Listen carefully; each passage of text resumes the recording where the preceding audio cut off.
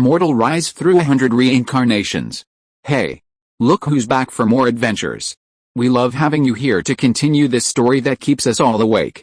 Important note, all of this is pure fiction, so don't try any techniques you hear here in real life. Your neighbor might call the cops. This amazing novel and all its rights belong to the original author. We're just the ones giving it voice and drama. Are you enjoying the show? Prove it by subscribing to our YouTube channel and leaving that like that motivates us so much.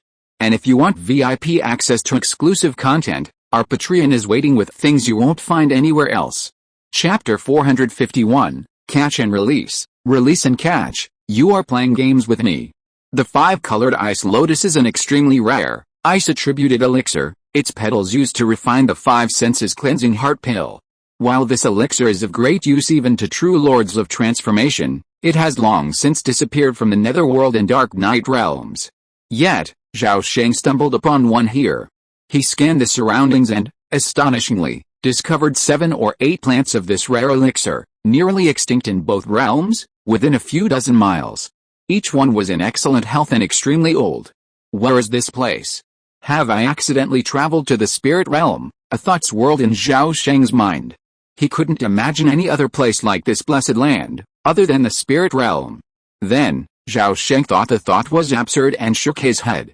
With a wave of his hand, a mysterious light emerged, gently swirling the 5-colored ice lotus. Suddenly, a green light flashed from the bushes, and a shimmering azure rainbow light shot out, shooting like an arrow straight at Zhao Sheng's brow. Amidst the rainbow light, a small snake, roughly a foot long, emerald green, its neck ablaze with sharp spines, their tips tinged with green. The strong, fishy smell clearly indicated its venom. Sky Viper, Zhao Sheng's eyes flashed, and with a flick of his finger, a golden sword beam over a foot long pierced the air, slicing the Sky Viper into 7 or 8 pieces in a flash. The snake's corpse fell to the ground, its head struggling for a long time before finally moving. While this spiritual realm boasted abundant spiritual energy, not only were there abundant medicinal herbs and rare herbs, but also numerous exotic beasts guarding them. The Sky Viper he had just slain emanated an aura comparable to that of a giant-level demonic beast. However, unlike the intelligent demonic beasts of the same level in the outside world, this Sky Viper possessed immense strength but minimal intelligence, practically no different from an ordinary wild beast. Tisk tisk, this place is truly eerie. I'll have to be extra careful next time. Zhao Sheng put away the 5-colored ice lotus and the winged snake head and stopped collecting the spiritual herbs. On any other day, he would have undoubtedly explored thoroughly. But now, in an unknown and strange place, Zhao Sheng had no interest in such a situation. His priority now was to understand the situation. Let's sort it out. It started with a 7-star spirit realm shifting through time and space, but it shifted to the most treacherous and mysterious chaos realm. Then came the space-time storm. Zhao Sheng looked around in confusion, muttering to himself, after waking up, I found myself atop a giant dark golden pillar. Its surface was covered in keratinite scales, incredibly tough, and protected by a strange golden light, surprisingly invulnerable. No, could it be some unimaginable creature? The thought of this possibility filled Zhao Sheng with a shudder. Previously, on the dark golden pillar, his spiritual perception seemed to be blocked, and he had never considered such a possibility. At this moment, it was as if he had just awakened from a dream, his mind racing with thoughts, countless bizarre ideas flooding his mind. I flew atop the giant pillar for a long time, well over 1,000,000 miles in total. If it truly is some kind of creature, then how immense must its body be? And that sky-high curtain of light I saw last, could it be a world barrier? Oh. And those collected celestial essences actually broke free of their own accord, then were absorbed by the curtain of light, and then the suction caused them to fall into coma, ultimately arriving in this unknown land, presumably a spiritual realm. Also, where's the 9th tower? The 9th tower. Could it be? At this moment, Zhao Sheng thought of an almost impossible possibility, his expression changing slightly, his eyes blazing with light as he scanned the surroundings. Aside from the lush, flourishing grass and numerous spiritual herbs, there was nothing unusual. The massive vortex he had seen earlier had vanished without a trace. This world is incredibly real, definitely not an illusion. It's probably one of those ordinary blessed caves. Besides, the 9th tower is just an ancient treasure, it couldn't possibly possess such miraculous power. Perhaps it's just a trigger, a key? Like the seven-star Ruai, Zhao Sheng speculated. Seeing nothing unusual around him, he immediately soared into the air, zeroing in on the rolling hills ahead. With a flash of golden light, he suddenly transformed into a streak of light, hurtling towards the peaks. A cup of tea later, the vast grasslands were left behind, the earth gradually rising, and the rolling mountains were visible before him. At that moment, a thunderous roar suddenly erupted from atop a peak called 10,000 Blades, 200 miles away. The roar was filled with surprise. Zhao Sheng's heart tightened, and he immediately suppressed his escape light, remaining suspended in midair. Looking over, he saw a massive golden ape, its body as majestic as a mountain, leaping from the mountain top. A golden cloud rose from its feet, supporting the ape as it soared towards him. The ape, standing on the auspicious cloud, had prominent brow ridges, its nostrils pointed skyward, and a pair of golden eyes as large as copper bells. Its light was like rising flames, capable of melting gold and iron. It exuded a powerful aura as vast as the ocean. At first glance, the ape's unbridled and unruly aura, a fierce, earth-shattering aura, instantly overwhelmed him. Even at a distance of 100 miles, Zhao Sheng felt dazed, his body trembling slightly, a fear that seemed to emanate from deep within his blood, an instinctive tremor. It was as if he were facing a miraculous being of divine blood, born with a status far superior to that of humanity. After a moment of trance, Zhao Sheng's mind burst forth, forcibly suppressing his instincts and regaining consciousness. Before he could grasp the situation, he was unable to escape. A golden auspicious cloud had already flown close. The golden-haired giant stared at him, leaping and roaring, seemingly intoxicated. Its eyes, as large as copper bells, were pure as water and filled with curiosity. As they closed, two rays of almost solid golden light emanated from them. Man and ape were less than 100 feet apart, and Zhao Sheng was shocked to discover that the aura emanating from the golden-haired giant ape was far more powerful than he had imagined, several times more powerful than even Zhao Zunjing, who had reached the spiritual transformation realm. Before Zhao Sheng could react, the golden-haired giant ape roared with excitement, suddenly leaping high into the air, extending its palm, the size of a palm leaf fan, and grasping Zhao Sheng's waist and abdomen. As soon as the roar emanated, the giant ape's body rapidly expanded with a crackling sound, transforming into a colossus over 10 feet long in an instant. Its massive, bony, furry hand perfectly grasped Zhao Sheng's entire body. A fierce glint flashed in Zhao Sheng's eyes, and he moved with a flash, about to move away. But the next moment, he was caught in a giant hand. The phase shift had failed. Zhao Sheng was horrified, and he summoned the mana in his danshan, ready to fight back. But misfortunes never come singly, and unexpected events struck again. No matter how hard he tried, the mana in his danshan remained like a pool of stagnant water, with no response at all. Simultaneously, his nascent soul body seemed to be affected, instantly losing contact. In the blink of an eye, he seemed to be reduced to his original form, reduced to an ordinary mortal. Even so, he possessed immense strength, but now he was completely unable to exert it. After several reincarnations, he finally felt his own immense weakness again. "Let me go," Zhao Sheng shouted anxiously at the golden-haired giant ape. The golden-haired giant ape tilted its head and lifted him up to its face a surprisingly human expression of curiosity and delight, as if it were looking at a very interesting toy.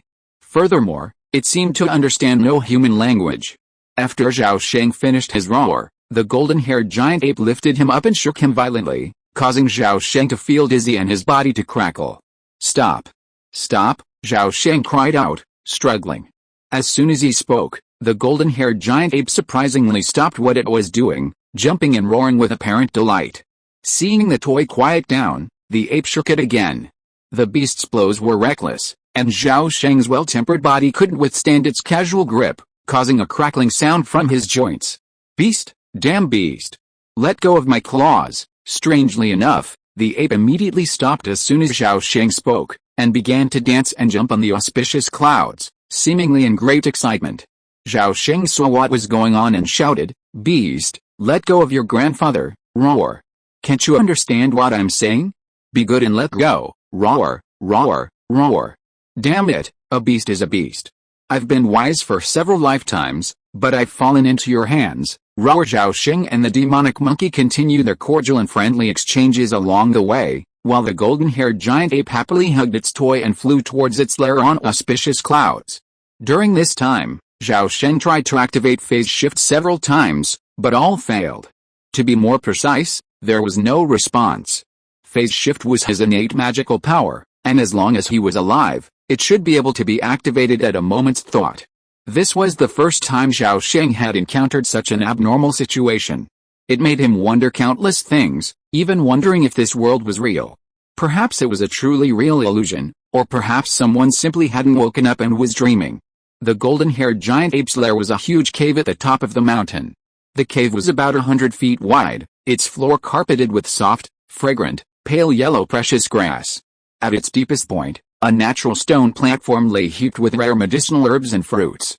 Beneath the platform, a deep, sunken area emerged, seemingly the sleeping area of the golden-haired giant ape.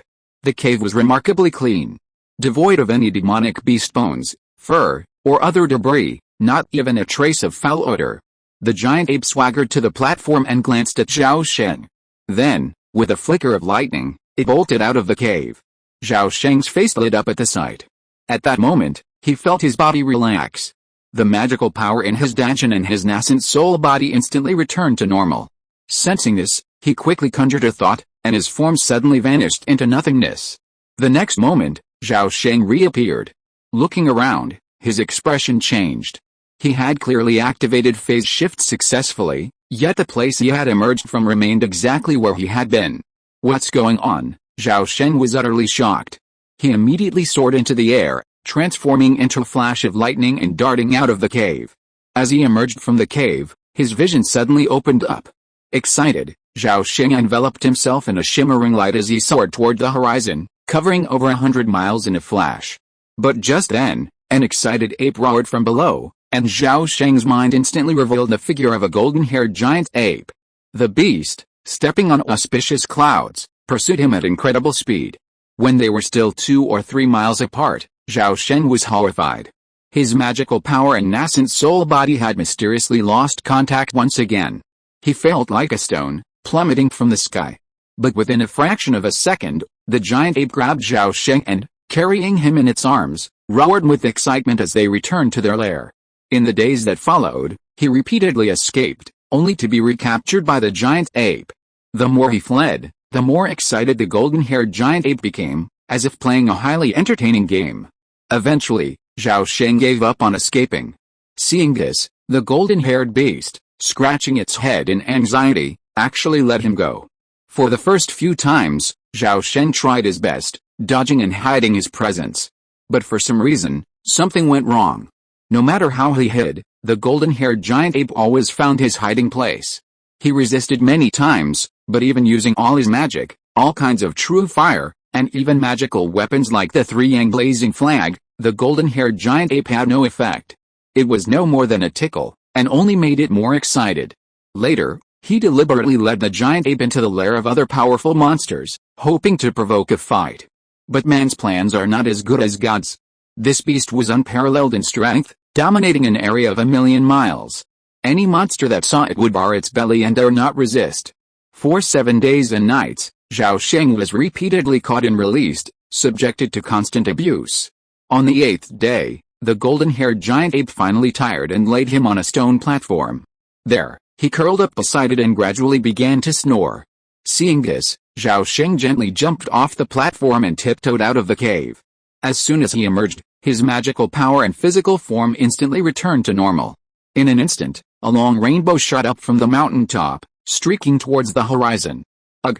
Zhao Sheng, clutching his head, abruptly sat up from the ground. Opening his eyes, he looked around, and before him lay a vast, snow-covered wasteland. All around him was a vast expanse of snow, with only the faintest glimpse of rolling shadows, seemingly mountains, visible at the far end. Like the vibrant grasslands before him, this icy plain was filled with the same rich spiritual energy of heaven and earth, and of course, the same strange force suppressing divine consciousness. Looking up at the sky, the Milky Way still shone brightly, yet Zhao Sheng wore a wry smile. The terrain of this icy plain looked remarkably familiar, and the starry sky made it almost certain that the location had remained the same, only the season had changed. Previously, Zhao Sheng only remembered escaping the giant ape's clutches and flying hundreds of thousands of miles in one breath. But while flying over a lake, he suddenly lost consciousness. Upon waking up again, he found himself back where he started. Confusion filled his heart, and there were so many unusual things he couldn't understand. Gazing at the falling snow, Zhao Sheng's body erupted in a layer of flame, shielding him from the harsh cold. He didn't immediately leave, but remained where he was, his expression shifting, a look of deep thought.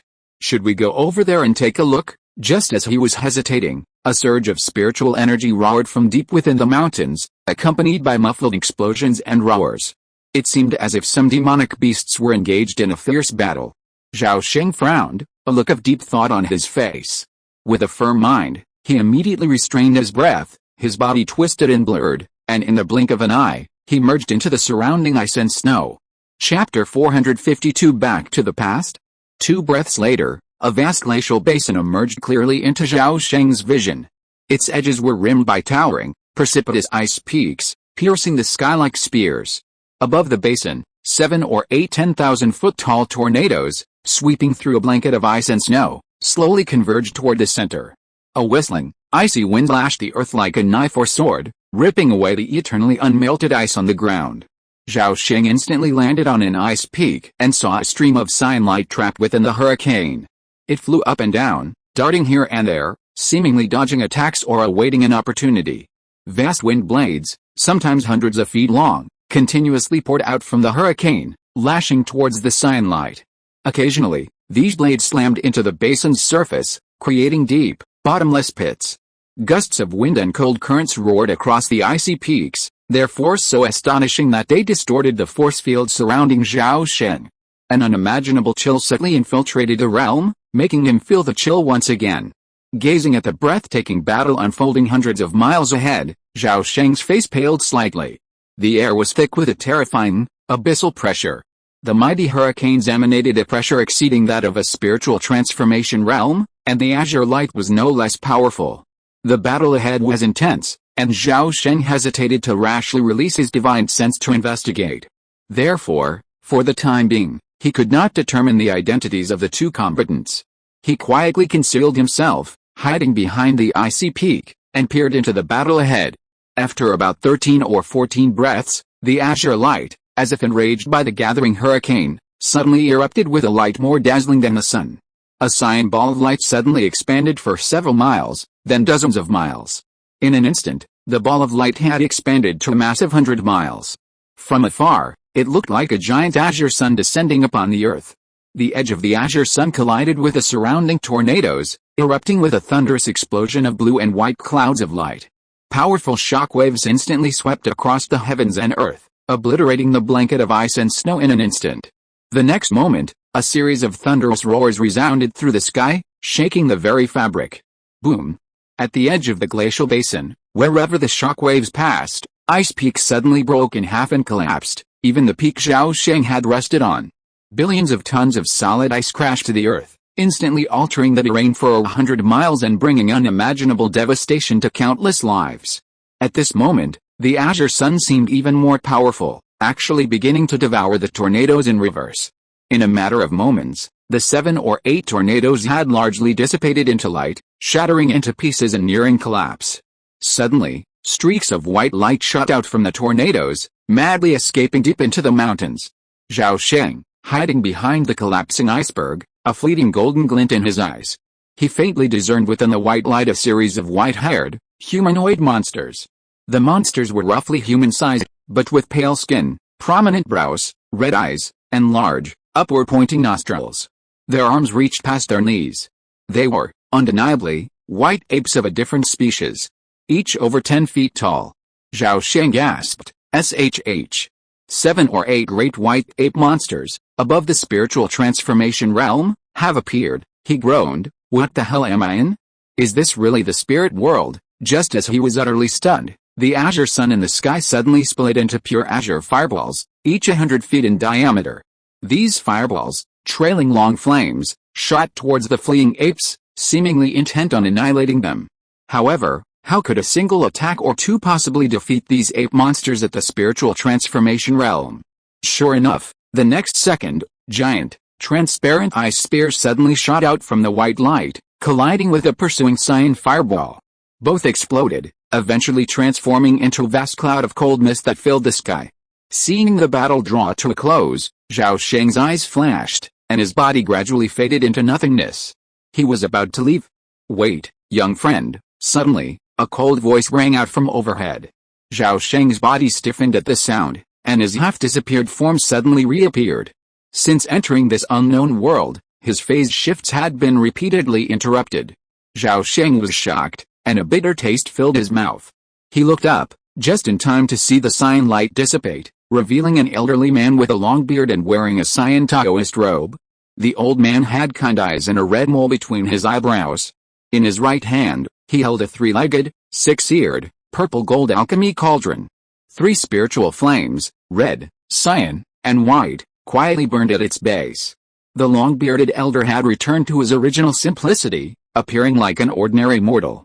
But the more Zhao Sheng feared to underestimate him. After a cough, a flash of golden light appeared, and he appeared in midair, hovering just below the long-bearded elder. "Junior Ji Wang, I greet you, senior. May I ask what you have to offer me?" Zhao Sheng bowed respectfully. "Since the beginning of the Huiyan period, you are the 128th mortal to enter this place. This opportunity is once in a lifetime. Watch the battle carefully and absorb it with your heart. Don't miss this opportunity." The long-bearded elder's words shocked Zhao Sheng, and a wave of shock washed over him. The amount of information contained in his words was astonishing, and for a moment, he was unsure how to react.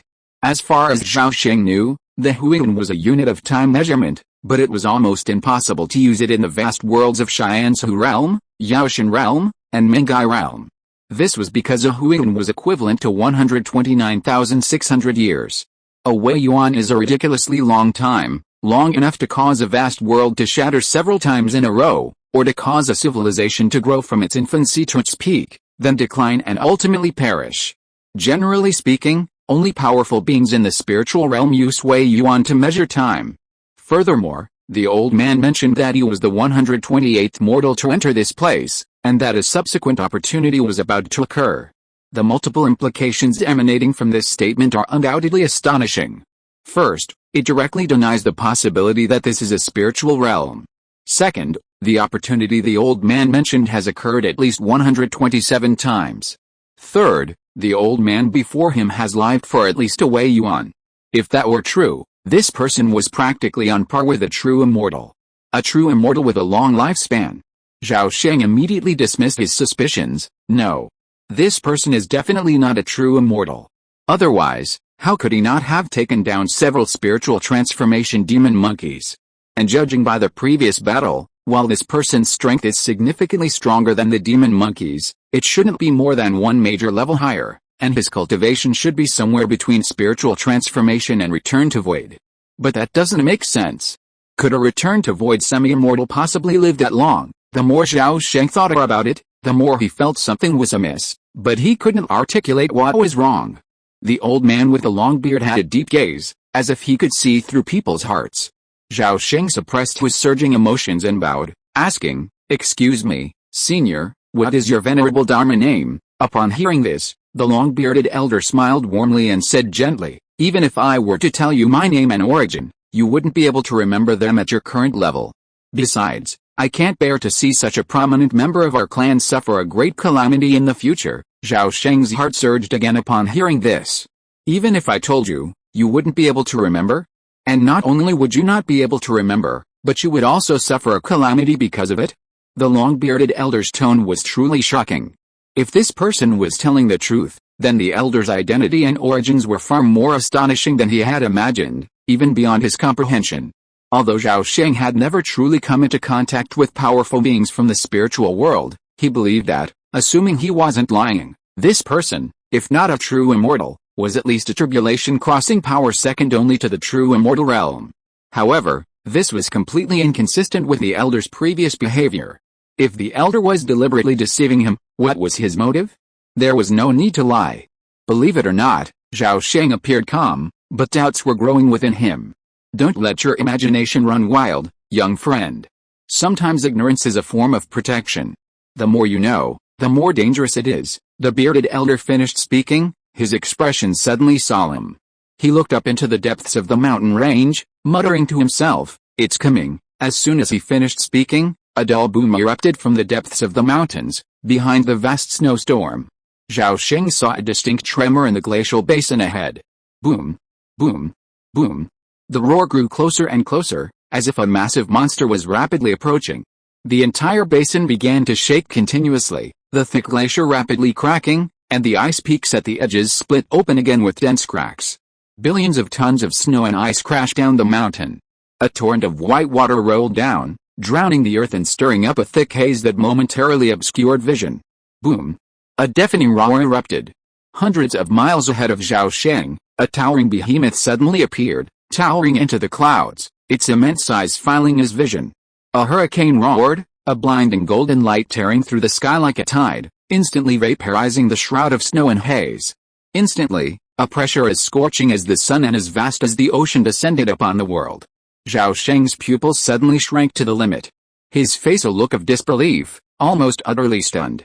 A towering ape king, towering between heaven and earth, towering majestically, dominating all existence.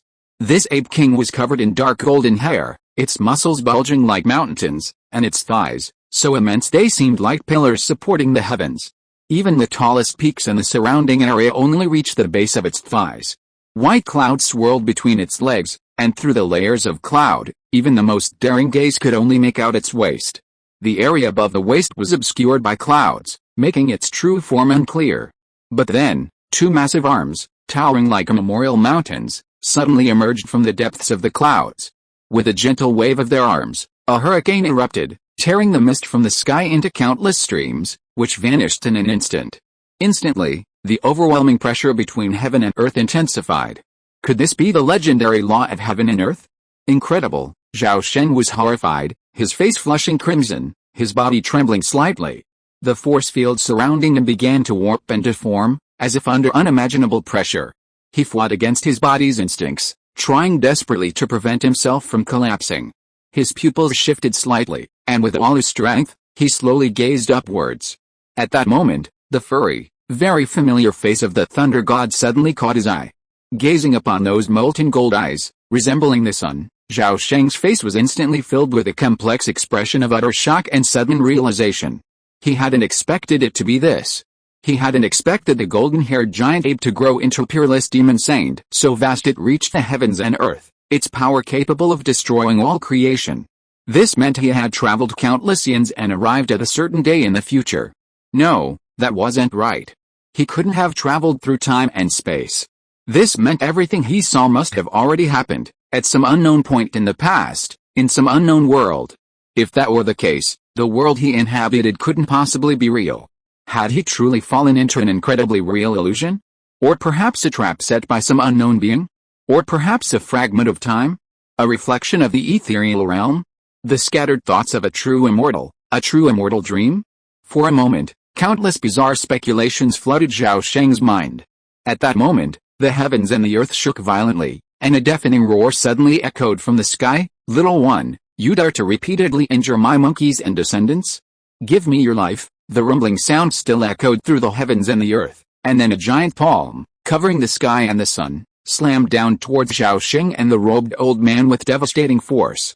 Before the palm arrived, a golden light, swirling with thousands of lightning bolts, crashed down first, and the ground within 100 miles collapsed in response, and countless bottomless cracks appeared in the ground. Gazing at the destructive palm that seemed to collapse the sky, the long-bearded ancestor remained calm and gently tossed the purple gold alchemy cauldron over Zhao Sheng's head. The cauldron spun slightly, releasing layers of light shields to protect Zhao Sheng. At the same time, the three spiritual flames, red, blue, and white, instantly merged into the shields. In an instant, the shields glowed with three-colored flames, and their defensive power skyrocketed countless times. Boy, your opportunity is at hand. Relax your mind, comprehend the universe, and don't miss this once-in-a-lifetime opportunity. A clear voice rang in his ears, instantly bringing Zhao Sheng back to consciousness. Then, the long-bearded elder appeared, unhurriedly holding a magnificent talisman imbued with the essence of Tao. Zhao Sheng struggled to describe the talisman's appearance. He used the term magnificent because the sheer variety and richness of its colors surpassed his ability to discern. The demonic monkey wreaks havoc on the world, wreaking havoc on mankind. Your disciple respectfully invites the world-honored one to descend upon the earth and subdue this demon. Zhao Sheng pricked his ears, unable to grasp the man's words. His voice, like the resounding might of a bell, cleansed his mind. Meanwhile, as the elder spoke the key words, he could hear no sound. As the saying goes, great sounds are silent, great things are invisible. It's simply like that. Strangely enough, Zhao Sheng clearly heard the elder speak for a long time. But even after the old man finished speaking, the giant palm overhead still hadn't struck down. At that moment, the flow of time seemed artificially distorted, some moments seemingly stretched infinitely, while others continued to flow normally. The old man threw out a talisman, which instantly vanished into a rainbow. At this moment, Zhao Sheng's mind was shaken, and for a moment, he saw no movement. When he regained consciousness, the giant palm that had obscured the sky had vanished. The ground below was cracking, heaping up, and violently heaving and shaking, often transforming the world in an instant. Who could guess the true nature of the unknown land? Chapter 453, Shocking Battle. At that moment, an endless roar exploded in Zhao Sheng's ears, and the ground beneath him shook and cracked violently. A fierce wind howled, sending sand and rocks flying everywhere, making it impossible to open one's eyes. Beneath a shroud of light, Zhao Sheng strained his eyes, watching the unprecedented battle unfolding before him, his heart filled with shock. The sky was vast, the day turning into night. A vast air, swirling with snow and ice, howled and trembled, shaking the very earth. Hurricanes 1,000 feet thick swirled around the great ape king, sweeping in all directions and destroying everything in their path. "Hey, you shameless old man! Take my punch!" With a raging roar that resonated throughout the heavens, the great ape king, his feet planted on the earth, his head brimming with the heavens, suddenly raised his arms, as if like a vast mountain, and with all his might, launched a punch deep into the heavens. The punch was faster than light, incredibly swift. It shattered heaven and earth with a force unimaginable. Zhao Sheng didn't even see how the punch was delivered. All he saw was a vast hole suddenly ripped open across the sky, its diameter exceeding 100,000 miles.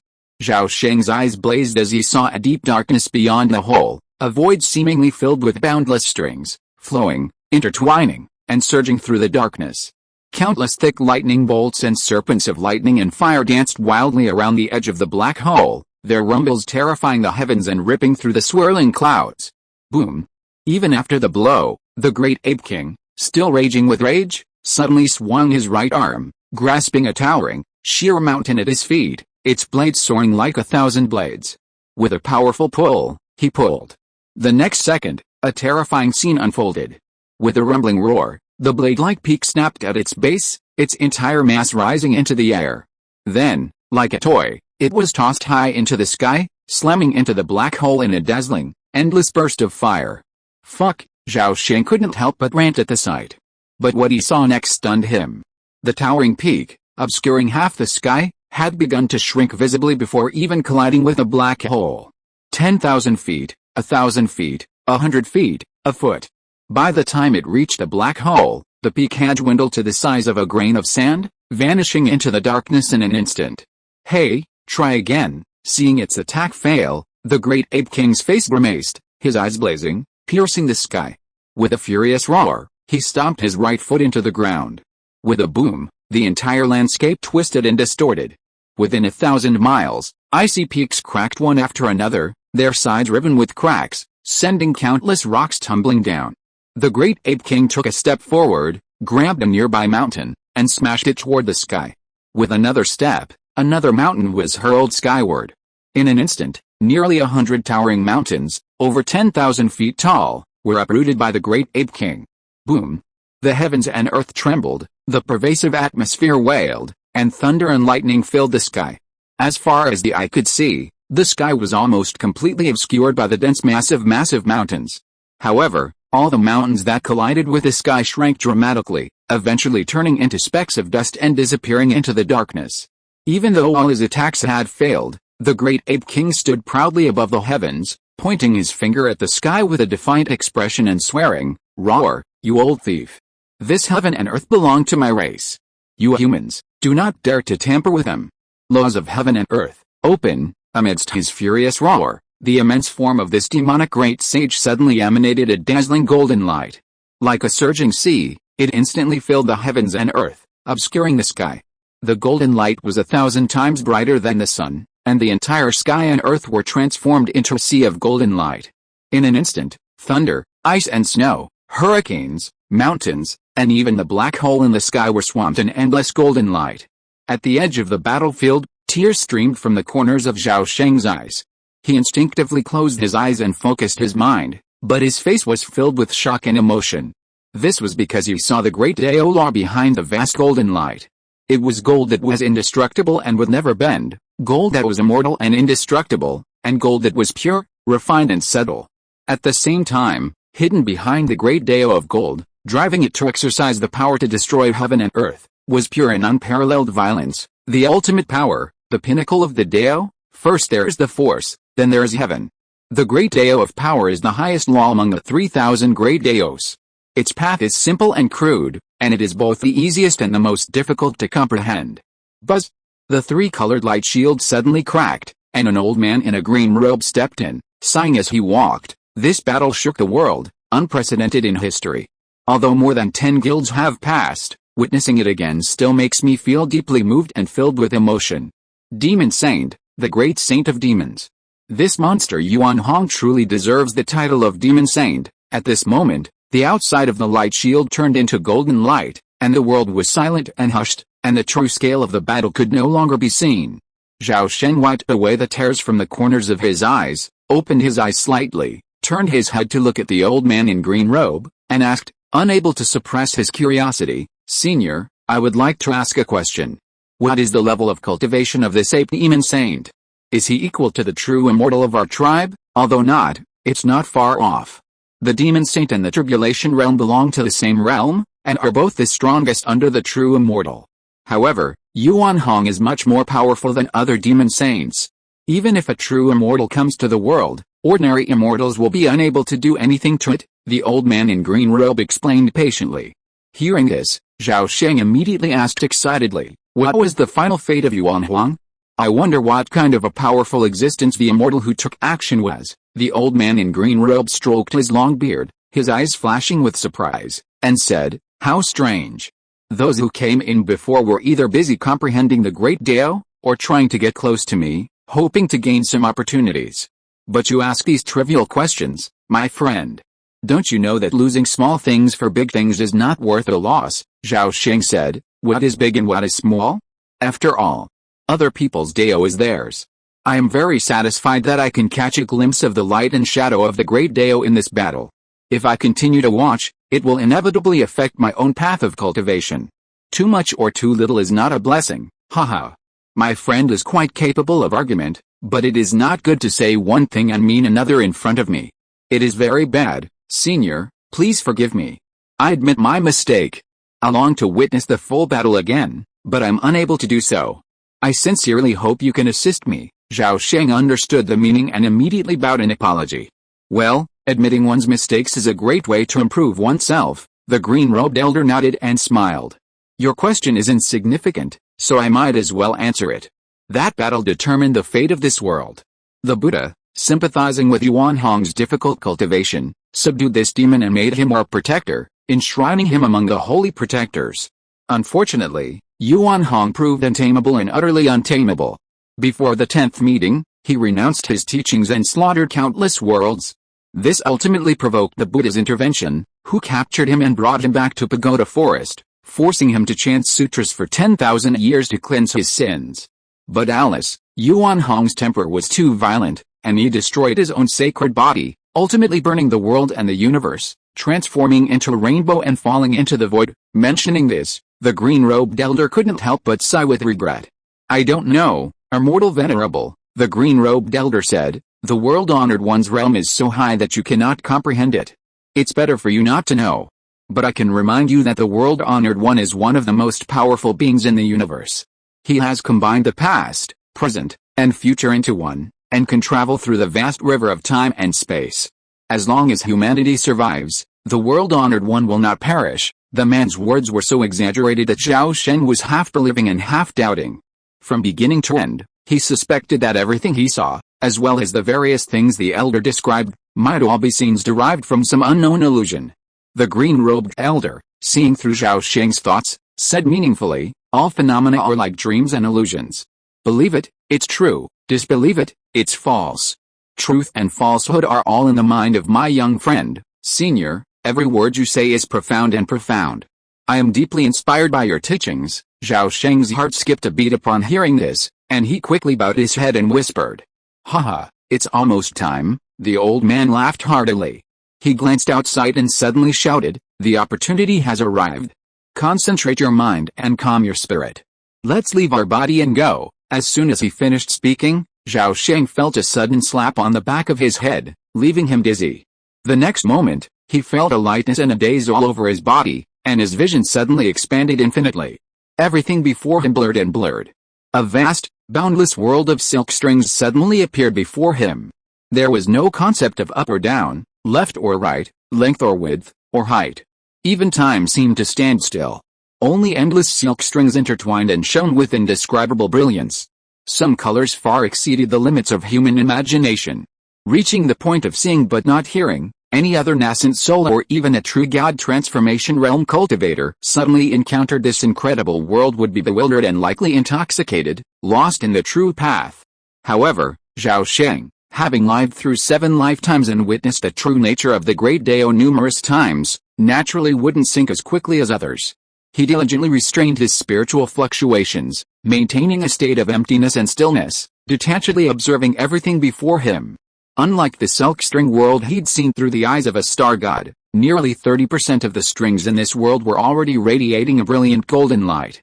As Zhao Sheng watched, these immeasurable golden strings intertwined into countless nodes of Dao and principle. While most of these nodes were incredibly complex and obscure, a few were instantly understandable, remarkably simple and clear. At this moment, a massive ape, filling his entire field of vision, loomed atop the endless golden strings. Under its control, the golden strings wove a torrent of laws, washing towards the depths of the world. Zhao Sheng was utterly stunned, faintly seen an endless stream of sacred white light surging from the deepest depths of the world. Torrents of laws rushed into the white light, instantly obliterating them.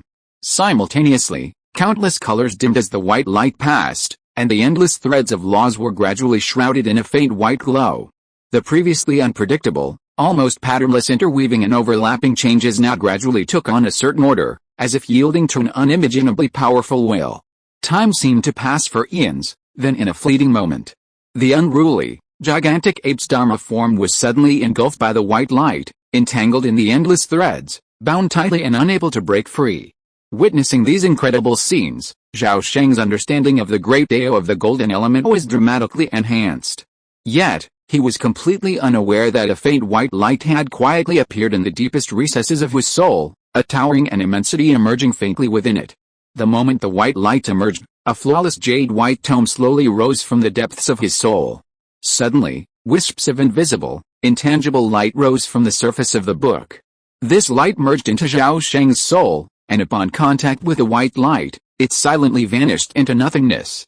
At that moment, deep within an ethereal wonderland above the vast river of time and space, an unspeakable being suddenly opened its eyes, raised its head slightly, and gazed down upon the vast river of time and space. Its indifferent, ruthless gaze pierced through the vast river of time and space, resting on a single point in time. But just as Zhi was about to see the truth, his vision was twisted and broken by a supreme law of the same magnitude. Seeing this, the unspeakable being suddenly cried out in surprise, losing its sense of that point. Gazing upon the vast river of time and space again, he saw a vast expanse, a river that morphed from 1 into 3, then into an infinite number. The branches of time and space were endless, a sight that even an immortal like Zhi could never see or see. Huh? The Dao power of time and space. Which Dao ancestor has I come into contact with? Never mind, no need to force it.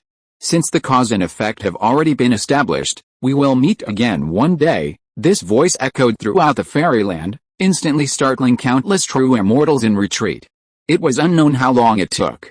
Zhao Sheng's eyes blurred, and he was suddenly detached from the Dao world, plummeting into the void. After a brief moment of dizziness, his consciousness quickly returned. Opening his eyes, He saw not the original world before him, but a wild mountain range with towering peaks and ancient trees. The spiritual energy of this place was also extremely abundant, with spiritual clouds lingering and spring breezes bringing gentle rain. As Zhao Sheng surveyed his surroundings, he was unaware of the danger approaching.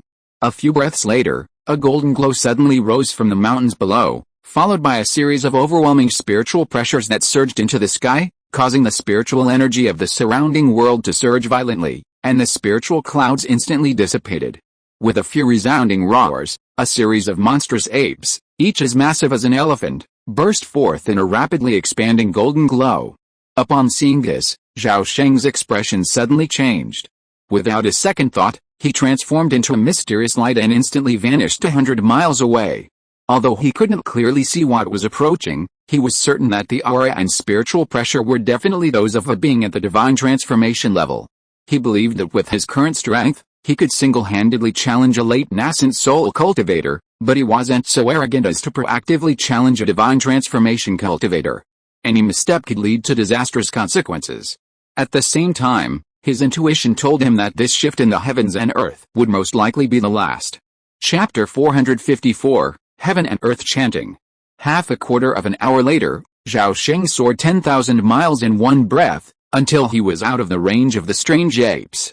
The golden glow that filled the sky 100 miles behind him finally stopped, slowly dissipating amidst a series of unwilling cries. He continued to soar for the next half hour, leaving the mountainous region and arriving above a desolate ancient forest, filled with towering trees and a dense miasma.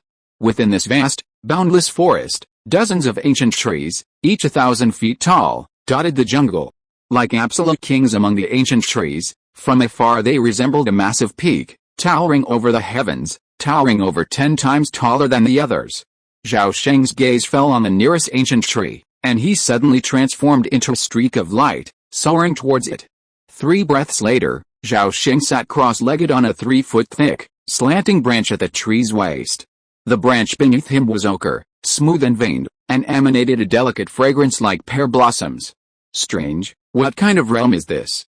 Have I truly traveled through time? Zhao Sheng gazed at the 3 suns hanging high in the sky, bewildered. After a moment, he withdrew his gaze and examined the ancient, enormous tree beneath him. One look at the branches and leaves revealed a complete unfamiliarity.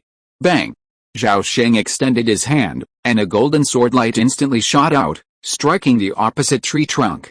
The trunk exploded, creating a massive crater 3 feet deep and over 10 feet wide. A stream of emerald spiritual fluid quickly emanated from the wood fibers surrounding the pit, filling the bottom. Huh? Seeing this pool of emerald liquid, Zhao Sheng's brows twitched, his mind instantly dissipating. He saw the spiritual fluid rise from the pit, condensing into a stream that fell in front of him, coalescing into an emerald ball the size of a head. After infusing it with over a dozen incantations, Zhao Sheng's expression was filled with astonishment. This emerald spiritual fluid was actually a spiritual water of heaven and earth, of such high spiritual essence and quality that it rivaled even the true water of azure desolate. Looking up at the towering tree, Zhao Sheng couldn't help but exclaim in amazement. Such a towering tree, the spiritual water it produces combined, must exceed 10,000 cubic meters, probably enough to fill an entire lake, more than that. Considering there are more than a dozen ancient trees like this one in this dense forest. Wow! This old man deserves to be rich. Zhao Sheng couldn't contain his joy. He waved his hand across his waist, and a pale green gourd instantly fell into his hand. He aimed the gourd's mouth at the spiritual liquid in midair, then clapped his hand. A clear, rosy glow shot out from the gourd's mouth, instantly sucking the liquid into the gourd. Buzz! Sword flash after sword flash struck the tree trunk, instantly creating massive pits. Then, streams of emerald spiritual liquid flowed from the tree's walls, forming pools of clear, jade-like liquid. Zhao Sheng raised the gourd into the air, and rays of clear, radiant light shot forth from its mouth. These rays, enveloping blobs of spiritual fluid, quickly flew back into the gourd. As he busied himself collecting the spiritual fluid, a furious roar suddenly erupted from below. The roar shook the earth, shaking the branches and leaves, and sending gusts of wind whirling through the surroundings. Zhao Sheng frowned, snatched the gourd from his grasp, and hung it around his waist, looking down. Just then, a ball of black light pierced through the lush, verdant branches and foliage, soaring upward like a whirlwind. Within the black light, a majestic, black-haired, silver-backed ape, as imposing as a mountain, towering 3 feet tall, appeared. The ape was hideous, resembling a demonic spirit. Its black pupils, as large as copper bells, had turned a blood red. Its fury had practically solidified, and the powerful aura it emanated was no less potent than that of a late-stage nascent soul cultivator. Zhao Sheng's mind raced upon seeing this, and a platinum fire cauldron materialized before him. Instantly, a raging sea of golden flames erupted from it, the very golden crow true fire he was accustomed to. Roar! The silver-backed ape stepped on the black light, clenched its casserole-sized fists, and pounded its chest with all its might, roaring furiously at Zhao Sheng. Then, a massive ape-like form emerged from behind it, charging at Zhao Sheng with a fierce, murderous aura. Though the silver-backed ape's rage had nearly shattered its sanity, its fighting instincts remained. The charge was breathtaking, its force powerful enough to knock down a mountain, threatening to crush the thief who had stolen the spirit liquid into pulp. Zhao Sheng calmly pointed with one hand, and as the golden crow true fire transformed into a blazing sun, the thousand-flame cauldron, which floated before him, rapidly expanded. In a blink of an eye, it reached the size of a house. Landing in the center of the blazing sun, it erupted in a dazzling divine light. Boom! 1,000-foot tall, blazing sun plummeted, meeting the charging ape's Dharma image. Boom! A blinding, dazzling cloud of fire instantly expanded in all directions, instantly consuming branches and leaves for miles around, igniting and reducing them to ash in the blink of an eye. Roar! The silver-backed ape and its Dharma image were blasted away, its fur ablaze. A circular indentation marked its chest, revealing waves of a strange true fire coursing through its body. The ape screamed and raged in fury. Zhao Sheng's eyes flashed. Since witnessing that breathtaking battle, his cultivation had skyrocketed, nearing the peak of the 6th level. Furthermore, his control over his magical power had reached a level of exquisite precision, and his understanding of the principles of the Great Dao had reached a new level. This time, the thousand-flame cauldron's power was nearly doubled, and its mana and divine consciousness consumption was reduced by over 30%. Previously, he wouldn't have been able to severely injure this late nascent soul stage orangutan king with a single strike from the thousand-flame cauldron. Boom! The thousand-flame cauldron swiftly charged like a meteor, driving blazing suns to repeatedly strike the silverback orangutan. This powerful demon had been rampant in the past. Ever since it seized the sacred tree, it had slain all those who dared to covet it for centuries. Now, facing an unprecedented foe, even at a disadvantage, the orangutan king remained inflexible. Its fury completely overwhelmed its rationality, and despite its own injuries, it stubbornly withstood the thousand-flame cauldron's attacks, relentlessly pursuing its subtly detestable foe. Zhao Sheng particularly favored such stubborn opponents. No matter how powerful such an enemy was, they would eventually meet their doom at the hands of others. An instant later, the Ape King, battered and battered, collapsed into a 6-foot-deep pit, panting heavily, yet still struggling to rise. At that moment, a small jade sword materialized from thin air and swirled around its head with lightning speed. The ape's head swung, and with a thud, it tumbled downward, its eyes still bloodshot, seemingly still unaware of its new location. A stream of blood shot up from the headless corpse's neck, quickly flowing out in a large stream, submerging half the demonic corpse in a pool of gore. A thick, bloody odor quickly permeated an area hundreds of miles in radius, sending countless demonic beasts fleeing frantically. Zhao Sheng, expression unchanged, waved his hand and retracted the thousand-flame cauldron. By this point, he had a clear understanding of his own strength. Puff! The thousand-flame cauldron spun slightly, and a vast, chaotic gray light appeared from thin air. At this moment, the chaotic gray light suddenly condensed into a vast, gray sword. It lasted for a full breath before collapsing and annihilating with a bang. Seeing this, Zhao Sheng's face flickered with a smile. After verifying his initial control over the annihilating gray light, Zhao Sheng placed the thousand-flame cauldron into his key C. He glanced at the ape's corpse on the ground, as if a thought struck him. His brow furrowed, and with a flash of his body, he landed beside the corpse. Although he had slain the great demon, he hadn't slain its demonic spirit. However, he couldn't sense the presence of its spirit within the corpse. Zhao Sheng was about to examine it when suddenly, a ball of white light emerged from the ape's skull, condensing into a fist-sized white ball. What is this? Zhao Sheng's gaze fell on the ball, his eyes gleaming with a divine light. As his gaze rested on it, the ball of light, as if sensing something, instantly transformed into a beam of white light, piercing his body. Zhao Sheng's expression changed, his entire body brimming with magical power and profound light. A storm of divine consciousness suddenly swept through his body, both inside and out. However, the white ball of light defied odds, effortlessly passing through layers of defense and soaring into the sea of qi in his danshan. It then collapsed, transforming into a vast expanse of white light that merged with every corner of his body. Zhao Sheng was stunned, momentarily bewildered. But then, streams of extremely pure energy continuously surged from his limbs and bones. Most of this energy transformed into magical power and flowed back into his danshan, while the remaining small portion transformed into streams of spiritual power, actively merging into his divine consciousness. In a matter of moments, Zhao Sheng's magical power and divine consciousness skyrocketed, truly reaching the pinnacle of the 6th level of cultivation. He even felt that he was only one breath away from breaking through the 7th level of the nascent soul.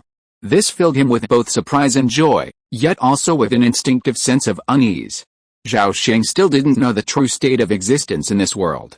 Was it real? Fake? Or perhaps something unknown? Just by slaying a great demon, he had received such a great benefit for no apparent reason. How could this be normal? Zhao Sheng repeatedly examined his soul and body, but could find nothing amiss. After pondering for a long time, he still had no clue. So, he put the matter aside for the moment, waved his hand, seized the demon corpse, and released it into the Nakang seal, then continued to collect the spiritual fluid. Time slowly passed, and the 3 suns in the sky went out one by one. Night gradually fell, but the sky was starless, gray and hazy, yet a faint, soft glow cast a faint light, illuminating the earth. Zhao Sheng took in this strange phenomenon, and countless speculations immediately arose. Undoubtedly, this world was not a normal natural world. In a normal world, the sun would rise and set, not suddenly go out. As the last sun extinguished, a whisper suddenly echoed through the heavens and earth. At first, the sound was barely audible, but it quickly grew clearer and, as time went on, grew louder and louder, finally resounding through the heavens and earth. Suddenly, from the surrounding dense forest, the roars of beasts and the cries of birds suddenly erupted. The roars were high-pitched and excited, each one rhythmically echoing the clear sounds of heaven and earth. Zhao Sheng listened carefully and discovered that the sound was actually the chanting of scriptures, as if billions of living beings were chanting a certain text simultaneously, the tone solemn and full of fervor and devotion. No matter how hard Zhao Sheng tried, he could not block out the sound. Eventually, the chanting entered his ears, penetrated his mind, and finally, it echoed endlessly above his soul sea. At first, he could not understand the text, but as the sound of the scriptures penetrated his soul, Zhao Sheng strangely understood it. The compassionate and merciful Supreme Lord of all the heavens and worlds, inquired about the karmic retribution and cause and effect. At that time, the Supreme Taoist ancestor was in the Xiangji world in the feud heaven, sitting on the bright 8 treasures platform, and the great virtue preached. You are now able to make such a wish, to have a great kindness, and to benefit all inconceivable things. In response to this cause and effect, I will bestow 9-colored light, illuminating all the heavens, hundreds of millions of worlds, and even below. You will see great saints, immortals, and countless living beings, all seeking to complete their merits and attain great freedom. Zhao Sheng sat cross-legged under the tree, his whole body blazing with light. His nascent soul body sank into the depths of the soul sea, tightly attached to the Book of 100 Worlds, trying his best to resist the waves of Sanskrit chanting, barely keeping his consciousness from being assimilated. The night was long, but it passed unnoticed. When the 3 suns were high in the sky again, Zhao Sheng finally broke free from the influence of the Sanskrit chanting and struggled to stand up with sweat on his forehead. After this incredible night, he no longer bothered to collect spiritual water. He instantly transformed into a mysterious light, soaring into the sky and hurtling towards the horizon. Seeking to discover the true nature of this world, Zhao Sheng faced the sun and soared into the heavens. He soared higher and higher, gradually passing through hundreds of miles of celestial energy until he reached almost the end of the world and the boundary membrane lay before him. Above Zhao Sheng, all was darkness and emptiness, but the 3 suns still towered high above. However, as he attempted to penetrate the membrane, Zhao Sheng's vision blurred, and he was unexpectedly returned to the ground, surrounded by towering ancient trees and a dense miasma. What's going on? Zhao Sheng exclaimed in shock. He looked up at the sky, and through the mottled cracks, he saw the bright sun. Over the next half hour, he tried to escape the boundary 3 times, but each time the result was the same. The only difference was that he landed in a different place each time. After landing for the 3rd time, he landed among a group of giant-level demonic beasts. They were all ferocious, and upon seeing Zhao Sheng, they attacked recklessly. Desperate, Zhao Sheng had no choice but to slay them one by one. After their death, white spheres of light of varying sizes emerged. Zhao Sheng was cautious, not wanting to rashly absorb an unknown power. However, he had no choice. No matter how he tried to escape, the white spheres would enter their bodies, transforming into mana and mental energy, fueling a rapid increase in his strength. Zhao Sheng's cultivation advanced rapidly, and the barrier of the 7th level of the nascent soul realm became increasingly loose, threatening him to easily break through. The next day, a streak of light streaked across the mountains at an extremely fast speed, soaring towards the horizon. 3 or 4 miles behind the streak, 7 or 8 purple-haired demonic apes with wings on their backs were pursuing him fiercely, each exuding the powerful aura of the nascent soul realm. After a short while, Zhao Sheng, chased to the very ends of the earth, grew exasperated and lashed out, cursing, "Damn it, you bunch of brainless beasts. If you want to die, come on. I'll send you to feud heaven." Despite his outburst, he remained unmoved, continuing his rapid flight. Zhao Sheng had sensed that he was a complete outlier in this world. Every demonic beast he encountered rushed madly towards him, seeking his own death. Though he couldn't understand why, he quickly changed his mind and chose to stop killing any more demonic beasts. Even so, his cultivation had already surpassed the 7th level of the nascent soul stage, even approaching its peak. A moment later, Zhao Sheng's mind shifted, but as expected, phase shift failed again. Chapter 455, Forgotten Heaven and Mine World. Boom! A vast, blazing wave of flames materialized from nowhere, forming a massive, blazing cloud 20 to 30 miles wide. It instantly filled the sky, temporarily obstructing the sight of the purple-haired beasts. Seizing this opportunity, Zhao Sheng flicked out a blood-colored talisman, which instantly ignited into a ball of bloody light and pounced upon him. Instantly, a streak of blood-red rainbow light streaked across the sky, swiftly sweeping across 100 miles of space before disappearing behind the vast sea of clouds. Zhao Sheng used 300-mile transformation rainbow talismans before finally escaping the pursuers. Finally, he found a temporary cave in a desolate mountain and took refuge there. As the 3 days of waiting gradually extinguished themselves, night fell once more, and the sounds of chanting between heaven and earth returned as expected. The compassionate and merciful Supreme Celestial Venerable of all the heavens and worlds questioned the universe regarding the retribution of karma. At that time, the Supreme Taoist Ancestor was in the Xiangji world within the feud heaven, seated on the luminous 8 treasures platform, preaching the Dharma. Deep within the cave, Zhao Sheng slumped over on a stone bed, his face etched with pain, a faint, luminous glow emanating from between his brows. This world was so strange that, in just a few days, Zhao Sheng felt increasingly overwhelmed by the brainwashing of the chanting. Even with the protection of the 100 Worlds book, which barely maintained his consciousness, he was inevitably deeply affected, and the urge to convert became increasingly frequent. A long night passed, and the sun hung heavy in the sky for 3 days. Atop a barren hill in a hilly area suddenly exploded. Amidst a collapsing earth and rock, and a cloud of dust filled the sky, a ball of fire suddenly broke through the smoke and shot up into the sky. Deep within the blazing clouds of fire, Zhao Sheng wore a solemn expression, his arms folded across his chest as he soared through the air. 12 mysterious phoenix fire banners encircled him, emanating a blazing, rustling flame. As he soared, a long-lasting crimson band of fire suddenly appeared in the clouds along his path, creating a formidable and ostentatious display. Zhao Sheng's display of force was driven by a moment of desperation. After all, this place was a hostile place, and one couldn't wait. To introduce a variable, he had to take this risk. Although Zhao Sheng didn't know what this variable was, it was 100 times better than sitting still and waiting for death. In just half a day, Zhao Sheng flew tens of thousands of miles, startling countless strange and bizarre ape-like monsters along the way.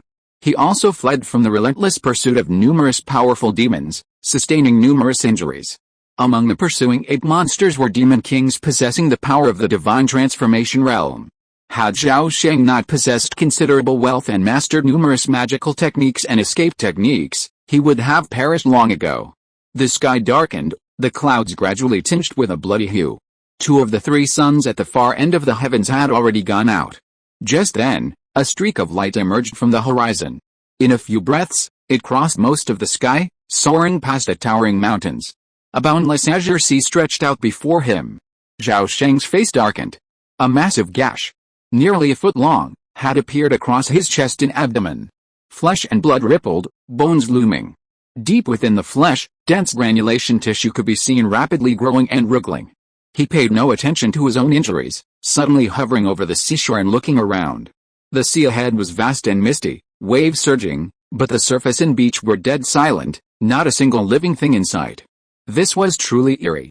Zhao Sheng observed for a moment, seeing nothing unusual. Suddenly, a ruthless heart hardened. A divine light from his brow shot up into the sky, and a mighty and powerful storm of divine consciousness suddenly expanded, instantly enveloping an area of nearly 200 miles. After 2 breaths, Zhao Sheng expressionlessly withdrew his spiritual thoughts. Just then, a sneer suddenly reached his ear. "Hey, human boy. You've been flying for most of the day, you must be tired. Why don't you come down and chat with the old ape?" Before the words had finished, Zhao Sheng felt a flash of light before his eyes, and his body instantly vanished. When he regained his perspective, he found himself on a stretch of sand. 2 meters ahead, a massive, bluish-white rock towered majestically. The rock stood about 3 meters tall, over a meter long and wide, resembling a stone ape, half kneeling, half lying. Its eyes were closed, its face solemn, its appearance dignified and lifelike. Lying on the ape's head, a mottled-haired old ape in a plain Taoist robe lay sideways. The ape had pointed ears and a monkey-like face, resembling a thunder god's face. Standing no more than 5 feet tall, he was thin, his fur dull and matted, showing no signs of care. However, looking up, he saw the old ape wearing an 8-treasure bohinial crown. From the crown cascaded a long, smooth, dark gold braid, reaching down to his chest. Tied to the end was a. Zhao Sheng's eyes widened, but he couldn't discern what was attached. He only vaguely discerned a blurry, distorted mass of white light. "Boy, have you seen enough?" At this moment, Zhao Sheng suddenly heard an impatient complaint. He jolted awake and hurriedly stepped forward to salute. "I am Zhao Kaiyongshan, a human cultivator." "Greetings, senior." The mottled-haired old ape, dressed in a Taoist robe, sat up lazily, his hands tucked into his sleeves. He gazed at the human boy below with a half-smile, like a sullen old man who enjoys watching the fun. After looking at Zhao Sheng for a while, the old ape with mixed hair suddenly laughed strangely and said, Zhao Sheng? Zhao Sheng. What a nice name, you have a connection with me as soon as you hear it. But you have been making a lot of noise recently. I was sleeping soundly but you woke me up. Do you know what crime you deserve?" Zhao Sheng's eyes moved, his face expressionless. He bowed and said, "Old senior, you are a great man who has become an immortal. You are magnanimous. I am just an ordinary mortal, living and dying every day. If you argue with me over such a trivial matter, wouldn't it be a loss of status? Humph. You want to escape punishment by saying something nice. You are really dreaming. I was originally a monkey, and even if I became an immortal, I would not change my nature. It is natural for me to be narrow-minded. What else do you have to say?" Zhao Sheng smiled wryly and said helplessly, "Old senior, don't joke with me. What do you want?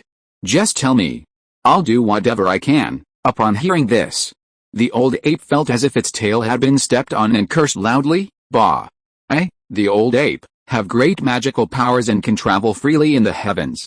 What do you, a little brat, need to do?" Zhao Sheng's eyes rolled and he immediately smiled and said, Yes, senior, you are right. I said the wrong thing just now. I accidentally disturbed your rest. Please give me a chance to atone for my sin." "Well, that's what people say." The old ape nodded, his expression relaxed, and asked, "First, tell me, where are you from?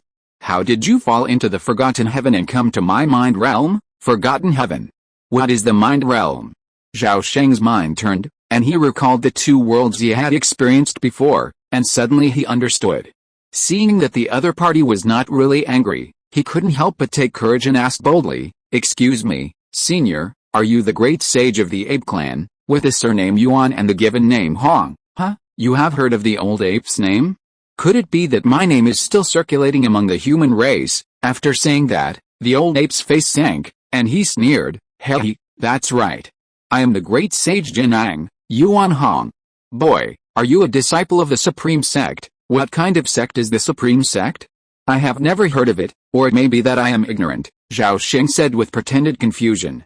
The hairy old ape's eyes rolled, and after scratching the back of his head, he waved his hand calmly, saying, the Supreme Sect. Just a poor, impoverished sect, not worth mentioning. It's okay if you haven't heard of it.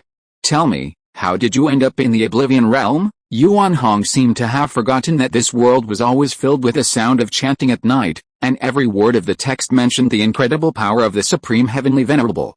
The Supreme Sect was immediately connected to the Supreme Heavenly Venerable, and even the Supreme Sect founded by him. It was just like a monkey being a monkey. When it came to brain games, humans were no match. Zhao Sheng feigned ignorance and quickly recounted how he had stumbled upon this place, cutting out the beginning and the end. As he spoke, the old ape gradually became thoughtful, nodding and smiling repeatedly, as if he fully understood the whole story. After Zhao Sheng finished speaking, the ape raised one hand, supported his chin with his right palm, and said seriously, listen to what you said. The 9 Nether Tower should contain objects related to this saint, and the Chaos Realm you mentioned, if nothing unexpected happens, should be the intersection of the real world and the virtual world. With the guidance of the saint's relics, it is no wonder that your kid can fall into the forgotten heaven and land in this world of thought. May I ask, great sage, is this forgotten heaven one of the layers of the 9 nether worlds? And what kind of strange existence is this world of thought? I wonder how it is different from the worlds in the real world. It seemed that no one had come to this world of thought for a long time. The old ape with mixed hair was very patient and was very talkative. The forgotten heaven lies at the extreme end of the 9 netherworlds. Divided from top to bottom, it belongs to the 7th netherworld, a place forgotten by all the heavens. According to you, the true immortals, the forgotten heaven is the garbage dump for the memories of all living beings in the universe. All forgotten memories and information will eventually fall into this heaven, until they are digested by the laws of oblivion and everything is reduced to nothingness. As for the mind realm, it is a virtual heaven and earth manifested by one or more thoughts of the deceased. Of course, this presupposes that the owner of the thought possesses the strength of a true immortal, at the very least, having survived the immortal tribulation and obtained the fruit of immortality. Upon hearing this, Zhao Sheng's eyes flashed. After a moment's hesitation, he asked, Great sage, can you, haha. What's there to hide? You're right. This saint has been dead for countless thousands of years. Now, only a handful of mind realms remain floating in the forgotten heaven. One day, all living beings in the world will have completely forgot me. This mind realm will naturally be destroyed by fate, and I, the old ape, will also achieve eternal liberation. Yuan Hong spoke in a carefree manner, but a trace of resentment, hatred, and even a hint of reluctance still appeared on his face. Hearing this, Zhao Sheng had roughly grasped Yuan Hong's thoughts. At this time, the last sun had gone out, and night enveloped the world. Gradually, a series of whispering sounds echoed in the sky. Seeing this, Zhao Sheng stepped forward, bowed, and said, I wonder if the great sage has any unfulfilled wishes? I am willing to share your worries. After hearing this, Yuan Hong couldn't help but point his finger at him and scolded with a smile, share your worries. Do you think you can do it if I ask you to attack feud heaven and overturn the throne of the Supreme Elder? You are a kid with little strength, but you are so arrogant. I dare not, I dare not. The Supreme Heavenly Venerable must be an almighty power of the first rank of immortals, Buddhas, and Taoist ancestors. I am like a firefly compared to the bright sun. The gap is immeasurable. I just want to apologize. I hope the great sage will understand. Zhao Sheng shook his head quickly. Yuan Huang's expression suddenly darkened, and he said coldly, I was hoping to offer you a favor, but you chose to mention that immortal old man, Tai Shang. This saint is furious, and the consequences will be dire. As he spoke, the chanting of countless beings in the universe grew clear and high-pitched, gradually drowning out all other sounds in this world. At that moment, Yuan Hong suddenly became extremely furious, and he roared to the heavens, shut up, boom. With the word shut up, the night sky suddenly became covered in dark clouds. Countless thunderbolts tore through the clouds, exploding in unison, and dazzling lightning flashed across the sky. The rumble of thunder instantly drowned out the chanting. After roaring, Yuan Hong turned sharply and looked at Zhao Sheng, his eyes ablaze with dark golden flames. His face was ferocious as he shouted, Boy, This saint possesses 3 supreme magical powers and 72 immortal techniques. Do you wish to learn? Yes. Of course I do. Zhao Sheng was startled and nodded quickly. Want to learn? Haha, I'll do it. I'll do it. Yuan Hong suddenly clutched his head in his hands, soared high into the sky, and in a flash vanished into the depths of a thundercloud. Damn it, damn it. Heaven and earth transformation, golden light divine escape, and destruction. Damn it, I've forgotten everything. No, I don't want to be forgotten. I don't. Damn heaven, damn it. You old thief. You're all watching. One day, I will rise from the dead, and I will destroy your immortal world, overthrow your Taoism, and make you all savage. As Yuan Hong grew mad, the world began to violently shake. Deep, pitch-black cracks suddenly appeared, covering the night sky. The earth below split open into countless canyons and fissures, mountains collapsed and sank into canyons, and the sea surged with surging waves. Countless trees and grasses, as well as countless beasts and birds, suddenly transformed into clouds of white mist before Zhao Sheng's eyes. They quickly formed a vast tide that obscured the sky and spread outward with immense force. This world was crumbling, consumed by the strange power of laws, and was in imminent danger. Great sage, quickly wake up. Zhao Sheng, enveloped in golden light, soared into the heavens. His divine consciousness erupted with all its might, condensing into rolling thunder that plunged to the very ends of the sky. As if his cry had its effect, the world suddenly froze, everything standing still. Then, Zhao Sheng's vision blurred, and he vanished from the sky. The next moment, he was back on the beach, where the hairy old ape sat cross-legged on a large rock, his face solemn and majestic. Suddenly, this world had returned to its original state. The previous apocalyptic scene seemed like a dream. Chapter 456 Immortal Technique and Return. Ahem, this saint was talking nonsense just now. Did you hear anything? Yuan Hong coughed and asked Zhao Sheng meaningfully. Zhao Sheng saw this and immediately said decisively, No, I didn't hear anything just now. Haha, it's no big deal if you heard it. This saint wishes to send the old thief Tai Shuang to the underworld, so that he can also taste the eternal torment and eternal loneliness, Yuan Hong said with gritted teeth, his eyes suddenly staring straight at Zhao Sheng's face, and asked indifferently, This saint has 3 supreme immortal methods, do you want to learn? Zhao Sheng smiled and said, Of course I want to learn. May I ask the great saint, what do I need to do so that the great saint will pass down the immortal methods? Yuan Hong stretched out his right palm, raised 3 hairy fingers, and said in a cold voice, This is easy. You only need to do 3 things for this saint. If you do one, I will teach you an immortal method. After listening to this, Zhao Sheng immediately agreed, It's a deal. Please tell me, great saint, what are the 3 things? Excellent. Boy, you've heard it all. First, this saint requires you to travel to the taking spiritual realm and find the Golden Wind Cave, nestled deep within the prison dragon mountains of the Xiantian divine continent. There, retrieve the remnant of my soul. Then, find a way to transport it to the mind realm. Zhao Sheng's face flickered with a wry smile upon hearing this. He was about to speak up, but a glare from Yuan Hong silenced him. If you can accomplish this saint will teach you the immortal technique Wujian Wandering Heavenly Art. This technique will allow you to traverse the heavens, traveling freely. No other magical power in the world can hold you back. Second, you must find a descendant of one of the 10 great divine apes, preferably a pure-blooded ape, or at least a second-generation hybrid. If you find any of these, quickly find a way to have their soul wander this world. Zhao Sheng opened his mouth at this, but ultimately held back. Yuan Hong observed his actions but pretended not to see them. He continued, If this is accomplished, I will teach you the heaven-holding key secret. This secret is a treasured immortal skill created by the great sage King Shen, embodying the principles of the great Dao of force. Upon achieving mastery, you will possess the power of the heavens, capable of holding up the entire world with a single breath. The third is the easiest. You only need to erect a clay idol of me and build a temple to worship me. Then, you must continue to spread my name among all beings in the heavens, ensuring that the incense will never cease. Then, I will teach you the great and small Ruai immortal techniques. After listening to Yuan Hong's account, Zhao Sheng was deeply skeptical of all 3 of the things he mentioned. Only the last one was his ultimate goal. The first 2 were extremely difficult, clearly unrealistic for a mere nascent soul cultivator.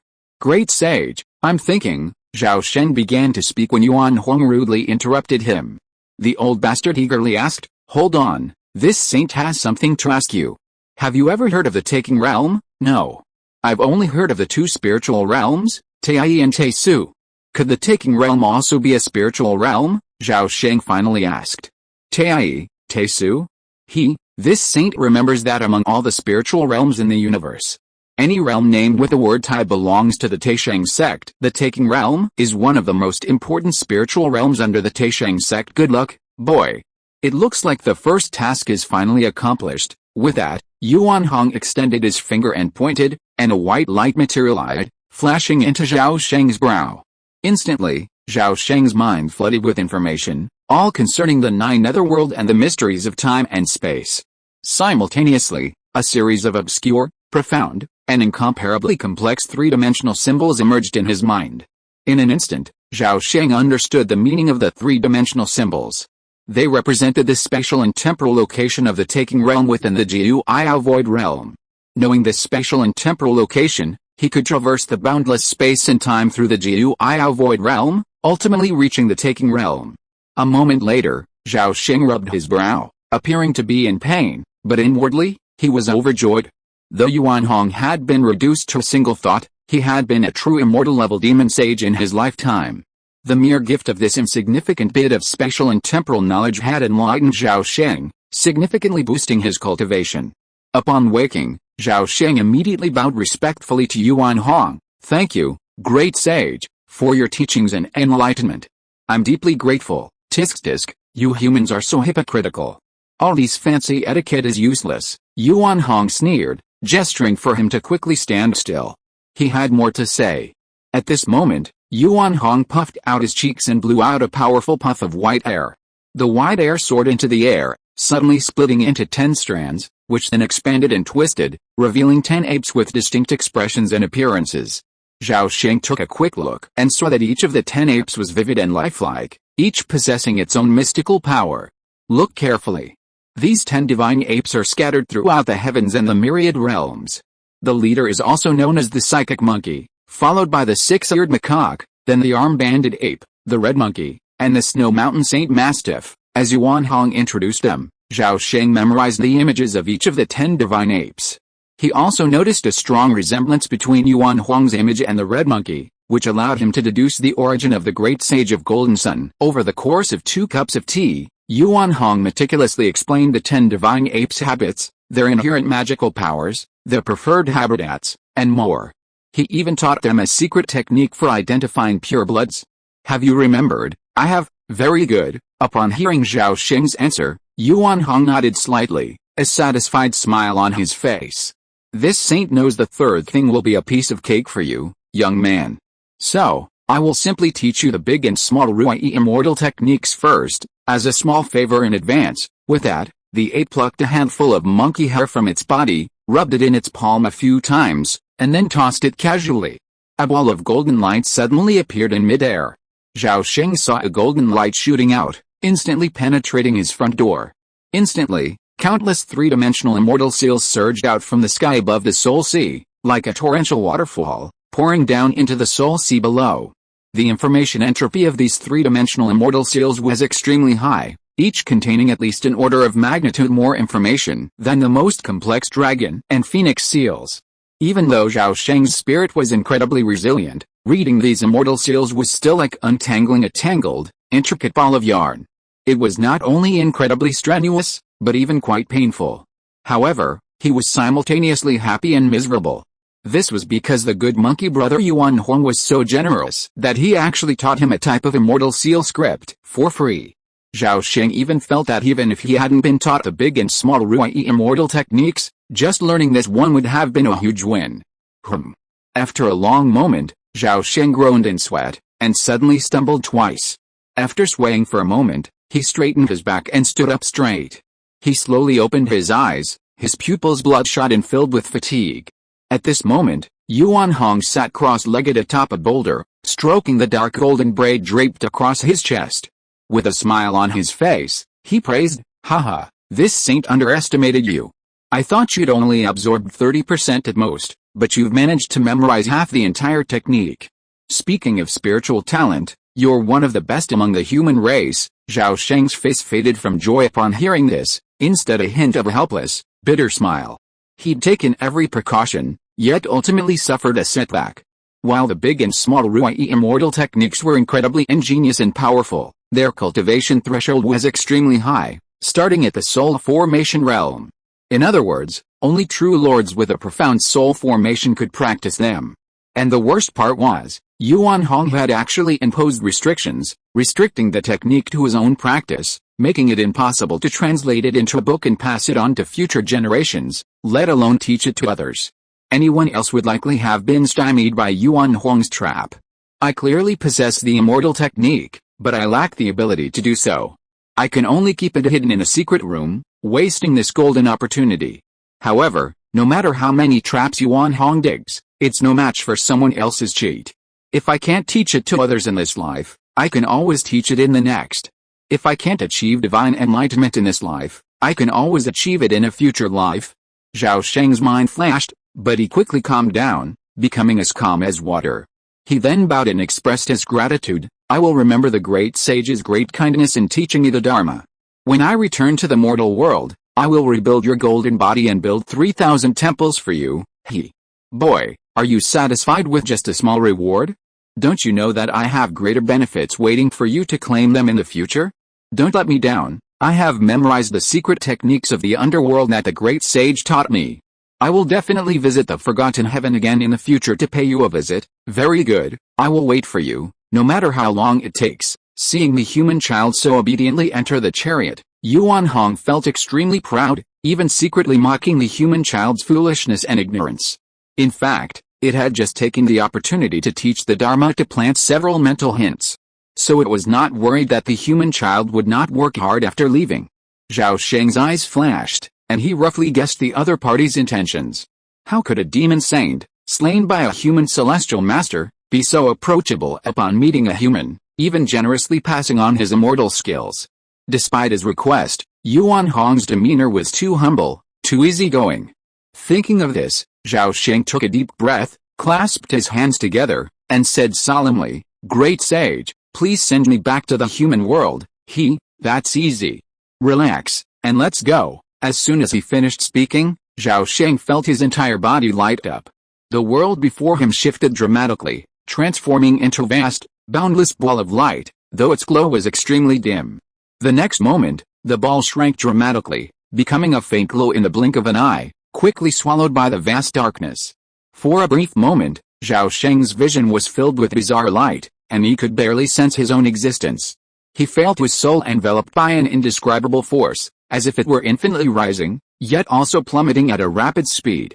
Two diametrically opposed feelings surged simultaneously, leaving Zhao Sheng feeling utterly afflicted, his mind nearly twisting and tearing apart.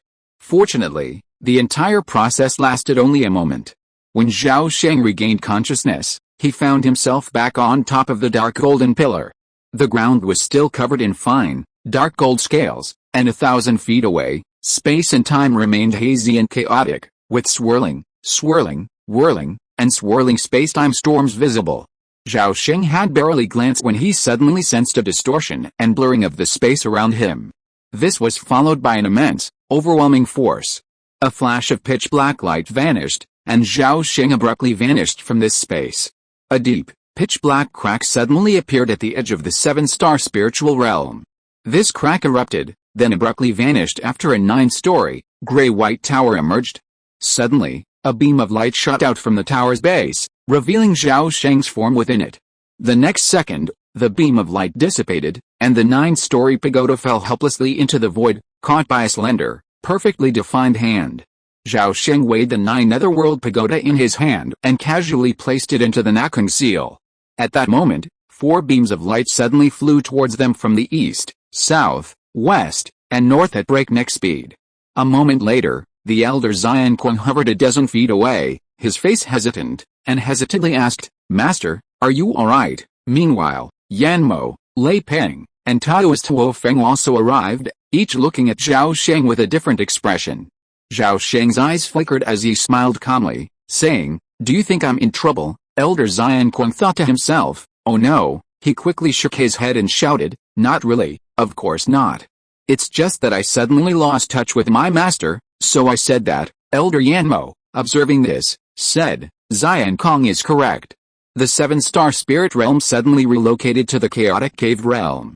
The nebula maze realm temporarily disappeared, leaving the surroundings in an extremely chaotic and dangerous state. This is likely the reason for the temporary loss of touch with my master." Zhao Sheng turned to look at the edge of the spirit realm. The nebula maze realm had reappeared, effectively isolating the dangerous environment outside. Seeing this, Zhao Sheng narrowed his eyes slightly and stopped talking. It was quite interesting. From the time he accidentally fell into oblivion heaven to his return to the real world, only a breath or two had passed in the real world, while he had clearly spent at least several months in the void realm. Only then did he truly grasp the vast difference in the flow of time between the 9 netherworld and the mortal world. "You all go find a place to cultivate. I need to retreat for a while." "Go," Zhao Sheng calmly instructed the 4. At that moment, Taoist Tuo Feng suddenly sent a message, "Fellow Taoist Xiangqiong, I have something to tell you. Please avoid Yama and the others. We can discuss this privately." "Okay, we'll go to my cave later," Zhao Sheng replied calmly. Yama and the other 2, each preoccupied with their own thoughts, silently flew towards the dark star. Zhao Sheng then flew down to the bright star with Taoist Tuo Feng. Later, the 2 arrived at a living room in the cave. After they both took their seats, Zhao Sheng calmly said, "Fellow Taoist Tuo, if you have anything to say, you can tell me now." Taoist Tuo Feng's eyebrows twitched slightly, and he suddenly asked, "May I ask, Brother Xiangqiong, did you just accidentally fall into the 9 netherworld, huh?" Zhao Sheng clenched his right hand upon hearing this, then slowly raised his head and asked calmly, "Fellow Taoist Tuo, why do you ask this?" Chapter 457 Zhao is from Xianzhu realm. Taoist Ao Fang paused, then said seriously, "Because I happened to see it." Zhao Sheng's eyes narrowed at this, and then he sighed and admitted it bluntly. "Indeed, I stumbled upon the void realm by chance." Taoist Ao Feng, seeing this, became extremely excited and eagerly inquired, "Brother Xiangqiong, have you ever seen the void realm base of the cross-boundary formation? What does it look like?" Zhao Sheng paused, then shook his head, saying, "Not really, Alice, what a pity." Taoist Ao Feng's voice was low, sighing repeatedly at the missed opportunity. Zhao Sheng, upon seeing this, relaxed his vigilance against him and felt somewhat speechless. Taoist Ao Feng was truly a formation maniac, completely absorbed in the profound principles behind the cross-boundary formation. Zhao Sheng then gave a few perfunctory remarks before hastily dismissing Taoist Ao Feng. Later, Zhao Sheng entered the training room and casually activated a shielding barrier. Then, he sat down on a bed of premium spirit stone. With a flick of his hand, a 9-story, gray-white octagonal tower, roughly a foot tall, appeared in his palm. Just one trip into and out of oblivion had profoundly diminished the 9 netherworld towers' spirituality. The black hole that had previously enveloped the tower, seemingly devouring all light, had vanished, clearly draining away the energy accumulated over countless years. Zhao Sheng channeled a wisp of divine consciousness and gently wrapped it around the tower's roof. To his surprise, this time, it felt no resistance, effortlessly penetrating the tower's walls and seeing directly into the interior. The 9 netherworld tower's interior was completely empty, filled only by a thin cloud of dark light. At its center, a slightly curly, dark gold hair hovered, emitting an indescribable aura. The surrounding space was faintly distorted and blurred.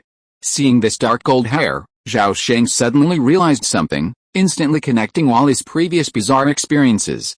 The dark golden pillar he had walked upon turned out to be nothing more than a single hair, less than an inch long.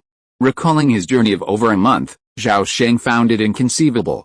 He glanced at the hair again, eagerly directing his divine consciousness to move it from the tower.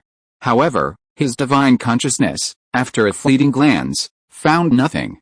Zhao Sheng, startled, immediately released multiple strands of divine consciousness, all entwining the dark golden monkey hair. Once again, nothing. He tried again and again, each time failing. The great saint's hair materialized within his divine consciousness, but it was a fleeting shadow, ethereal and insubstantial, seemingly detached from this world and hidden in some unknown dimension. An incense stick later, Zhao Sheng sat cross-legged on a jade bed carved entirely from the finest spirit stone, his expression slightly melancholic. Awakening from his dream, he was sent straight back to where he was. At this moment, his cultivation level plummeted from the peak of the 7th level to the early 6th level. The mind realm was ultimately an illusory world. All experiences within it vanished in an instant upon returning to the mortal realm. No, everything else was illusory, only memories were real. After his previous breakthrough, reaching the 7th level of the nascent soul was no longer a problem for Zhao Sheng. Now, all he needed to do was increase his mana, and everything would fall into place. With this thought in mind, Zhao Sheng's expression shifted to determination. He flicked his finger at the spirit stone bed beneath him. Boom! Instantly, pure spiritual energy surged from below like a flood, pouring into his body. Instantly, a torrential downpour of water fell from his danshan. The water, falling into the sea of mana, quickly transformed into ember-like drops of pure mana. At the same time, a top-grade spirit stone, sealed with halo light, fell into Zhao Sheng's hands. As his divine consciousness probed into it, he saw a ray of light penetrate the spirit stone's outer shell, penetrate the Han-Tayin Lung meridian, and then flow down along the meridians, ultimately flowing into the Danshan Qi Sea. 2 months of cultivation passed in a flash, oblivious to the passage of time. One day, the cave's gates swung open, and Zhao Sheng darted out, his body ablaze with radiant flames. He soared 1,000 feet, landing in the center of the cavern, at the edge of the interdimensional teleportation array. Meanwhile, Taoist Tuo Feng sat cross-legged outside the formation, deep in thought. Above him, the Wuji treasure vein slowly rotated, shedding vast swathes of golden light, forming a vast curtain of light. Deep within the curtain, a dense web of formation patterns emerged continuously, some complex, some simple, some incomplete, constantly swirling and disappearing. Zhao Sheng stood back, observing silently for a moment, then quietly departed without disturbing the formation maniac. A short while later, Zhao Sheng arrived at the Dark Star Caverns. His appearance immediately alarmed the 3 Yama figures, who flew out of the cave and stepped forward to pay their respects. Seeing no signs of abnormality, Zhao Sheng dismissed the 3 nascent souls with a few words. After the 3 returned to the cave, Zhao Sheng walked to the west side of the cavern. He formed a hand seal and released nearly 100 beams of mysterious light, unlocking the sealing formation. As the layers of bright yellow light gradually cracked, a narrow passage emerged, and Zhao Sheng slipped in. The next moment, the passage vanished, and the bright yellow wall slammed shut. Zhao Sheng walked to the center of the formation, gazing at the small crystal tree, barely 3 feet tall, a smile playing on his face. As if sensing the approaching figure, the 10,000 crystal threads dangling from the devil's fungus tree suddenly moved without a sound, their tips aimed at the incoming figure's chest, abdomen, and the 6 Yang leader. Zhao Sheng's right hand swept across his waist, and with a wave of his hand, he tossed dozens of fist-sized, high-grade spirit stones into the air. Suddenly, countless crystal threads danced wildly, forming a vast net that instantly engulfed all the spirit stones and swiftly pulled them back into the crystal tree. This ancestral species had been sealed by the absolute spirit formation for 6 months and was already starving. Its only instinct now was to feed, and it had no regard for the poison hidden within the spirit stones. Zhao Sheng sat cross-legged, a dazzling divine light suddenly illuminating between his brows. Streams of divine thought shot forth, instantly transforming into spiritual imprints that, through invisible channels, continuously merged into the crystal fungus tree. As these numerous spiritual imprints absorbed them, the resistance of the void devil fungus ancestral species gradually weakened. And it slowly became docile. 3 days later, Zhao Sheng, looking exhausted, emerged from the sealing formation. He didn't linger any longer, transforming into a mysterious light, darting into the earth and stone, and swiftly departing. A month later, the 7-star spirit realm shifted again through time and space, abruptly vanishing from the depths of the chaotic cave realm. The vastness of the meteorite sea in Shangsu is so immense that one often loses consciousness of the passage of time.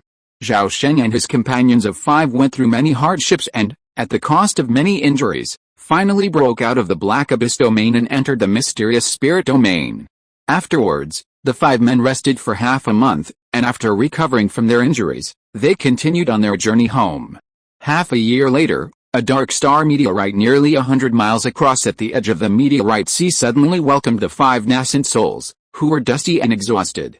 The interior of the meteorite was completely hollowed out, forming a huge cave.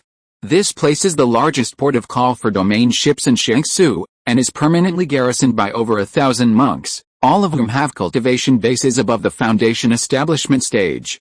This port of call is also known as the Baolei Cave Heaven, and is the most famous neutral place between the two worlds.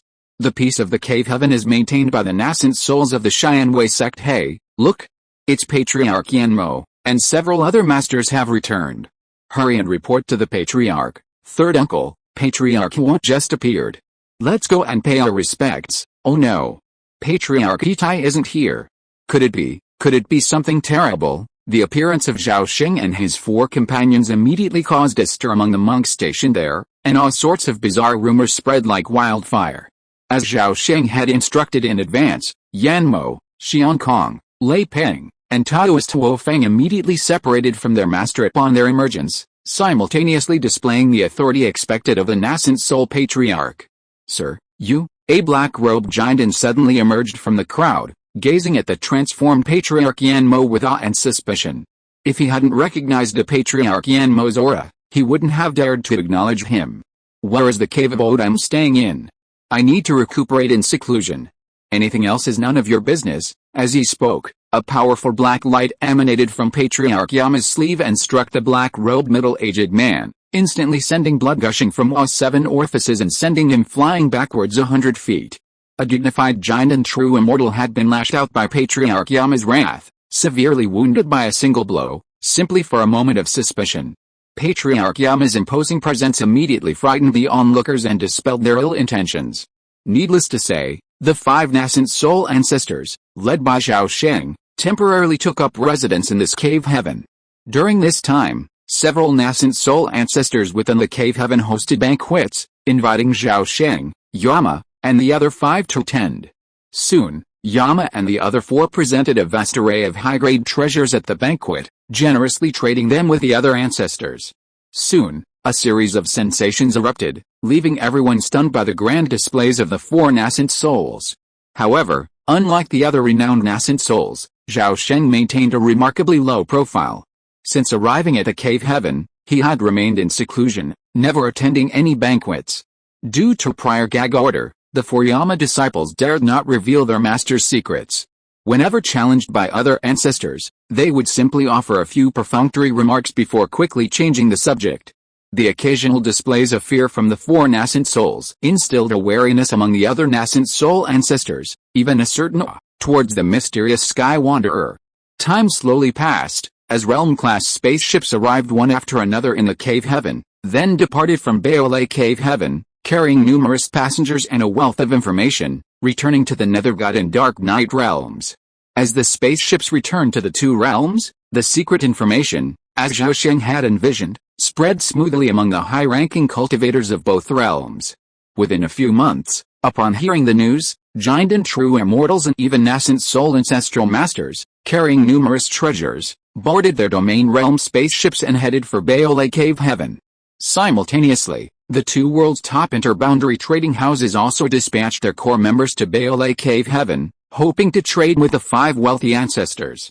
8 years later, the domain realm black ship under the command of ancestor Yanmo successfully arrived at Baolei Cave Heaven.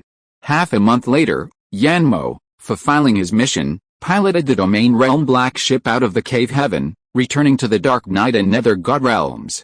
Meanwhile, Zhao Sheng, through his subordinates, sporadically sold rare treasures obtained from the spirit realm in exchange for the necessary resources to repair the interboundary teleportation array. 15 years later, Zhao Sheng successfully broke through the barrier and ascended to the 7th level of the nascent soul realm, officially becoming a late-stage nascent soul cultivator.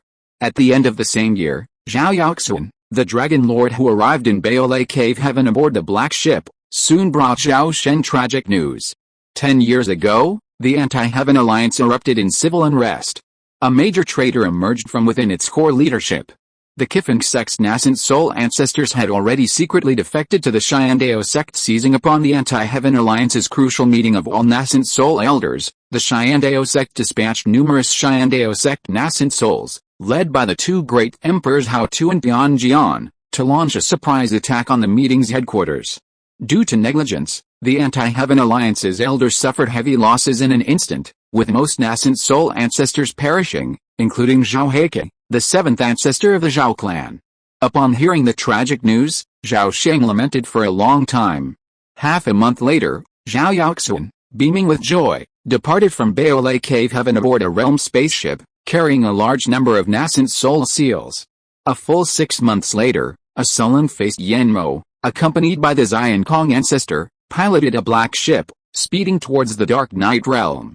Over 20 days after the black ship left Baolei Cave Heaven, 3 beams of light suddenly flew away from the cave heaven and plunged into the Shangsu meteoric sea, disappearing behind a dense mass of meteorites in an instant. Zhao Sheng, Lei Peng, and Huo Feng embarked on a new journey in search of the 7-star spirit realm, a familiar route. In just over 4 months, they found the 7-star spirit realm somewhere at the junction of the Wuling realm and the Zuanling realm. Zhao Sheng had already refined a large amount of heaven-repairing fluid and prepared a large number of precious materials for repair. Furthermore, Zhao Sheng and Taoist Huo Feng had accumulated a wealth of experience and insights through constant discussions over the past decade. As a result, the progress of the cross-boundary teleportation array was greatly accelerated after the restoration work began. The 7-star spirit realm had only moved 3 times, and the last 4 damaged pillars were completely repaired. Well, at least not a single crack was visible on the surface. Zhao Sheng stood at the edge of the formation, gazing at the newly renovated 81 pillars before him, feeling deeply moved. Since crossing the Star Gate, he had endured countless hardships, and now he had finally achieved his first goal, repairing the interworld teleportation array. A careful calculation revealed that nearly 100 years had passed since his smuggling across the border. Master Huo Feng, the successful repair of the interworld teleportation array was largely due to your assistance. Thank you very much. Zhao Sheng turned to look at the now white-haired Master Huo Feng and bowed solemnly. Taoist Huo Feng stepped forward and supported Zhao Sheng, saying earnestly, "Fellow Taoist Xiangqiong, you are too polite. If it weren't for you, how could I have the opportunity to come into contact with the more profound principles of formations? What's more, when it comes to merit, Brother Xiangqiong is the one who made the greatest contribution. I have only made a small contribution, which is not worth mentioning." Zhao Sheng smiled and stood up, and at the same time secretly sent a message, "Fellow Taoist Huo, you and I have been together for many years. There are some things you have probably seen a long time ago. I will not hide it from you." "Yes, as you thought, Zhao is from the Xiansu realm?" Taoist Huo Feng was shocked when he heard this, and the smile on his face froze. Chapter 458 Fattening. Taoist Huo Feng had never expected that Xiangqiong Sanren would choose this crucial moment to suddenly reveal his identity. As Zhao Sheng had said, the two had spent years together, constantly exchanging their knowledge of formations. For decades, Zhao Sheng had concealed his secrets from a master of formations without revealing even a single iota of his unique knowledge of the Xiansu realm. Furthermore, Zhao Sheng had already fully utilized his 7 lifetimes of knowledge to repair the inter-realm formation, so concealment was out of the question. Taoist Huo Feng took a deep breath, his expression immediately cold. His voice was hoarse as he spoke, "My life is already in your hands. My life or death is up to you." Zhao Sheng smiled and said gently, "Fellow Taoist Huo, you think too much of me. If you are willing to accompany me to the Xiansu realm for a few hundred years, once the events here are resolved, I will lift a curse and set you free." Taoist Huo Feng's expression remained unchanged, as if Zhao Sheng's actions were not surprising at all. Seeing the other party's silence, Zhao Sheng added another significant stab, enticing him, "Fellow Taoist Huo, wouldn't you like to witness a formation even more powerful than the transboundary teleportation formation? Not only can you see it, but you can even repair it yourself." This statement piqued the formation enthusiast's interest, and he eagerly asked, "Oh, what kind of formation is that?" Zhao Sheng smiled and spat out 4 words, "The Ascension Formation." "Okay, I'll go." Taoist Huo Feng's eyes lit up at the words, and he immediately nodded without hesitation, accepting the invitation. "Haha, I knew fellow Taoist Huo would say that. I guarantee you won't regret it." Zhao Sheng laughed. The Zhao family of Nanshan has always been known for their unwavering integrity. "I firmly believe that fellow Taoist Zhao would never lie," Taoist Huo Feng said with a gentle nod. Zhao Sheng's eyes flickered, and he smiled. "I didn't expect you to guess my identity before I even revealed it.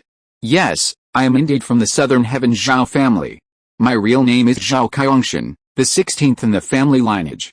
I once traveled the 3 realms under the name Demon Star Taoist. If I had known this, I would regret it now." Upon hearing this, Huo Feng suddenly smiled wryly and shook his head helplessly. Zhao Sheng laughed heartily and said, "You will be grateful to me in the future." Huo Feng continued to shake his head, but said nothing more.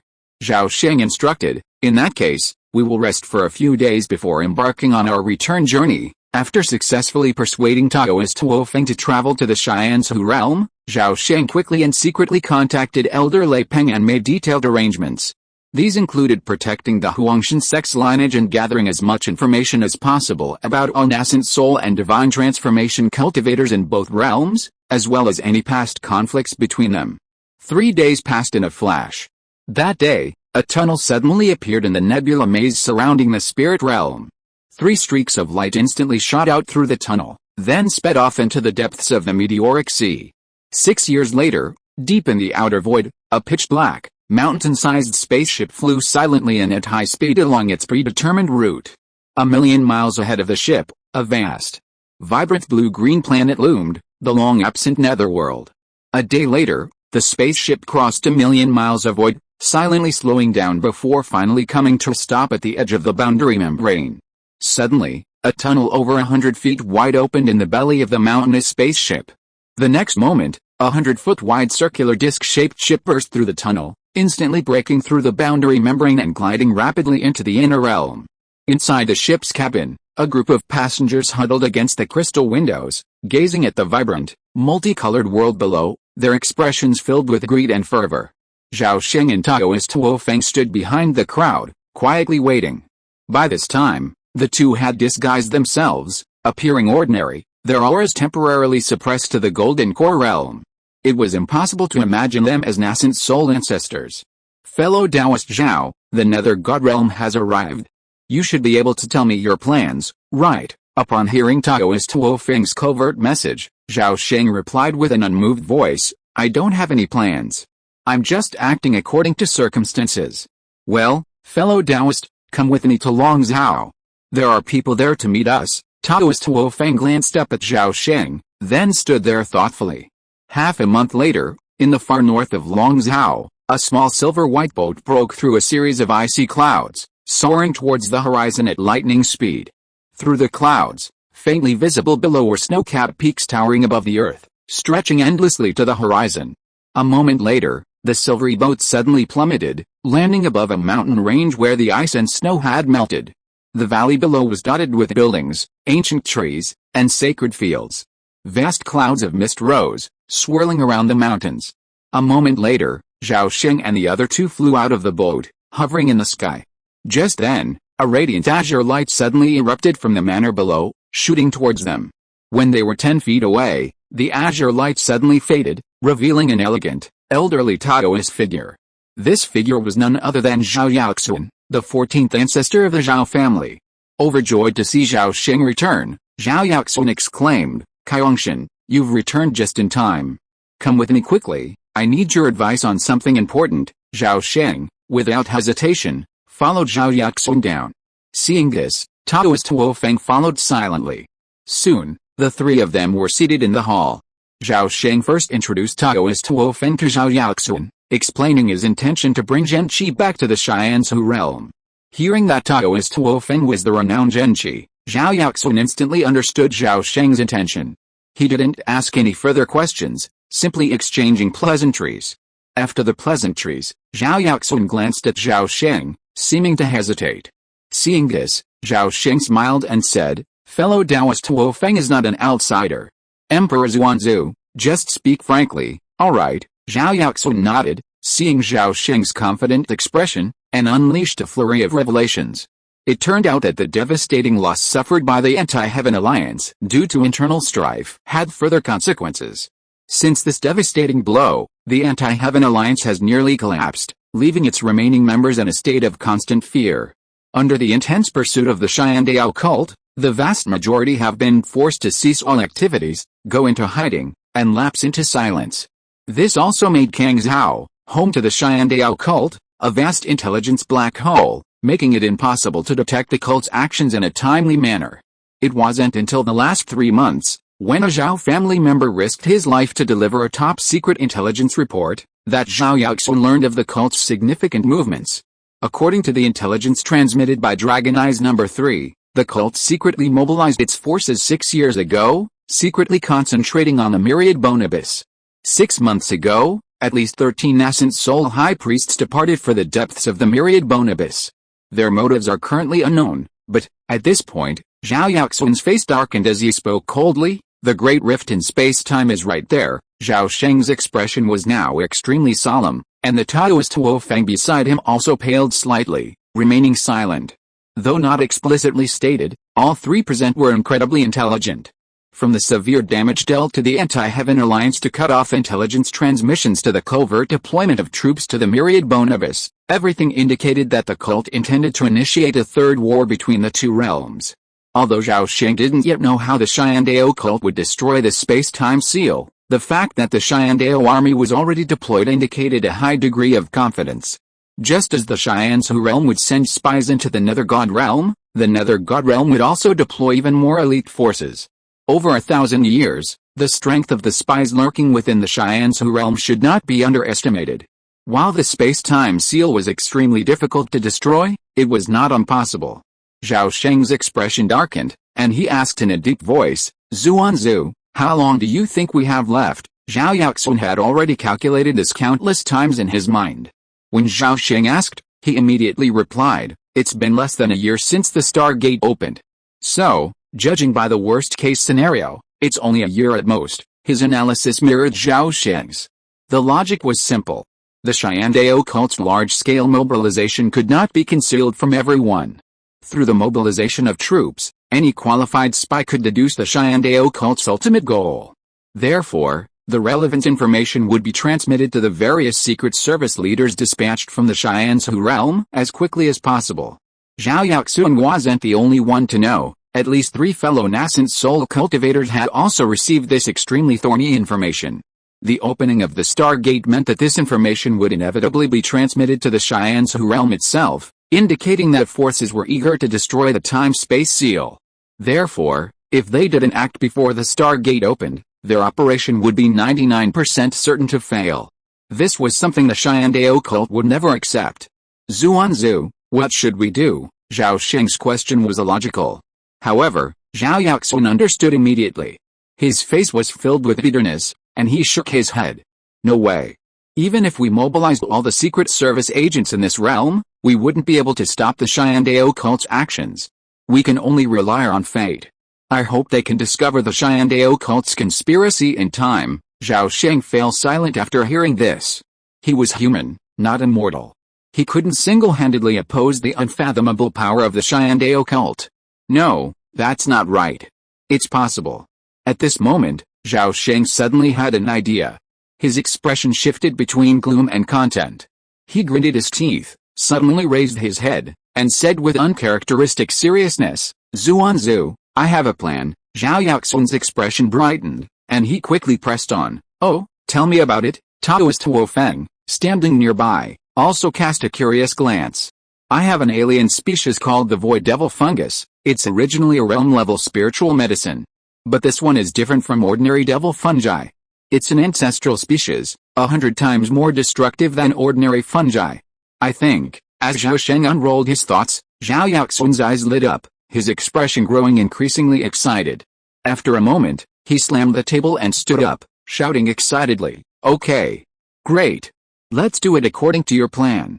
But this trip is a life-or-death journey, Kaiongshan. You shouldn't take the risk. Let me, the old Taoist, go." Zhao Sheng shook his head after hearing this and refused flatly. "No. Zuanzu is not familiar with the habits of the ancestral species and cannot fully exert its lethality. Besides, I have magical powers and secret techniques, and I can move freely among thousands of troops. The Xiandao sect will never be able to stop me." But Zhao Yaxun was anxious, and just opened his mouth, but was shocked by the vast spiritual pressure that suddenly rose from Zhao Sheng, and was speechless. A great cultivator in the late Yuanying stage, Zhao Yaxun felt his lips dry, and his voice trembled. "How did your strength improve so rapidly?" "I have gained a lot of opportunities in recent years. Therefore, under various coincidences, I broke through unknowingly." Zhao Sheng tried to speak calmly. However, Zhao Yaxun thought about how 200 years ago, the man before him hadn't even reached the nascent soul stage, Yet now, 200 years later, had incredibly become a late-stage great cultivator. If he hadn't experienced it firsthand, Zhao Sheng couldn't believe such extraordinary luck existed in the world. Fortunately, this person possessed such great fortune, a member of his own clan, otherwise he would have been filled with envy and hatred. After Zhao Sheng briefly displayed his strength, Zhao Sheng couldn't argue with him, so he simply acquiesced. Later, the three of them left the hall. It didn't take long for Zhao Sheng to find a suitable training ground for Zhao Sheng in the back mountains. It was a naturally formed cave, deep within the mountain, isolated from the outside world. Zhao Sheng immediately fell in love with the place and quickly joined forces with Taoist Zhao Feng to set up multiple barrier formations within the cave. After 6 days, the cave formations were fully activated, and Zhao Sheng entered, beginning to work alone. Clatter, clatter. Zhao Sheng waved his hands, and a flood of high-grade spirit stones poured down like a torrential rain, instantly piling up on the ground into a small mountain. He then removed a black storage bag from his waist and poured out a mushroom ball, as big as a head and as shimmering as crystal. Zhao Sheng tossed the ball onto the pile of spirit stones and sat cross-legged. Countless rays of divine light instantly emanated from his brows. Simultaneously, his 10 fingers curled, releasing strands of pure mana light, connecting with each of the devilish mushroom balls. Boom! As his divine consciousness shattered the structure of the spirit stones, a vast amount of spiritual energy surged forth, instantly condensing into a torrent of spiritual fluid that poured over the mushroom ball, quickly submerging it. Like a withered tree starved for millennia, the devilish mushroom ball frantically absorbed the surrounding spiritual fluid, rapidly sprouting dense strands of crystal filaments from its outer wall. As successive waves of spirit stones were crushed and fed with a vast spiritual fluid, the devilish mushroom ball expanded rapidly like a balloon.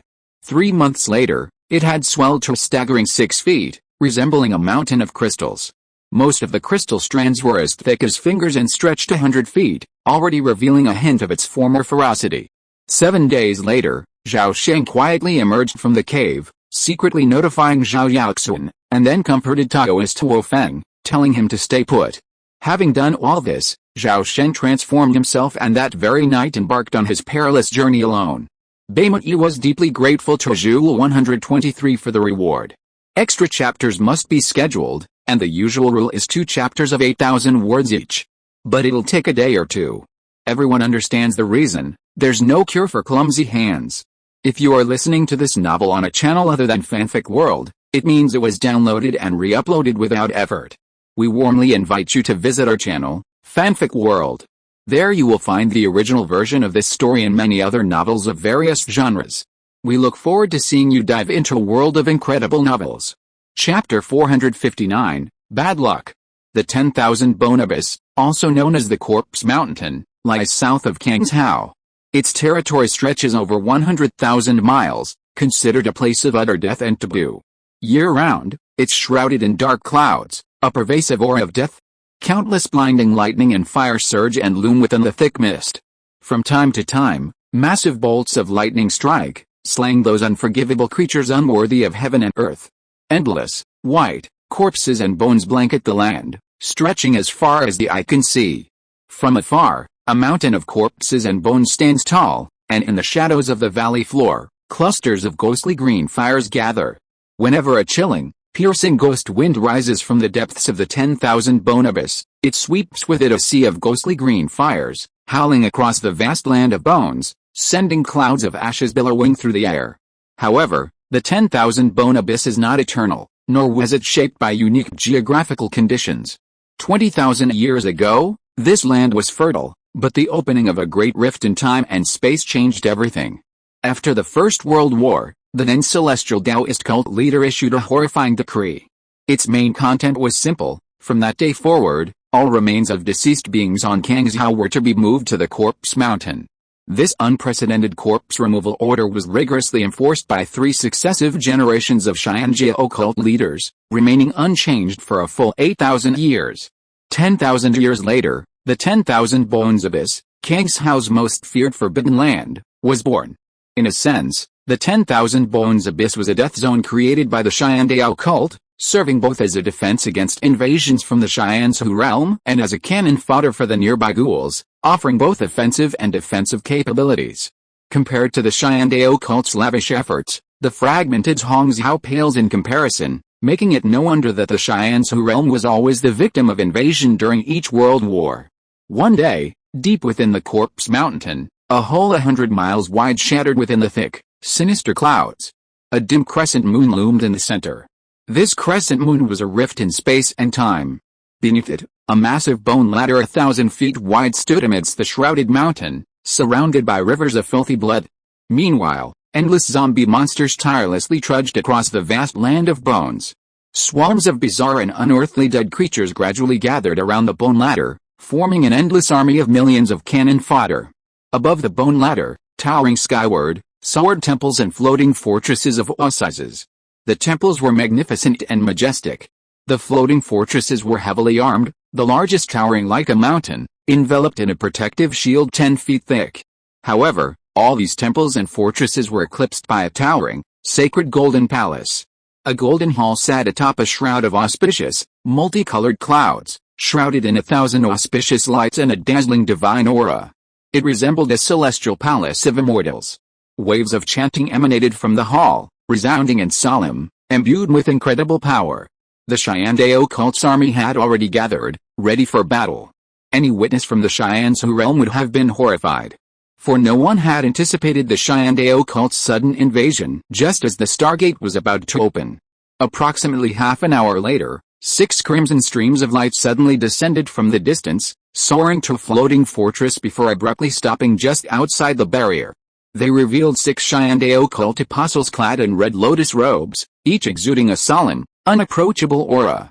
Each of these 6 possessed a red lotus tattoo between their brows. Leading them was a tall, ungainly old man with a green face and fangs. The red lotus between his brows bore 18 petals, signifying his descent from the Gichi clan and a golden core priest. The 5 figures behind the Guichi elder had red lotuses between their brows, ranging from 9 to 12 petals. Clearly, their cultivation was at least at the foundation establishment stage.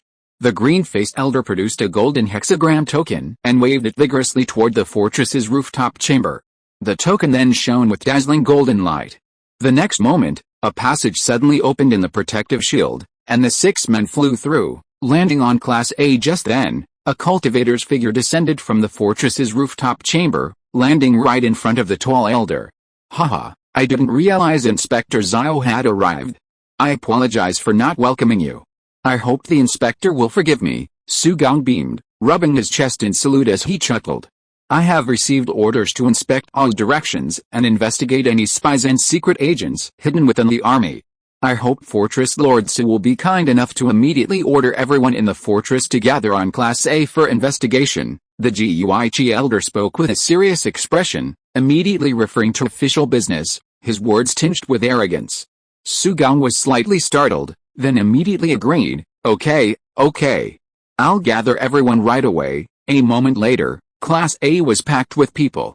The old Guichi signaled to his subordinates, and 3 of them immediately emerged from the group of 5, taking off and flying to different hatches. They quickly entered and began a thorough search of the fortress for anyone hiding. The old Guichi then pulled out a jade register of Taoist records from his chest, flipped to a certain page, and began calling out names. Su Fuji, step out. Zhou Jinyang, step out. As their names were called out, each Xiandaoist emerged from the crowd, and the 2 inspectors cast a spell upon them to verify their identities. About half an hour later, every member of the floating fortress had been thoroughly checked. As expected, everyone's background was clearly documented.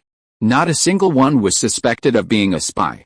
Meanwhile, the 3 people who had searched the fortress interior returned one after another, reporting that no one was hiding. Only then did the old man, Guichi, finally crack a grimace and say to Su Gong, I apologize for neglecting junior brother Su, as I was previously busy with official business. I hope you won't mind, senior brother Zhao, you're too kind. I admire your dedication and diligence. Now that business is over, why don't you follow me to the hall so I can host a banquet for you? No, I'm busy with official duties and about to go on my next inspection. I won't entertain you with a feast. Farewell. With a slight nod, the old man Guichi turned and left. Su Gong immediately tried to stop him. Inspector Zhao. Official business is important, but it won't take long. Junior brother, please stay. With just one word, the old man Guichi soared out of the fortress without even looking back. At that moment, his 5 subordinates also took to the air, following him as they flew towards the next floating fortress. However, no one could have imagined that one of the 5, a middle-aged man with a pale complexion, had quietly been substituted for his own. No one could have imagined that a late-stage nascent soul cultivator would disregard his status, infiltrate the army, and even plot to overthrow the cause. 3 days earlier, Zhao Sheng had disguised himself as a member of the Heavenly Dao sect and infiltrated the floating fortress. However, due to the strict rules of the Heavenly Dao sect, no one was allowed to move without permission. For 3 days, he was confined to one spot, unable to continue planning his killing move.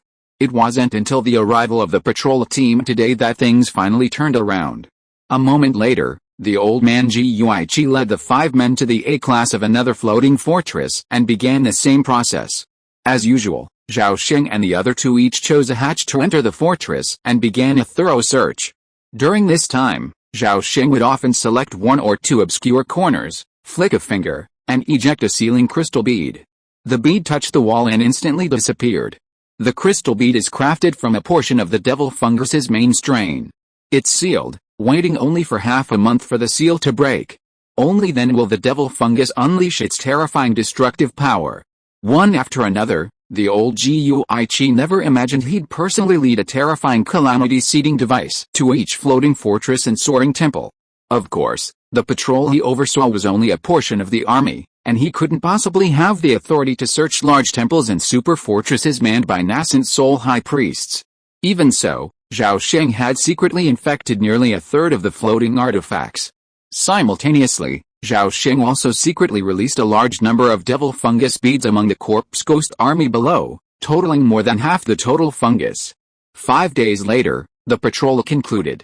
Zhao Sheng, in the form of a middle-aged disciple, followed the old Guichi back to a nearly 10-mile-wide soaring temple to report to the temple master. Just as Zhao Sheng passed through a temple wall, the void above him darkened, the air around him suddenly tensed. Then, a massive stone hand, 100 feet long, emerged, emitting a stream of black light that seemed to devour everything. It suddenly grasped him. Instantly, a terrifying, almost suffocating pressure enveloped him. Zhao Sheng's expression changed, but he showed no fear. With a low roar, a blazing fireball suddenly flew from his chest and abdomen.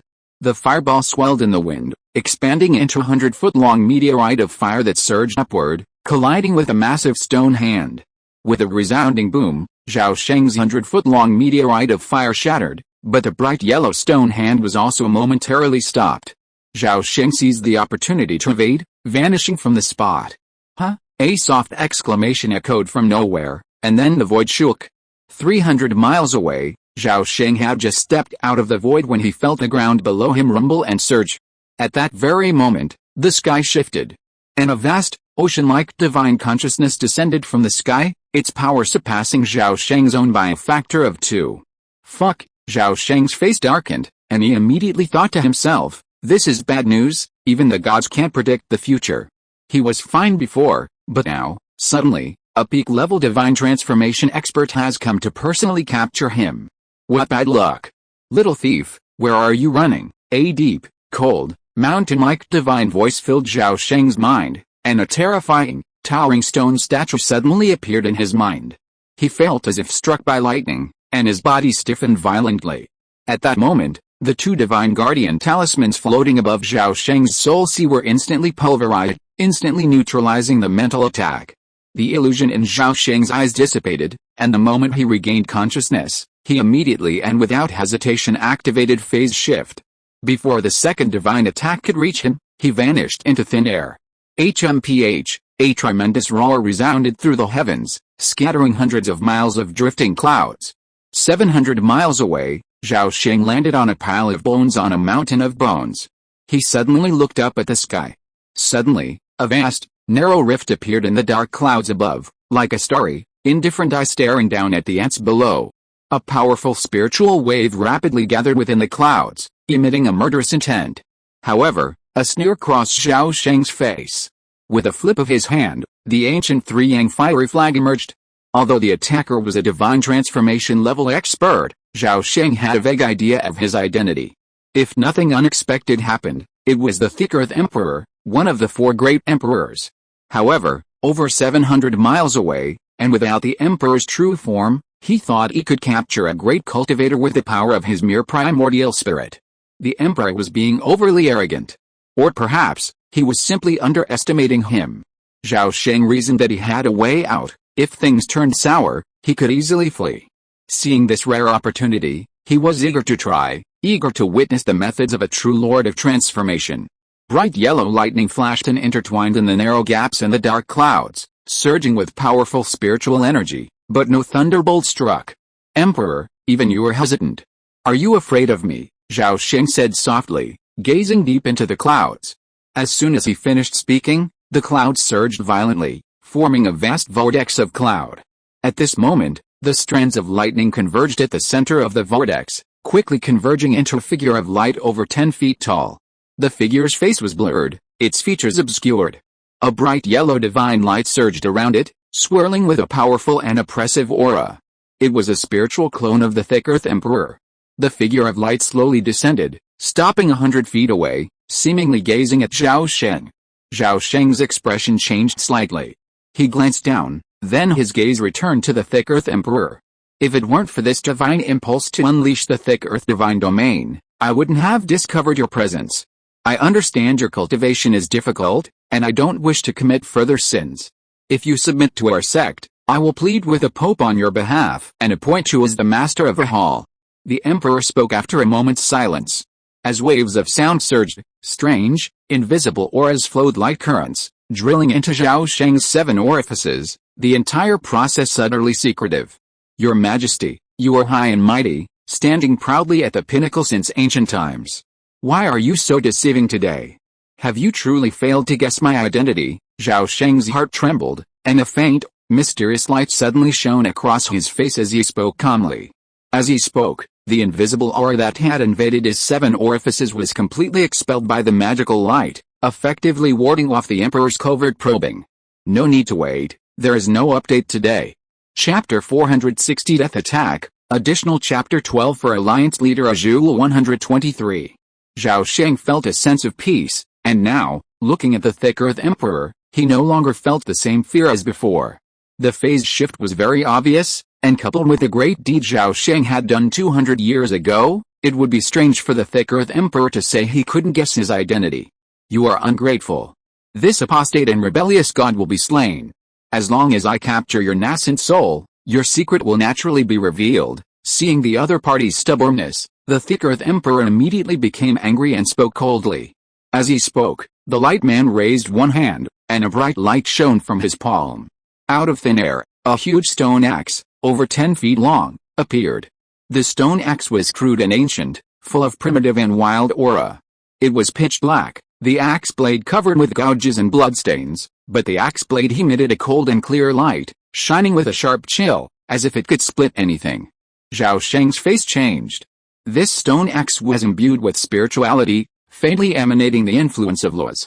It was surprisingly a rare ancient treasure, even more powerful than the 3-yang fiery flag. Emperor Thick Earth, wielding his axe, struck Zhao Sheng with a seemingly casual blow.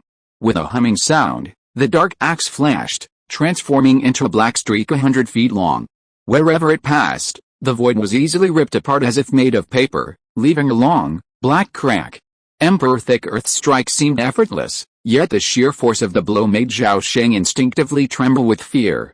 But his movements were unwavering. With a flick of his hand, the fiery flag flew out, swelling in the wind 200 feet in length. Dazzling flames erupted, transforming into a crimson sun that met the black streak. With a resounding boom, the crimson sun split in two, then collapsed into a vast expanse of flame. The black streak blurred only a fraction, slowing slightly before slashing straight down towards Zhao Sheng's head. Seeing this, Zhao Sheng's heart sank, his mind racing. Even with just a brief exchange, it was clear that even a great cultivator wielding an ancient treasure would struggle to withstand a casual attack from a transformation spirit. And this was assuming that Thick Earth Emperor hadn't launched a soul-level attack. Compared to mana, the difference in spiritual awareness between a true lord and a nascent soul was despairingly vast. Furthermore, The fact that Thick Earth Emperor had casually taken out the ancient stone axe suggested he had a trump card in hand that he hadn't brought with him. This place is not far from the main army, so a prolonged battle is unsuitable. Once we've verified our strength, we must withdraw immediately. With a flash of thought, Zhao Sheng tossed a fiery flag overhead, his divine consciousness radiating into the flag. Instantly, the three suns fiery flag blazed with dazzling light, then unfurled, revealing three massive vortexes of magical power. Boom, boom, boom, a blinding divine light erupted from the vortex of magical power, and then three enormous suns, red, purple, and black, roared out from the center. As they emerged, these three suns instantly radiated a terrifyingly intense heat.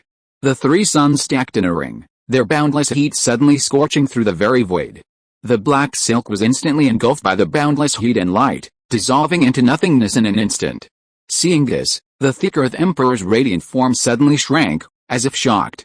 The next second, he moved, suddenly appearing before Zhao Sheng with a swiftness that seemed like teleportation.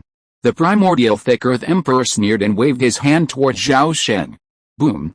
A blinding blood-red light suddenly erupted from the stone axe, growing from small to large, radiating 1,000 streams of bloody smoke that soared into the sky. Vast swathes of blood intertwined, transforming into an immense, blood-red axe. It emanated a terrifying, menacing aura, causing the surrounding spiritual energy to surge. The blood-red axe slammed down, but before the blade could reach it, the mountain of bones beneath Zhao Sheng suddenly cracked, splitting in two in an instant. A surge of dark yellow earth energy surged from the mountain's core, transforming into a 1,000-foot-long palm that fiercely grasped the end.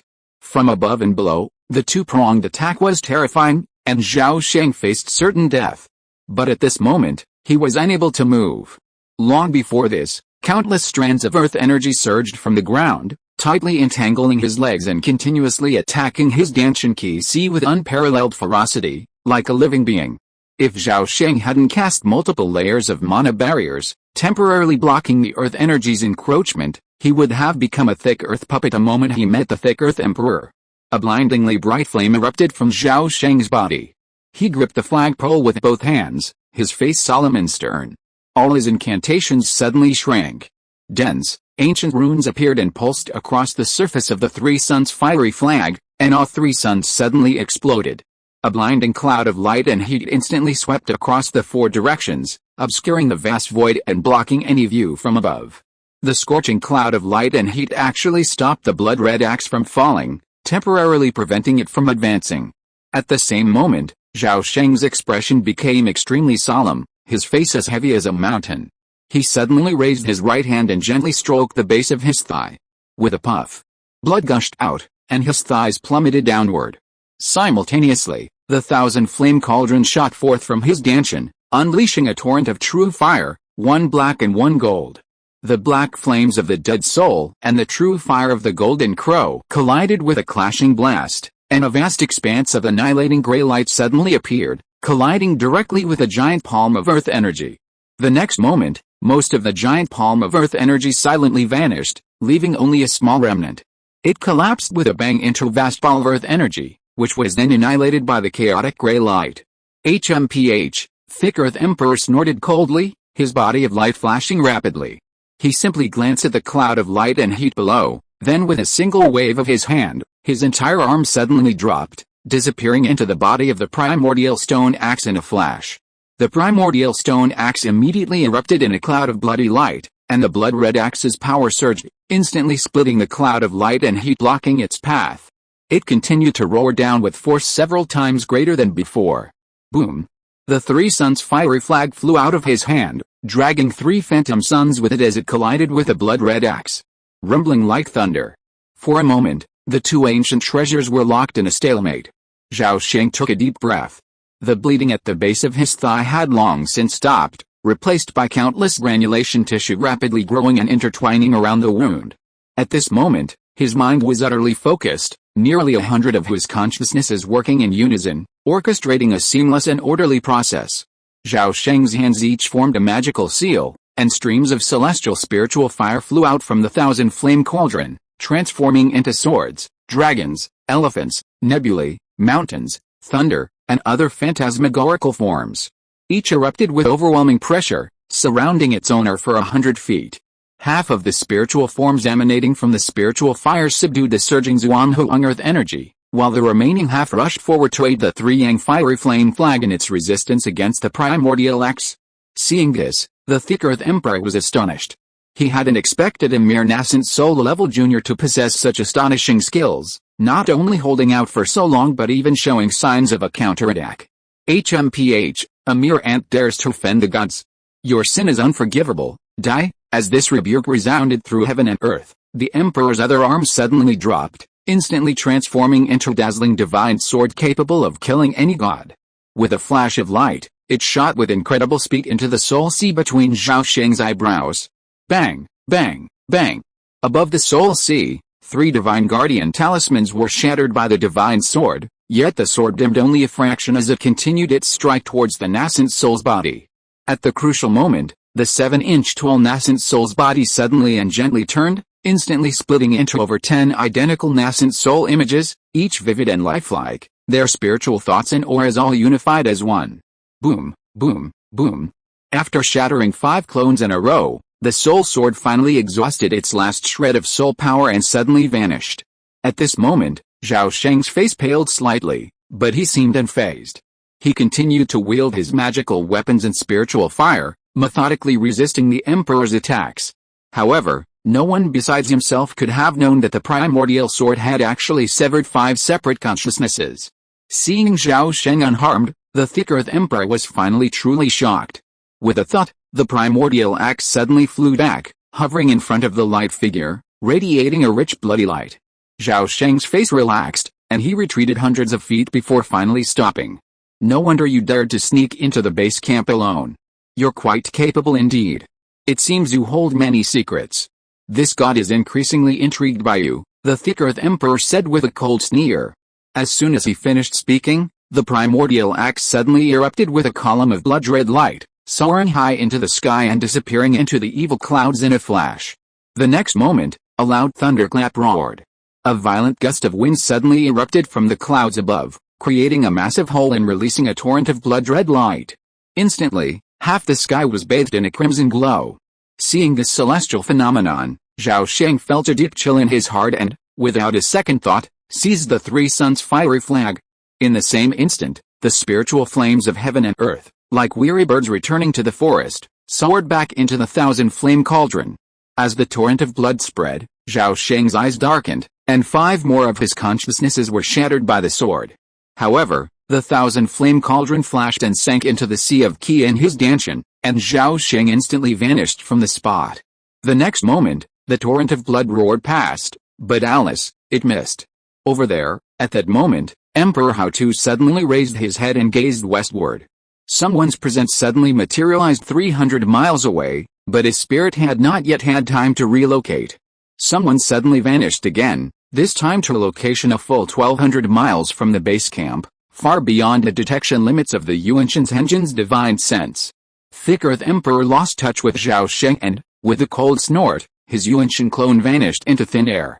Shortly thereafter, the flying temple and the floating fortress within the base camp activated all detection arrays, simultaneously raising defensive shields. Immediately afterwards, patrols flew out from the base camp and began relentlessly patrolling the surrounding area for hundreds of miles, searching for any sign of anomaly. The level of security was 10 times tighter than before. Yet, for the next 7 or 8 days, nothing remained. The numerous patrols diligently patrolled the area, but to no avail. How could their meager tactics possibly detect a late-stage nascent soul cultivator? Zhao Sheng hadn't left. For days, he had been lurking around the base camp, secretly monitoring the movements of the Xiandao sect. During this time, occasionally, powerful, startling auras suddenly rose from the depths of the Golden Temple. Then, a vast force of the primordial spirit rapidly swept across the surrounding area for hundreds of miles, startling him several times and forcing him to flee. Although Zhao Sheng had been exposed, the 3 transformation gods in charge of the area were powerless to stop him, as the little thief slipped away so quickly. 2 days later, the 2-week deadline had expired.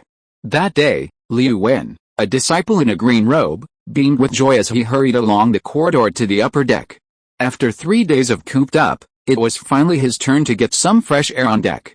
Liu Wen was followed by 4 or 5 other disciples of the same level, all on the same rotation. As they turned the corridor and reached the steel ladder, Liu Wen suddenly caught sight of a faint light flickering in a dark corner. He peered again, but this time, he saw nothing unusual. Just then, his fellow disciple beside him suddenly rubbed his nose and sneezed violently. Achoo! Junior brother Wu, what's wrong with you? Someone asked with concern. Nothing. There must be some villain scolding me. As he spoke, junior brother Wu looked at Liu Wen, who was at the front. Liu Wen noticed his movements from the corner of his eye, but did not react. It was just that he hadn't competed with him a few years ago, yet he was still jealous of him today. It was just the wailing of a loser, why bother paying attention to him? However, after he said that, Liu Wen also felt an itchy nose and the urge to sneeze.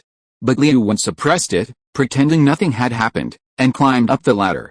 At this moment, he had long forgotten what had just happened. This little episode passed by in a flash. However, at this time, Liu Wen did not know that similar scenes were happening almost simultaneously in many flying temples and floating fortresses. In many remote and dark corners, the ceiling crystal beads were reduced to dust at the same time. Suddenly, demonic bacteria cells, 10 times smaller than spiritual energy particles, curled up into a vast cloud of invisible plague, blending into the air and spreading silently. In stark contrast to the situation on the Dark Star, the concentration of bacteria cells floating in the air this time was exceptionally thin, significantly delaying the onset of the crystallization disease. No one at the base camp realized the impending danger. The death demon had already attacked in secret. 600 miles away, Zhao Sheng stood atop Bone Mountain, right hand clasped behind his back, his gaze deep at the twinkling stars in the sky, as if anticipating something. About half an hour later, at the edge of the floating fortress's deck, Liu Wen suddenly felt a pain in his throat, followed by an uncontrollable coughing fit. Puff! A thick glob of phlegm erupted onto the smooth deck, spreading out in a thick, greenish mass. A faint glint of crystal light flickered within the sticky, green sputum. Liu Wen's gaze suddenly fixed, his body suddenly frozen in place, a strange sense of foreboding welling up in his heart. Wow, what's that? At that moment, a cry of surprise instantly captured the attention of everyone on deck. Liu Wen looked up and saw junior brother Wu, a dozen steps away, pointing with horror at a pool of phlegm on the ground. His fingers trembled violently, as if he had seen something utterly terrifying. There will be another chapter updated as normal tonight. Chapter 461, The Heavenly Sword Strikes, Is There No Escape? Liu Wen's heart trembled, and he instinctively stepped forward. Looking down, he saw clusters of crystalline particles resembling sand within the thick sputum. The crystals shone faintly, causing Liu Wen's throat to itch and a strong urge to cough. Curious, the people around him gathered around, their faces filled with curiosity at the unusual appearance of the sputum. Suddenly, a burst of coughing erupted from the crowd. Wow, 2 or 3 people coughed so violently that they coughed up large pools of blood, clearly mingled with a fine layer of crystalline sand. Look, there are crystals in the blood. Something's wrong. Quick, report this to the higher-ups. Only then did everyone truly sense something was amiss. Liu Wen, junior brother Wu, and the others' faces suddenly changed. This coughing up of blood and sputum occurred simultaneously across nearly 30% of the floating fortresses, and someone quickly reported the incident to the higher-ups. The Xiande occultists were not a bunch of idlers, rather, they were filled with elites. Upon learning of this, a certain Jindan priest rushed to the scene. After a brief observation and examination of the abnormal individual, his expression suddenly changed drastically, having just sneezed. Sensing something was amiss, the priest immediately intended to report the incident to the nearby floating fortress.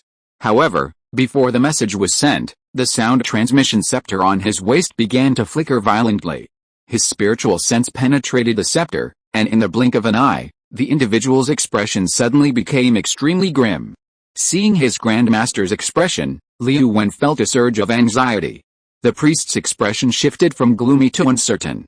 Suddenly, he pulled out a pill bottle from his bosom, poured out a fragrant, emerald green elixir, and held it to junior brother Wu, coldly commanding, "Take this." Junior brother Wu took the pill and swallowed it without hesitation. In an instant, his face flushed crimson, and his spiritual energy surged. Rays of azure light surged from within, enveloping his entire body. At first, junior brother Wu wore a delighted smile, but then his expression suddenly changed, and his body suddenly arched like a shrimp. With a yelp, a stream of blood erupted from his mouth, It splattered onto the deck, turning the ground a bloody color. Within this blood, densely packed crystals appeared. Seeing this, the giant and high priest stepped forward and placed his right hand on the man's back. From his hand, pure giant essence flowed continuously into junior brother Wu's body. Liu Wen stood in the crowd, straining his head, watching the master's actions intently. But the next moment, as if stung by a scorpion, the giant and high priest raised his right hand with lightning speed, retreating 100 feet, a look of utter terror on his face. Ahem. Liu Wen coughed violently, swallowing the blood rushing up his throat as he stared wide-eyed at junior brother Wu, who was not far away. In full view of everyone, junior brother Wu's flesh suddenly split open, revealing a dense mass of crystal sands growing from deep within. Clusters of crystals suddenly pierced his skin, exposing themselves to the naked eye. They visibly grew, split, and multiplied, quickly spreading throughout his body. "Help me!" A terrifying figure, covered in crystal growths, stretched out its arms, its grain-covered arms, wailing in a hoarse, piercing voice. Everyone shuddered and retreated far away, revealing a large, empty space. Their faces paled with fear. Meanwhile, the giant and high priest, further away, felt a surge of mana within him, and a sharp pain pierced the palm of his right hand. He raised his right hand, opened it, and saw a cluster of crystals piercing his skin, revealing a trace of blood. Seeing this scene, his heart sank to the bottom. "Oh no, quick, something terrible has happened. Report this to the emperor." The crystallization disease spread rapidly among the followers at an unimaginable speed. From the nascent soul ancestors to the key refining disciples, all were unknowingly infected with the unknown disease. In just half a day, nearly half of the Xiandao followers showed obvious signs of crystallization. For a time, everyone was in a state of panic. What a bunch of losers. They can't even find the cause of a minor crystallization disease. Losers, good-for-nothings. Grandmaster Sima has already taken action personally. He is a great master of alchemy and will definitely find a cure for the crystallization disease. Don't worry, everyone, it must be the plague planted by that damn thief. Old man Baidu, you are an expert in both poison and poison. Have you found out what kind of insect is causing this? HMPH, I've checked it over and over again. It's definitely not insects and unknown poisons. It should be some kind of supreme death curse. Baidu is right. With our level of cultivation, it's impossible for some kind of poison and insect to make us all fall victim to it and be left helpless. If the Xianzhu realm had such means, it would have been used during the war between the two realms. Why wait until now? No, I've tested it with a secret technique of living beings. Every crystallization patient has a very faint trace of alien vitality. It must be some unknown creature, haha, since it's a living thing, there must be a way to kill it. I'm sorry to disappoint the Demon Suppression Palace Master. I've tried everything, but the results have been the opposite. The condition of all the patients who have been treated has worsened significantly. Let me add that the crystal clusters on those who died from this disease are still growing. Also, even in the most heavily defended Chongdao Palace, some people have experienced crystallization. This is extremely terrifying to think about. I wonder if the two emperors Haodu and Xianxian have passed down any decrees? Isn't Bu Xiancao in the palace? Has he made any move to predict the good or bad luck of this matter? I already did, and the divination is very ominous. Don't spread this matter. Only we, the high priests, need to know. Oh no. Hey, the emperor has a decree. The emperor's decree has arrived. By the will of heaven, the Lord God decrees, don't panic. The root cause of this disease is caused by a very small unknown poison. The root cause has been found, and the day of treatment is not far away. Be patient and wait a few days. The emperor's decree quickly reached every temple and fortress. Upon hearing the decree, the panic-stricken atmosphere dissipated among most Xiandao followers, and they became excited. However, some, such as Liu Wen, imprisoned in the death cell at the bottom of the fortress, became even more desperate. His internal organs had become severely crystallized, and his life force was as fragile as a candle. Previously, Liu Wen had seen off many crystallized patients. And now it was his turn. As Liu Wen quietly awaited death, somewhere in the vast, high heavens, a small silver sword suddenly pierced the void and appeared out of thin air. At the same moment, a child with red lips and white teeth parted the clouds and leaped down to the sword, happily fiddling with its white fingers. A dark yellow earth energy descended from below, transforming into a towering giant over 10 feet tall, wearing a crown and tassels. The giant was as majestic as a mountain, his features dignified and solemn, his expression unsmiling. Yet, his skin was as white as jade, like a statue of the finest jade. This giant was none other than the true form of Hao-Tu Emperor. The crown he wore dangled from 12 tassels, each end inlaid with precious jades of 12 colors, red, white, green, yellow, and purple. Each shimmered with a dazzling aura, a magnificent spectacle. How-Tu, this happened while you were on duty. How will you explain this to that person? Suddenly, the clanging sound of a sword shattered the clouds, echoing endlessly across the heavens. It was the Heavenly Sword Emperor who first broke the silence. The Jade Giant spoke slowly. I will apologize to that person later. However, if the 3 expeditions fail, you, Xianjian, will also be held responsible. You refused to join forces with me, and that's why you let the thief go. HMPH, you piece of shit. You can't even apprehend a petty thief. How dare you, How-Tu, speak so shamelessly of me in front of such a crowd? As the sword roared, the Xianjian's body suddenly radiated with razor-sharp silver-white blades, slicing through the surrounding void, creating a dense web of spatial cracks. At that moment, the rosy-lipped, white-toothed child suddenly released its fingers, tilted its head, and smiled innocently. However, behind the child, a vast darkness spread out.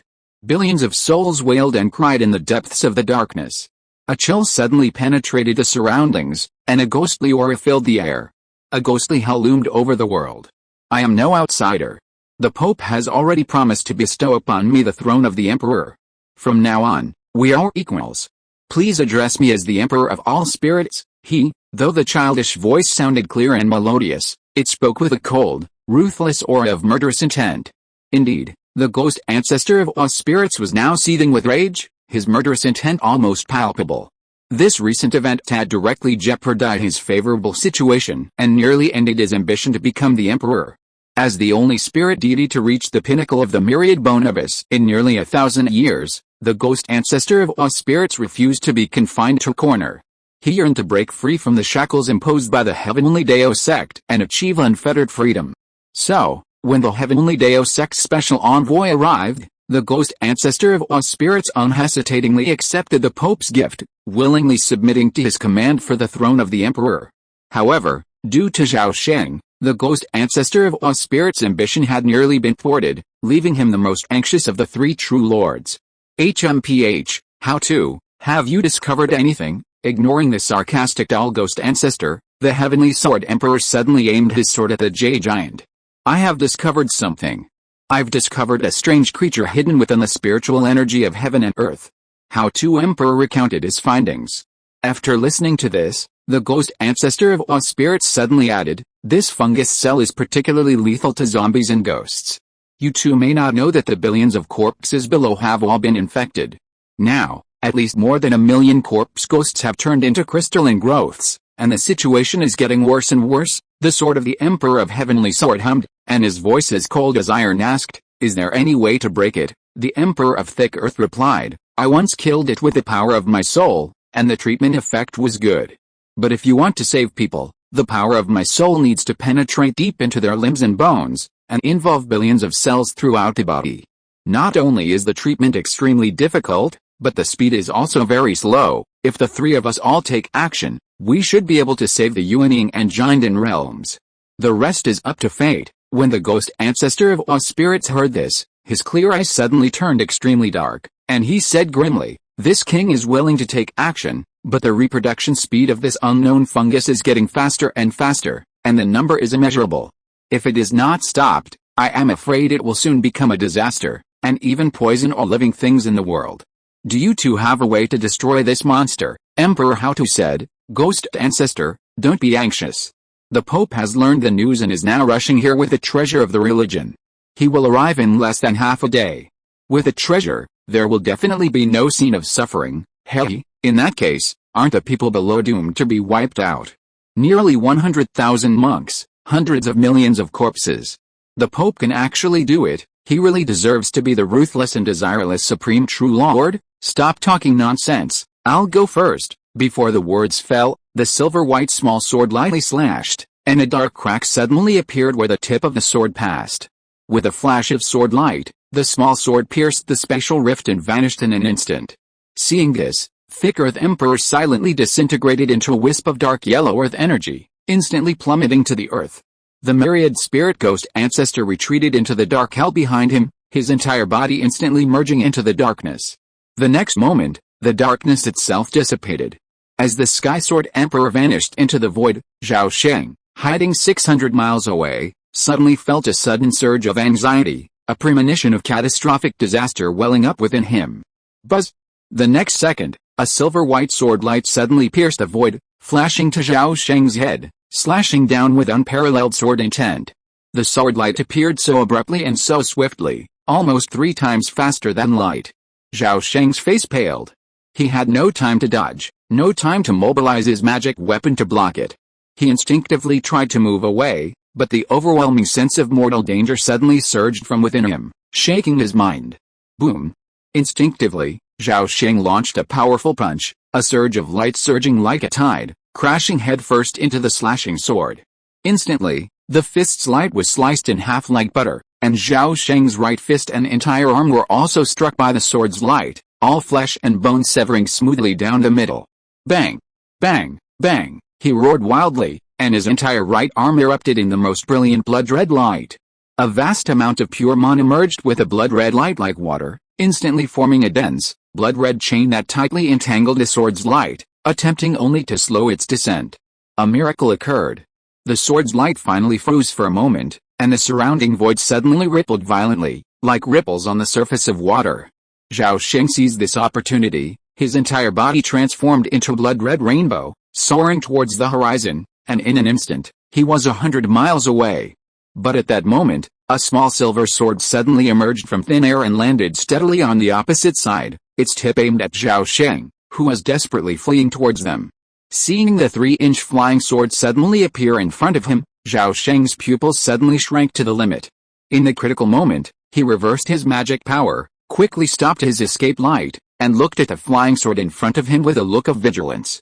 Chapter 462 The Unlucky Child, Additional Chapter 22 for Alliance Leader Azul 123. Zhao Sheng was in a state of extreme distress, even pathetic. His face was utterly pale, his right shoulder empty and bloody, one arm missing. He stared at the flying sword ahead with alarm, his mind racing, a silent groan of pain. The sight of the sword immediately reminded Zhao Sheng of one of the Xiandao cult's most formidable enemies, the legendary Heavenly Sword Emperor, who sacrificed his soul to a sword. According to the secret scrolls he had read, the Heavenly Sword Emperor was a legendary sword master from 10,000 years ago, whose cultivation had reached the semi-transcendent state before his death. As he neared his death, the Heavenly Sword Emperor, desperately seeking to break through the barrier of the transcendent state, resorted to a remnant of an ancient sword embryo technique, sacrificing his own sword embryo to the sword in a heaven-defying, life-threatening ritual. The outcome was both a success and a failure. Although the Heavenly Sword Emperor had successfully imbued his soul upon an ancient flying sword, it had become a sword spirit with its own independent consciousness. As a result, he achieved a preliminary escape from birth, old age, sickness, and death, becoming a primordial spirit flying sword, said to be far superior to ordinary ancient treasures. Its immense power and spirituality rivaled those of the legendary true form spirit treasures. However, as the great Dao is constant, every gain must be tempered with a loss. Despite the Heavenly Sword Emperor's immense combat prowess, arguably ranking him among the strongest in the netherworld, due to the inherent flaws of the sword spirit, even a mighty being like him could ultimately be controlled. While the title of the 4 great emperors of the Heavenly Dao sect may sound impressive, in reality, they still obey the command of the Heavenly Dao Patriarch. Countless thoughts flashed through Zhao Sheng's mind. Facing the most formidable Heavenly Sword Emperor, he couldn't defeat him, nor could he flee. With a fleeting thought, he vanished from the air with remarkable abruptness.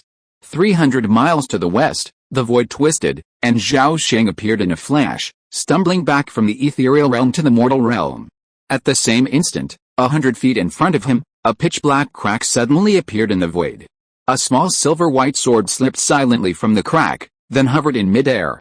The entire process was incredibly smooth, without a trace of fireworks. At this moment, Zhao Sheng felt a dull pain in his neck.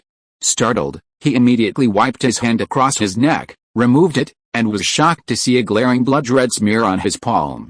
He was injured, and he didn't know when. The next second, Zhao Sheng's pupils constricted, and he looked sharply at the Yuanling flying sword 100 feet away. His heart suddenly pounded like a drum. Oh no! The Heavenly Sword Emperor truly has the ability to travel through the virtual world. In a sense, the Heavenly Sword Emperor was Zhao Sheng's nemesis. Even if he activated phase shift, he would most likely be killed by the Heavenly Sword Emperor's sword in the virtual world. What struck Zhao Sheng as odd, however, was that the Heavenly Sword Emperor, having only launched one attack, seemed to have no intention of continuing. He simply hovered quietly in the air, his sword emitting a clear, luminous light. Meanwhile, countless blood-stained buds sprouted from the base of Zhao Sheng's broken right arm at a visible rate. In a brief moment, the fragment had taken shape. Meanwhile, the Heavenly Sword Emperor silently observed the daring individual across from him, secretly observing their luck with a unique perspective of a sword spirit. Soon, however, he was filled with astonishment. The individual appeared to be protected by a rare treasure, seemingly a lifeless stone, yet his entire being possessed a single breath of energy, let alone a single breath of luck.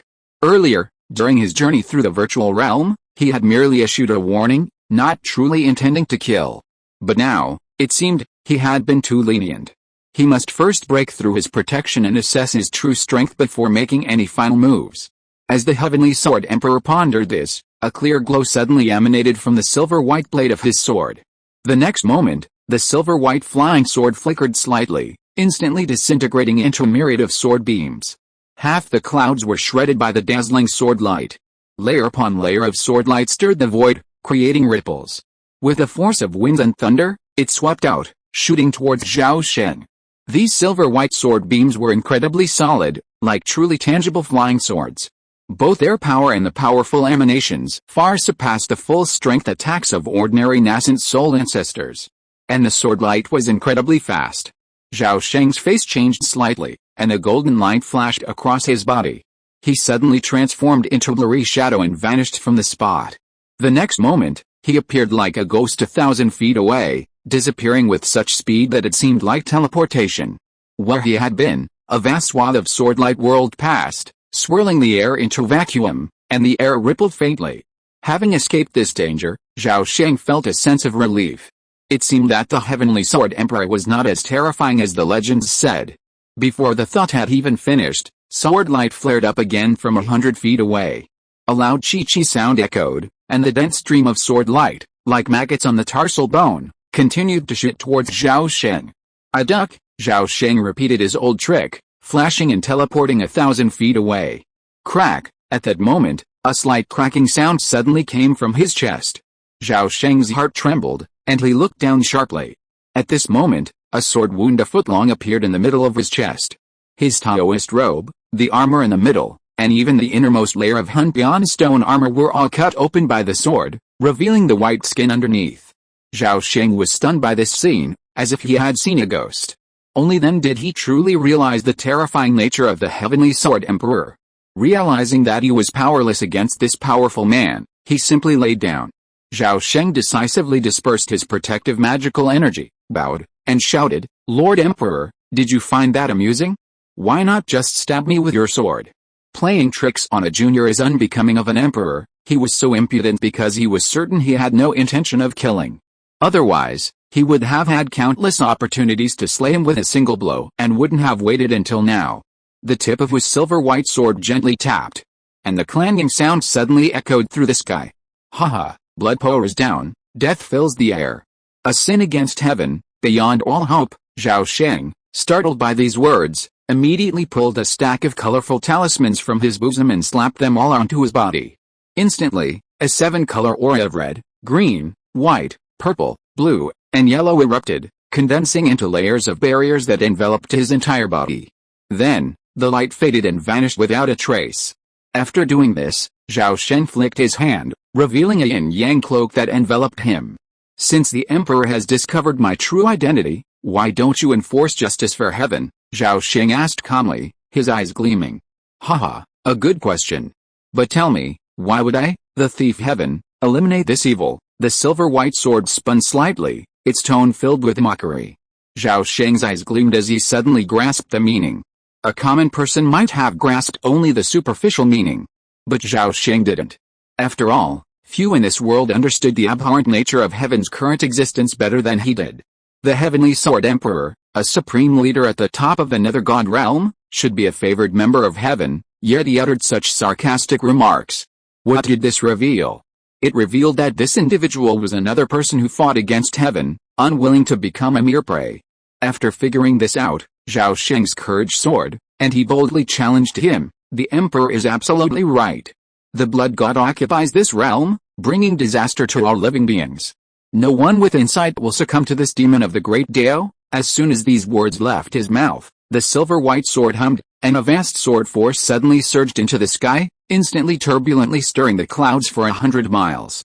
A hole suddenly tore through the heavens, revealing the dark and profound void beyond the realm.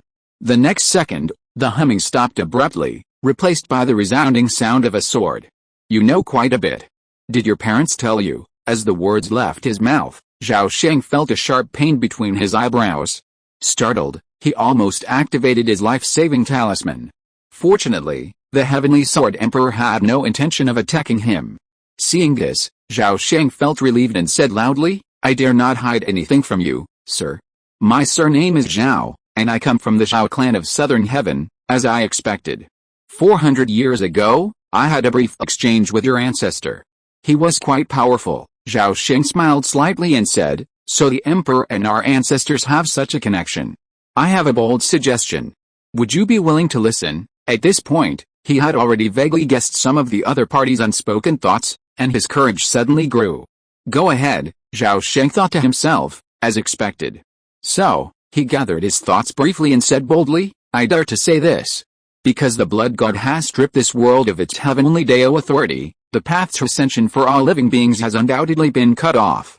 As long as the blood god exists, there will be no chance for the living beings of heaven and earth to rise again. Rather than sit and wait for death in this dead end, your majesty, why not move to the heavenly pillar realm? This realm will welcome you with all its heart, haha. You are quite courageous. Daring to trick me into surrendering to the enemy. Do you think my sword is weak and I can't kill you? The 6 Yang leader, Zhao Sheng laughed and said, Your Majesty, you are too polite. I mean well. The longer your Majesty stays in the nether god realm, the more likely you will be targeted by the blood god. My lord, you have become a god through the sword, and with no lifespan limit, you are almost immortal. You would not be willing to see your 10,000 years of cultivation vanish into thin air in a single day. HMPH, the Heavenly Sword Emperor suddenly snorted coldly, but remained silent for a long time. Zhao Sheng's eyes flashed, and then he said nothing more, just quietly waiting. After a long moment, a faint sigh rang out in his ears. Alice, Zhao Sheng was overjoyed when he heard this sigh. He had guessed right. Although I am the Four Directions Emperor, I am controlled by others and have long been deprived of my freedom. Your advice is good, but it is ultimately useless, unless, here it comes. After all this witty talk, the real feast is finally about to be served. Zhao Sheng was greatly encouraged and said respectfully, if you have any unspeakable secrets, please speak up. On behalf of our ancestors, I would like to express my heart. I am very willing to help you break free from the shackles and regain your freedom. Very good. Your words are worth my mercy just now.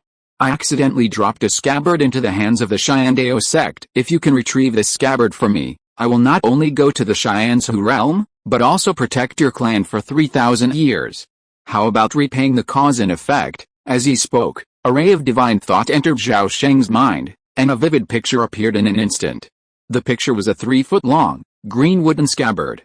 On both sides of the scabbard, the front was a rising red sun with rosy clouds, and the back was a lush and vigorous pine and cypress. Seeing this, Zhao Sheng nodded without hesitation and said, Thank you for your trust, sir. I will do my utmost. Very well, you are the 13th person I have chosen in 3,000 years to defy the heavens. I hope you can help me achieve my wish. As his voice faded, a small silver sword suddenly pierced the void, disappearing into a dimensional rift in a flash, vanishing without a trace. Zhao Sheng saw that the Heavenly Sword Emperor had finally departed, and sweat suddenly broke out on his forehead. Only then did he notice a layer of cold sweat on his back. Huh? He let out a deep breath, finally relaxed, and was about to fly away. But the next moment, Zhao Sheng's face changed drastically, his body suddenly twisted and blurred, and he was about to teleport away. At that moment, a ray of black light suddenly appeared from nowhere in the distance. With incredible speed, it flashed and penetrated the purple palace between his eyebrows, completely ignoring all defensive measures. Hey! A cold and evil laugh suddenly exploded in Zhao Sheng's mind, and he felt his soul tremble, and his phase shift was instantly interrupted. After realizing what was happening, he gasped and lamented, "Why am I so unlucky today? I've actually encountered two beings capable of countering my talents. Heaven truly has no mercy on me." As this thought flashed through his mind, Zhao Sheng's left hand suddenly contained a bright yellow jade talisman, resembling a scepter. This talisman shone with a rich spiritual aura, its extraordinary power evident at first glance. Holding it, Zhao Sheng felt a sense of relief, secretly comforting himself. At worst, I can just unleash my ultimate move. Let's see who's so foolish as to take the full force of Huashen's engine's attack. At that moment, from a dark river of ghostly fire on the surface, a skinny, 3-foot-tall imp, its body ablaze with dark green will-o'-the-wisp flames, suddenly flew out. With a somersault, the imp suddenly soared hundreds of feet into the air, landing over 10 feet away. Its hideous, ghostly face glared at Zhao Sheng with a grin. "Senior Ghost Dao, why did you just block my path?" Zhao Sheng asked fearfully, looking at the seemingly ordinary little ghost before him. "Hey, little ghost, you just did something bad in this ancestor's territory, and you're trying to sneak away. How could you possibly get away with something so easy?" The green fire ghost spoke with such prestige that he implied he considered the 10,000 Bones Abyss his own territory, his tone terrifying. However, Zhao Sheng believed him without a doubt. "Senior, what compensation do you want? Why not tell me?" Zhao Sheng tried to stall for time while mobilizing his spiritual power, striving to extinguish the black light that was pinning the sky above the Soul Sea. "Compensation? Hey! This ancestor is not as easily fooled as the heavenly sword. Little ghost, you'd better just follow me back and save me some trouble." The 10,000 Spirits Ghost Ancestor is the resident of the 10,000 Bones Abyss, commanding countless ghosts throughout the abyss. When it comes to being well-informed, no one can surpass this old monster. Because of the brief delay, the Ghost Ancestor of all spirits sensed the Yin Ghost Corpse's message and quietly split off a mid-level ghost body, secretly rushing here. Previously, due to the presence of the Heavenly Sword, the Ghost Ancestor of all spirits was unable to show himself.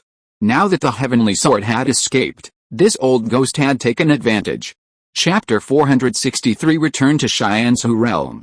Upon hearing this, Zhao Sheng immediately realized there was no way this could be resolved peacefully. He needed to fight a battle before leaving. However, this place was only 1,000 miles from the main camp. If he delayed even a moment, he might not be able to leave. Therefore, this battle, if it didn't start, then it would be best to decide the outcome immediately. With this thought, Zhao Sheng steeled his resolve. Suddenly, muttering something, he waved his left hand, and a stream of light flew out, soaring into the sky in an instant. A rumble like thunder echoed from the sky above. The clouds suddenly rolled and dispersed, and the sky darkened. A shadow as vast as a mountain emerged from the sky. It was an immense dark golden figure, slicing through the sea of clouds. Its length was unseen, but it must have been several thousand feet long. Its slender body, like a dragon, was covered in dark golden scales, obscuring the sky like a dark cloud, casting a vast shadow below. At that moment, a towering giant, his entire body seemingly cast from gold, 100 feet tall, rode atop the massive dragon's back, emanating a breathtakingly majestic aura. The myriad spirit ghost ancestor gazed at the colossal figure overhead, nearly obscuring the entire sky, and the 100-foot-tall giant. Though his expression remained unchanged, his heart was filled with wariness and dread. Within the two realms, only a handful of individuals possessed the most powerful strength. Thus, the myriad spirit ghost ancestor instantly recognized the giant's identity, Zhao Jianglong, the formidable figure of the Xianzhou realm. Boom boom boom. Before it could react, the phantom mountain dragon from the depths of the clouds lashed out with its mountainous tail, lashing out with rolling wind and thunder, an overwhelming force like a tidal wave, thundering towards the ghost ancestor's clone. At the same instant, the 100-foot-tall giant also moved, suddenly expanding dramatically, transforming into a cloud of bright yellow light 1,000 feet in radius. Driven by the mountain dragon's immense force, it plummeted like a meteor. A fierce look flashed in the ghost ancestor's eyes, and he slapped his head. Suddenly, he transformed into a ball of dark green fire the size of a water tank. A pitch black, vertical pupil, half the height of a human, emerged from the depths of the green flames, emitting a faint, eerie glow, resembling the pupil of a ghostly deity. An aura of profound malevolence emanated from the dark vertical pupil. Boom! A blinding black light, 3 feet thick, shot out from the pupil, meeting the falling Earth Spirit light cloud. As soon as the black light made contact with the Earth Spirit light cloud, it was easily obliterated. The next moment, the Earth Spirit light cloud swamped the ghost ancestor's location and rapidly contracted, causing the void there to become incredibly solid, as if time and space were frozen. Boom! The ground was struck by the light cloud, and an unimaginable force pounded deep into the earth, instantly cracking the ground with countless massive fissures. Vast quantities of earth and rock flew into the sky, forming a mushroom cloud that expanded above. A thick haze soon enveloped the surrounding area for hundreds of miles, obscuring everything. At this moment, thousands of miles away, deep within the Golden Palace, Thick Earth Emperor suddenly stopped what he was doing, abruptly stood up, and turned to gaze westward.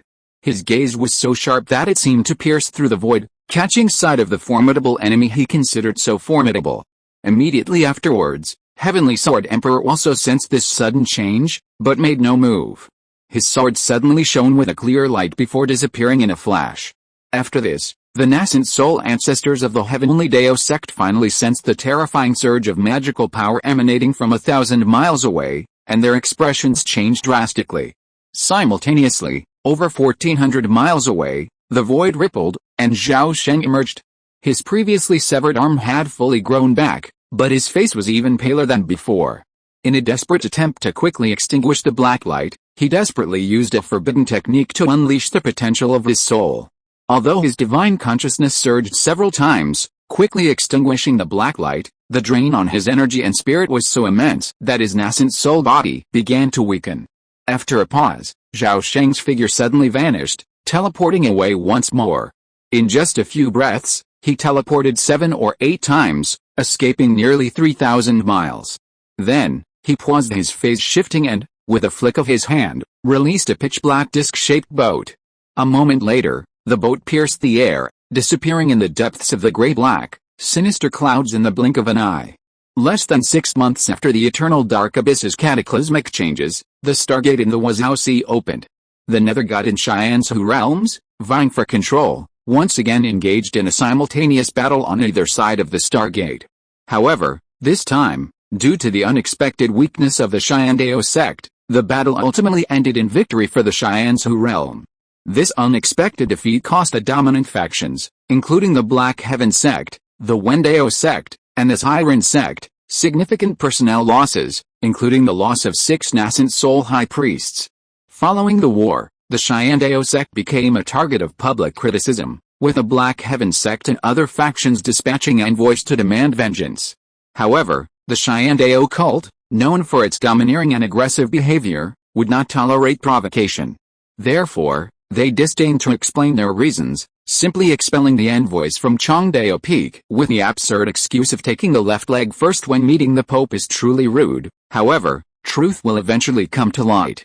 As the third invasion plan gradually leaked out, the Cheyenne-Dao cult suffered a severe blow in the Eternal Abyss, significantly reducing its influence and slowly spreading news of countless casualties among its followers. As word of this horrific incident spread rapidly, the name of a certain Cheyenne-Dao cult traitor also spread quietly throughout the various immortal cultivation forces, both large and small, in the Nether God realm. Of course, the various events in the Nether God realm had little to do with Zhao Sheng at this moment.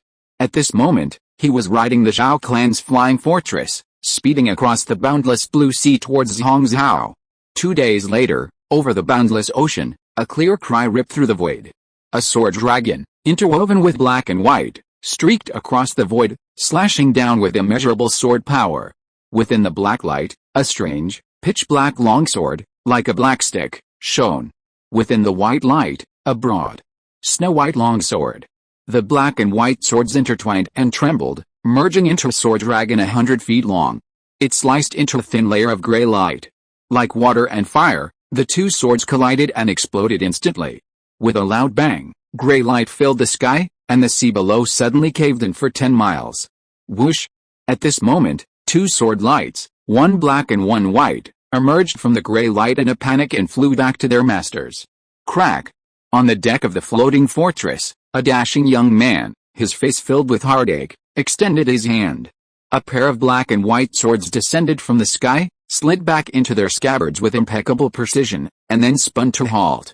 Zhao Sheng slowly descended from midair, landing beside the dashing young man.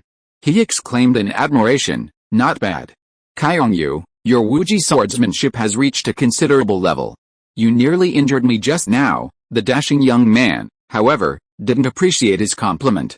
Instead, he lamented, "16th brother, don't flatter me. I know my limitations.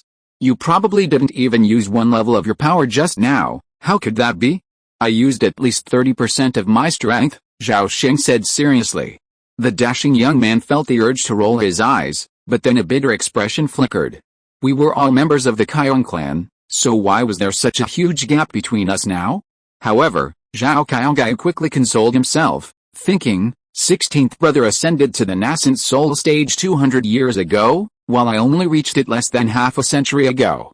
My inferior strength is understandable." Just as Zhao Kaiyongai was consoling himself, a figure quietly descended from the upper levels of the fortress and landed beside the two of them. The figure, clad in a robe of star-linked shimmering symbols, had a stern expression and remained unsmiling. It was none other than the Taoist Tuo Feng, who had crossed over from this world. Zhao Sheng couldn't help but smile upon seeing him.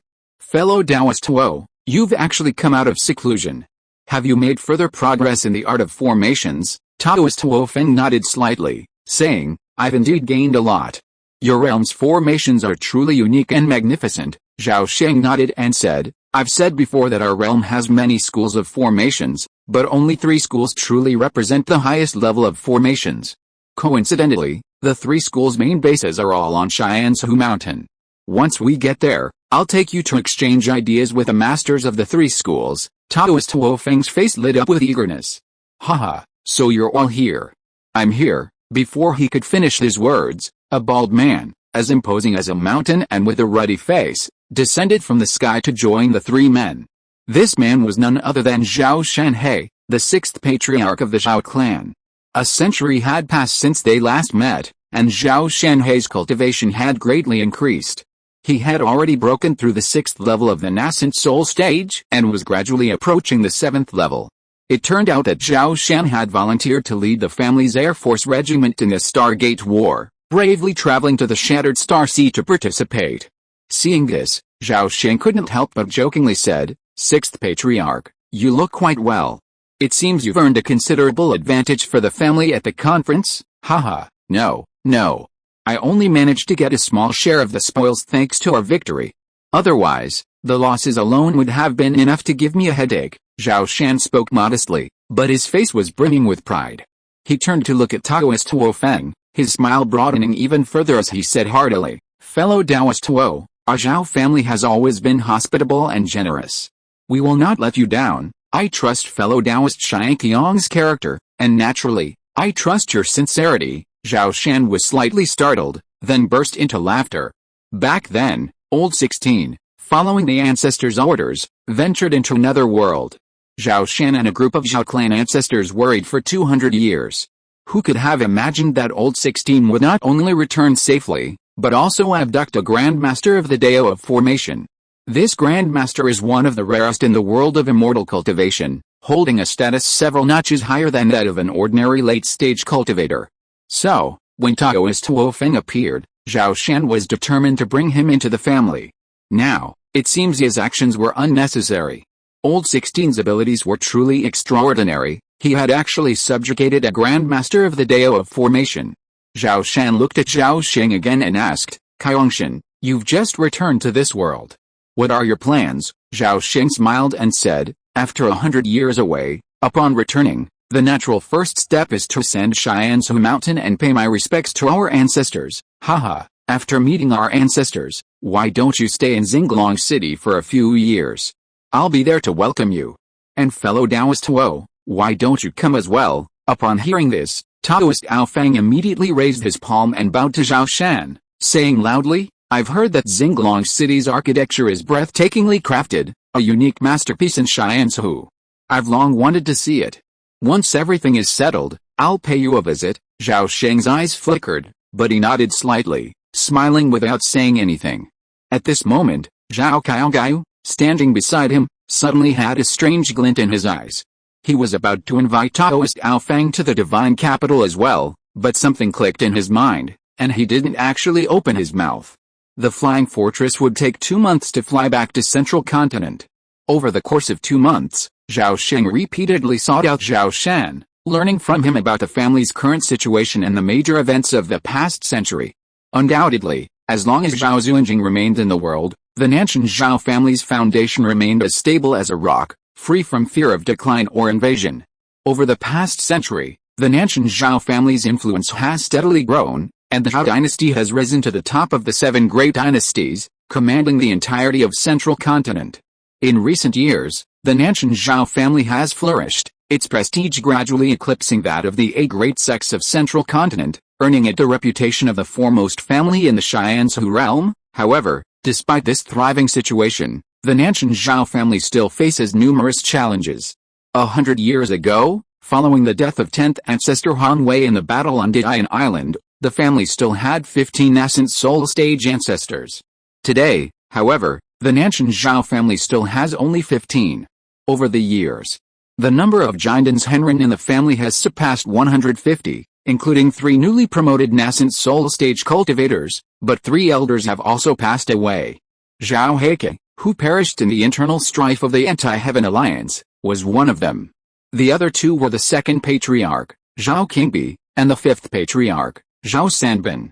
The 2nd Patriarch, Zhao Qingbi, passed away due to exhaustion, leaving the Zhao clan devastated with the loss of a late-stage great cultivator. The 5th Patriarch, Zhao Sanbin, joined the 4th Patriarch in exploring the outer void, never to return. 50 years ago, the 5th Patriarch's soul lamp, placed in the ancestral hall, suddenly went out. The 4th Patriarch's soul lamp, however, remained intact. The extinction of a soul lamp signifies the death of its owner. Besides Zhao Qiaogao, the 3 newly ascended nascent soul ancestors also include a member of the Bo generation. The identity of this last one is extremely unique, and Zhao Sheng was quite surprised. Zhao Jinghen. Over 200 years ago, he served as a saint emperor, a man of great talent and strategy. Back then, Zhao Jinghen had only recently ascended to the Golden Core stage when he stepped down as saint emperor.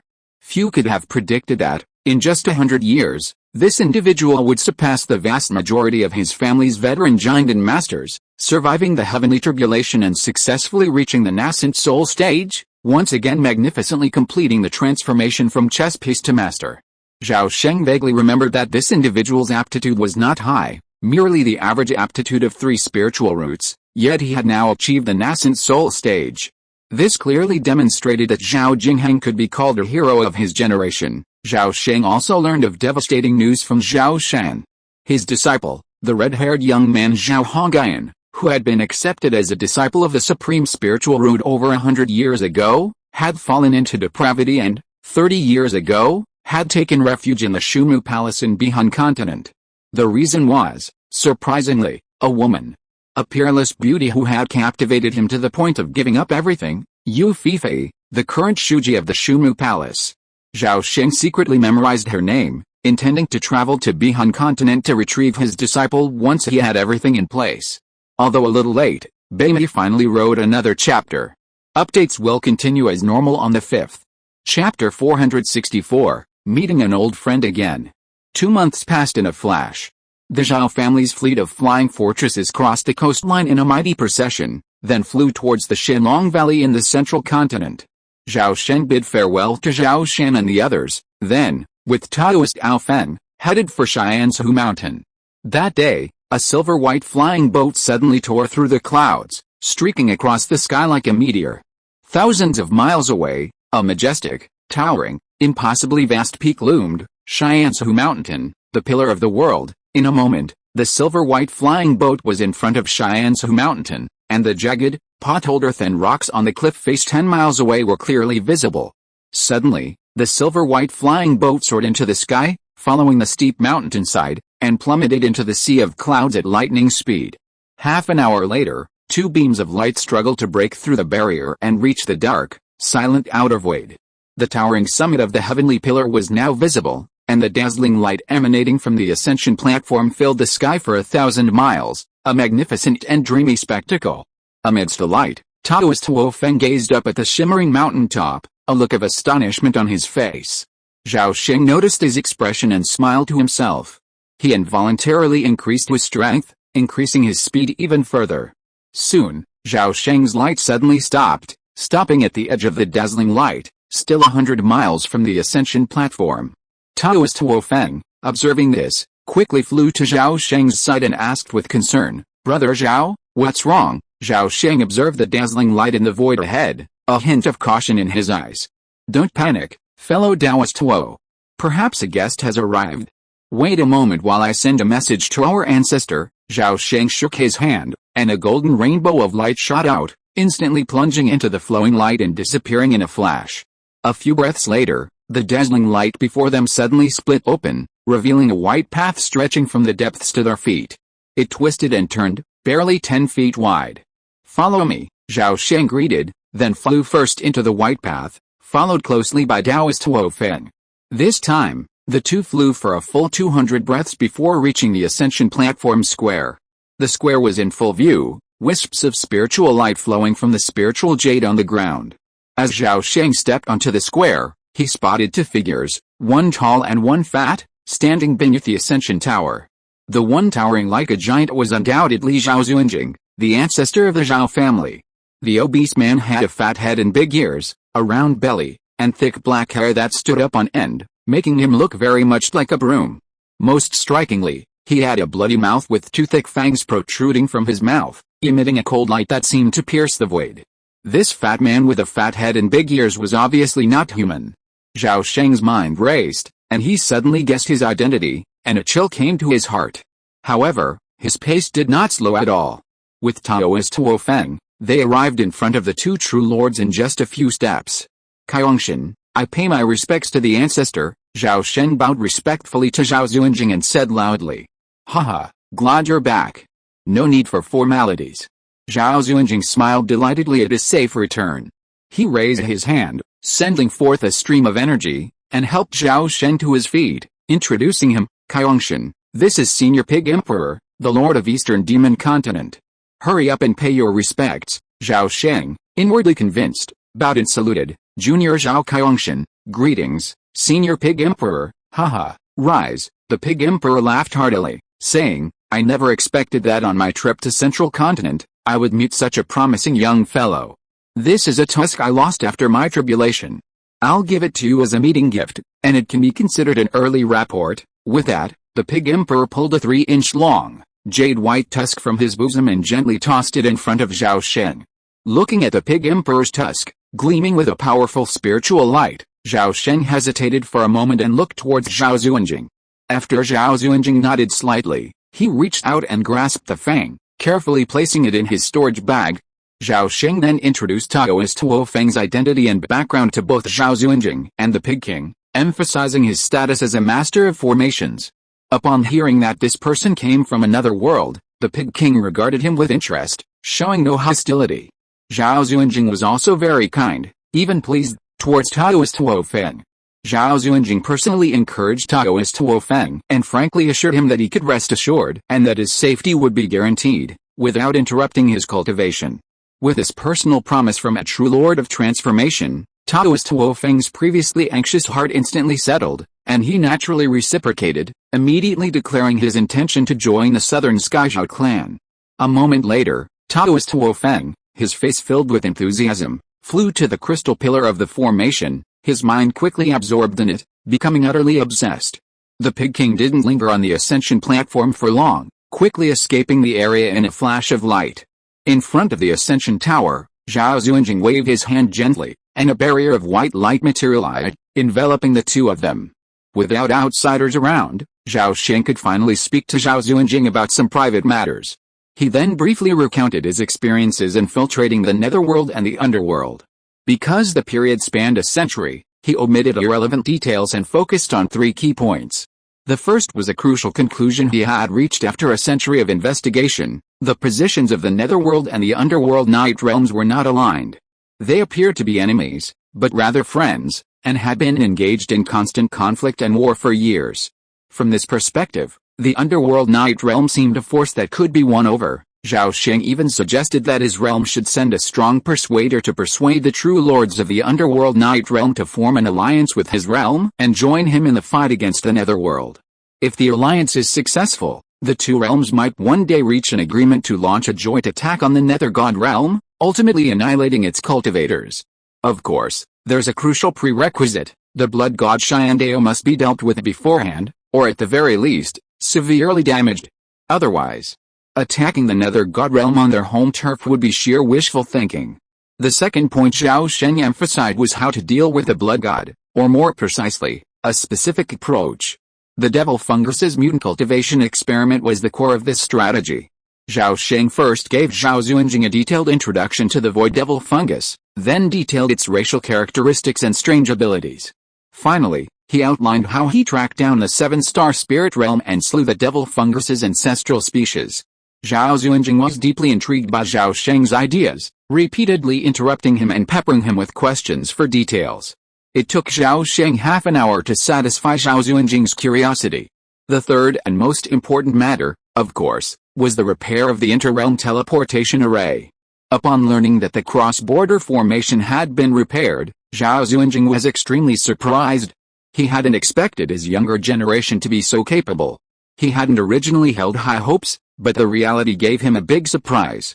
Looking at the large formation image projected by the recording bead, Zhao Xuanjing smiled very happily and praised, "Well done. Kaiongshan, the great contribution you have made to the family this time can be called the first contribution in 10,000 years. The eternal foundation of my Nanshan Zhao family was laid by you," Zhao Sheng said very humbly. "Old ancestor, you are too kind. Kaiongshan's contribution is so insignificant, how can it be compared with that of the ancestor? My Zhao family can be at its peak today, all thanks to your efforts, old ancestor. Hey, the family can come this far, it is not just the efforts of this old man. Before this old man, there were Cheng and the ancestor who laid the foundation for the family. After this old man, there were King Gang, King Bi, Chengdu and others who shed their blood for the family throughout their lives and made great contributions," Zhao Xuanjing said seriously. "Now we have you, Zhao Kaiongshan. It can be said that the fortune of my Nanshan Zhao family has been prosperous for a long time, and outstanding people have emerged from generation to generation." When he heard the two familiar yet unfamiliar names, Zhao Sheng looked solemn on the surface, but he was a little dazed in his heart. For a moment, he recalled the people and things he had encountered in his previous lives that he had been unable to let go of for a long time. But soon, Zhao Sheng collected his thoughts and returned his attention to the main business.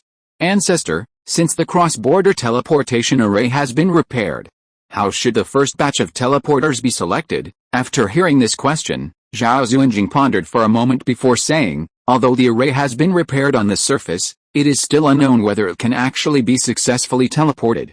However, the value of this array is immeasurable. It is worth taking a risk for it. The most important thing for this candidate is both wisdom and courage, and his strength cannot be too low, at least at the nascent soul stage. He must also be adaptable and proficient in life-saving methods." The more Zhao Sheng listened, the more familiar it felt. "Isn't this talking about himself? Zhao Xuanjing is pointing at me?" Thinking of this, Zhao Sheng tentatively said, "Why don't we just choose? Just let me go?" But Zhao Xuanjing flatly refused. "No," he then explained. "Kaiongshan, your intentions are good. Even though our family has over a dozen nascent soul cultivators, you're the most suitable candidate. But I absolutely do not agree to let you take such a risk." At this point, Zhao Xuanjing changed the subject. "You're less than 300 years old, yet you've already broken through the 7th level, becoming one of our family's only 2 great cultivators. Kaiongshan, you have the potential to reach the divine transformation stage in the future. How can you risk your life so easily?" Zhao Sheng nodded silently, not surprised that Zhao Xuanjing had seen through his cultivation level. He knew he was right. As long as he didn't waste time, he would eventually break through to the divine transformation stage. And that day would definitely not take more than 500 years. After his proposal was rejected, Zhao Xuanjing made no decision. After all, there were still 100 years until the next Stargate opened. In the meantime, there was plenty of time to observe the Zhao family's nascent soul ancestors and select the right candidate. Sunrise and sunset, 3 days passed in a flash. After 3 days of listening to the ancestors' teachings, Zhao Sheng felt a profound improvement in his cultivation. At the end of the 3 days, Zhao Xuanjing concluded his lecture and returned to the interlayer of the Void Realm to cultivate. Zhao Sheng also forcibly dragged the nearly ecstatic Taoist Huo Feng off the ascension platform. Afterward, Zhao Sheng took Taoist Huo Feng to the 3 sacred formations of Wuji Valley, Guanchen Cliff, and Fuguang Terrace, visiting Grandmasters Wang Yu, Liu Yishao, and Li Ziren. Upon learning that Taoist Huo Feng was also a Grandmaster of formations, the 3 Grandmasters were overjoyed and immediately invited him to discuss their experiences. All 4 were experts in formations, and after a brief exchange, they immediately recognized the other's exceptional skill and profound knowledge. At their level, it's often difficult to find a true friend. Having finally met a true friend, the 3 Grandmasters couldn't let this opportunity slip by. The scene was filled with heated debate and passion.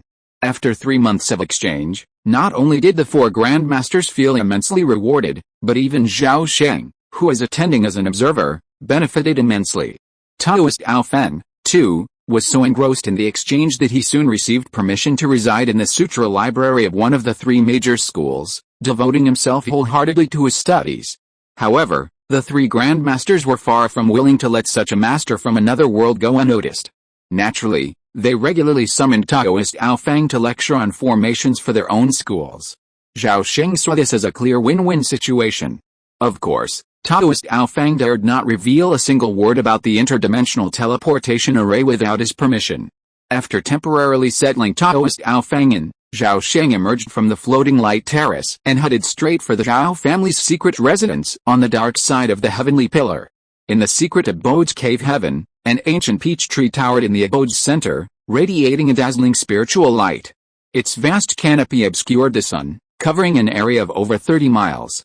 Among its twisted branches and jade leaves, red-topped peaches, each as big as a human head, appeared and disappeared, emitting a shimmering aura. Puffs of spiritual clouds drifted beneath the canopy, shrouded in a hazy mist. Among the medicinal fields, gigantic, twisted roots could be seen protruding from the ground, like dragons freely traversing the earth, brimming with infinite vitality.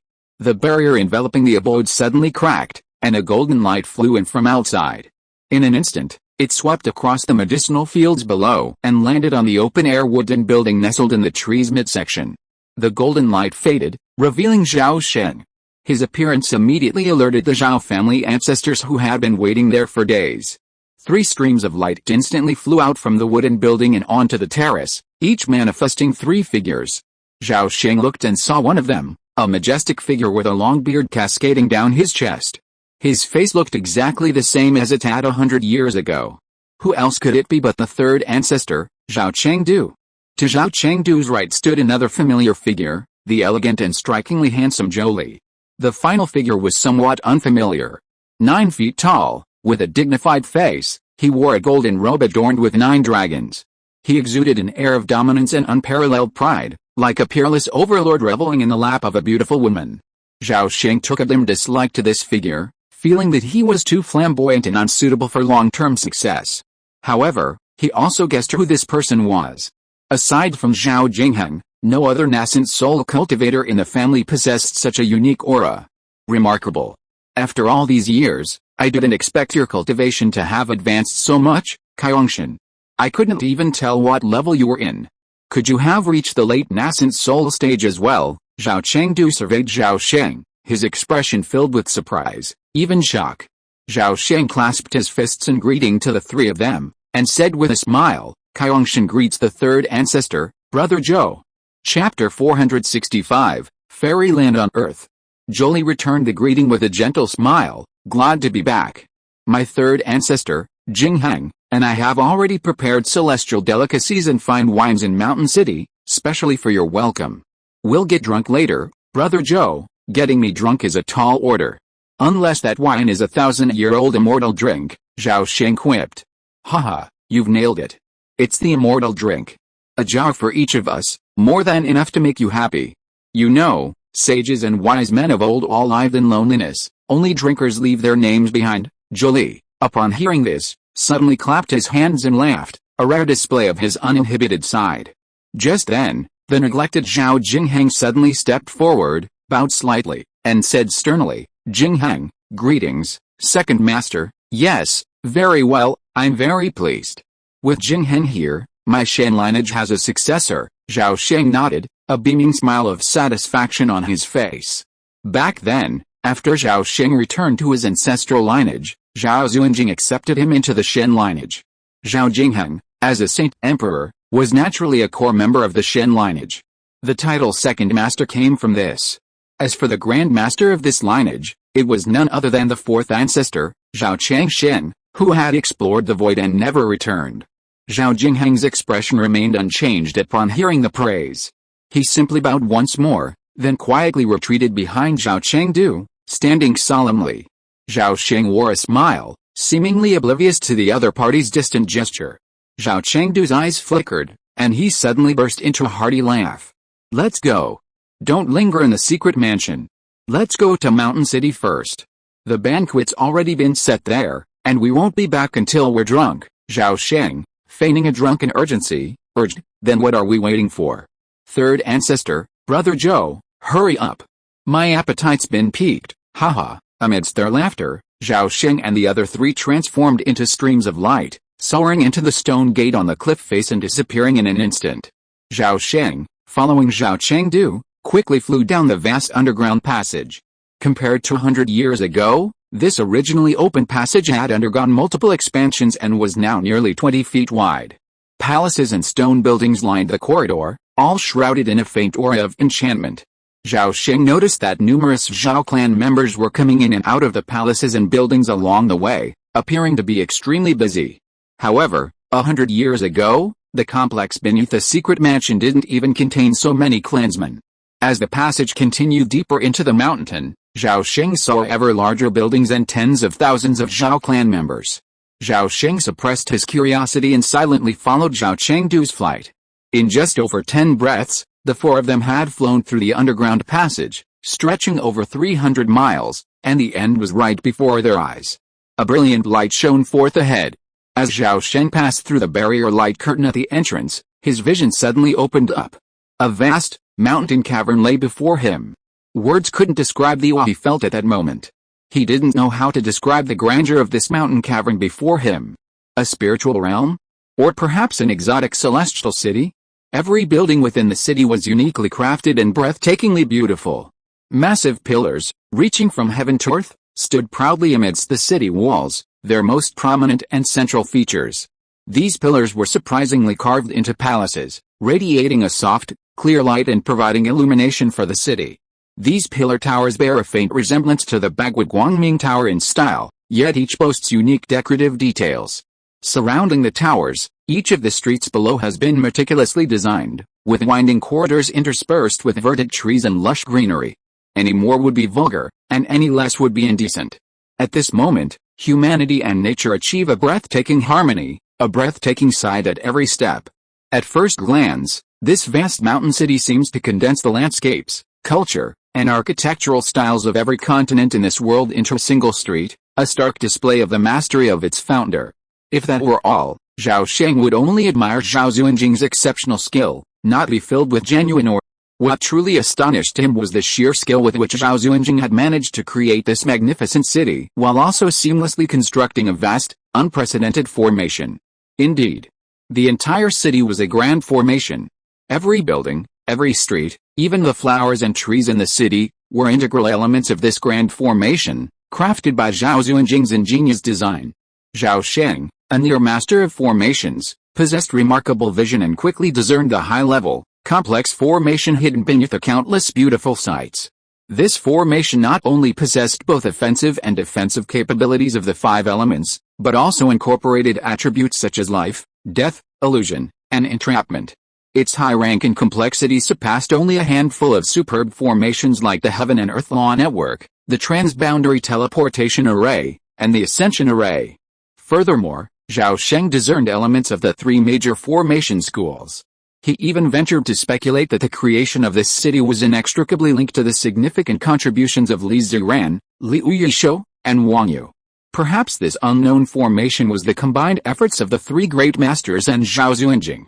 As the four flew into the city, Zhao Chengdu noticed Zhao Sheng's astonishment and immediately became overwhelmed with pride. With a hint of boasting, He said with a smile, "How is the city?"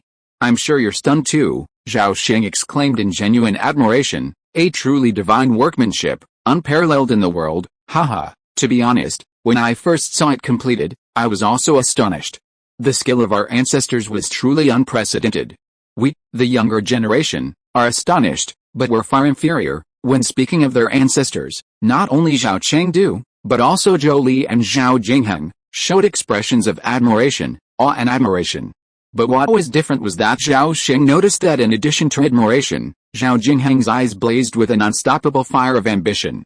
This man is incredibly ambitious, his character and skills are both top-notch, but unfortunately, his talent is lacking. Jingheng's ambitions are too high, and this may not be a good thing for the Zhao family, Zhao Sheng thought to himself, a hint of worry rising within him. Just as he was worried about Zhao Jingheng causing trouble, the four of them arrived in front of the pillar tower in the city center. Suddenly, celestial music emanated from the tower. At that moment, numerous well-dressed individuals flew out, shouting "Welcome, old ancestor." Zhao Chengdu nodded slightly, signaled for everyone to disperse, and then took Zhao Sheng and the other two to the top floor, the worry-free pavilion. That day, the wine was fragrant, the people were harmonious, and the atmosphere was joyous. Zhao Sheng, too, became drunk in the worry-free pavilion and had to rest for the day. The next day, upon waking, Zhao Jingheng approached, personally accompanying the second master of this lineage on a tour of the mountain city.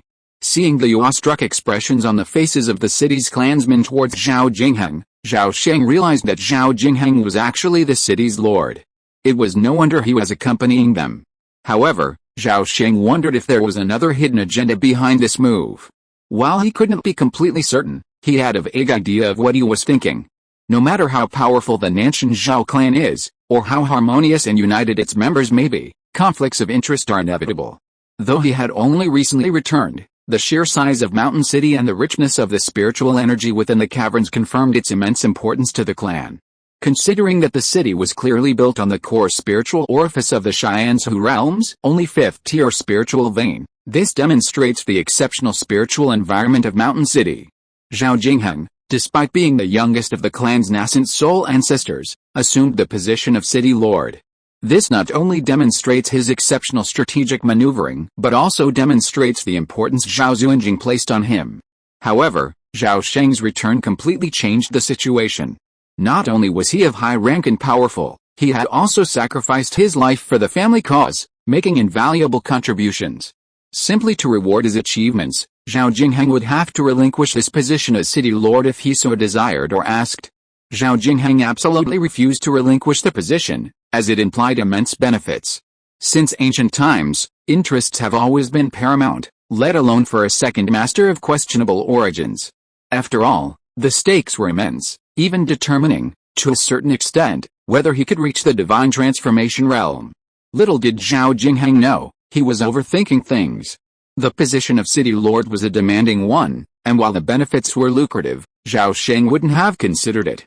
If he revealed his true wealth, it would likely shock everyone in the family, even Zhao Zuanjing. For example, the Yuanshan fruit, the Sumeru ring, the 3-yang blazing flag, the 9 netherworld pagoda, the void capturing basket, and so on. Any one of these was a priceless treasure, too priceless to be measured in spirit stones. Zhao Sheng discerned the man's dark thoughts beneath a bright and clear sky, but he didn't point them out, feigning ignorance. 7 or 8 days later, Zhao Chengdu and Zhou Li departed. Zhao Sheng, taking advantage of this, requested a retreat for cultivation, while politely declining Zhao Jingheng's kind offer to remain in the city, stating that Dian Island was the most suitable place for cultivation.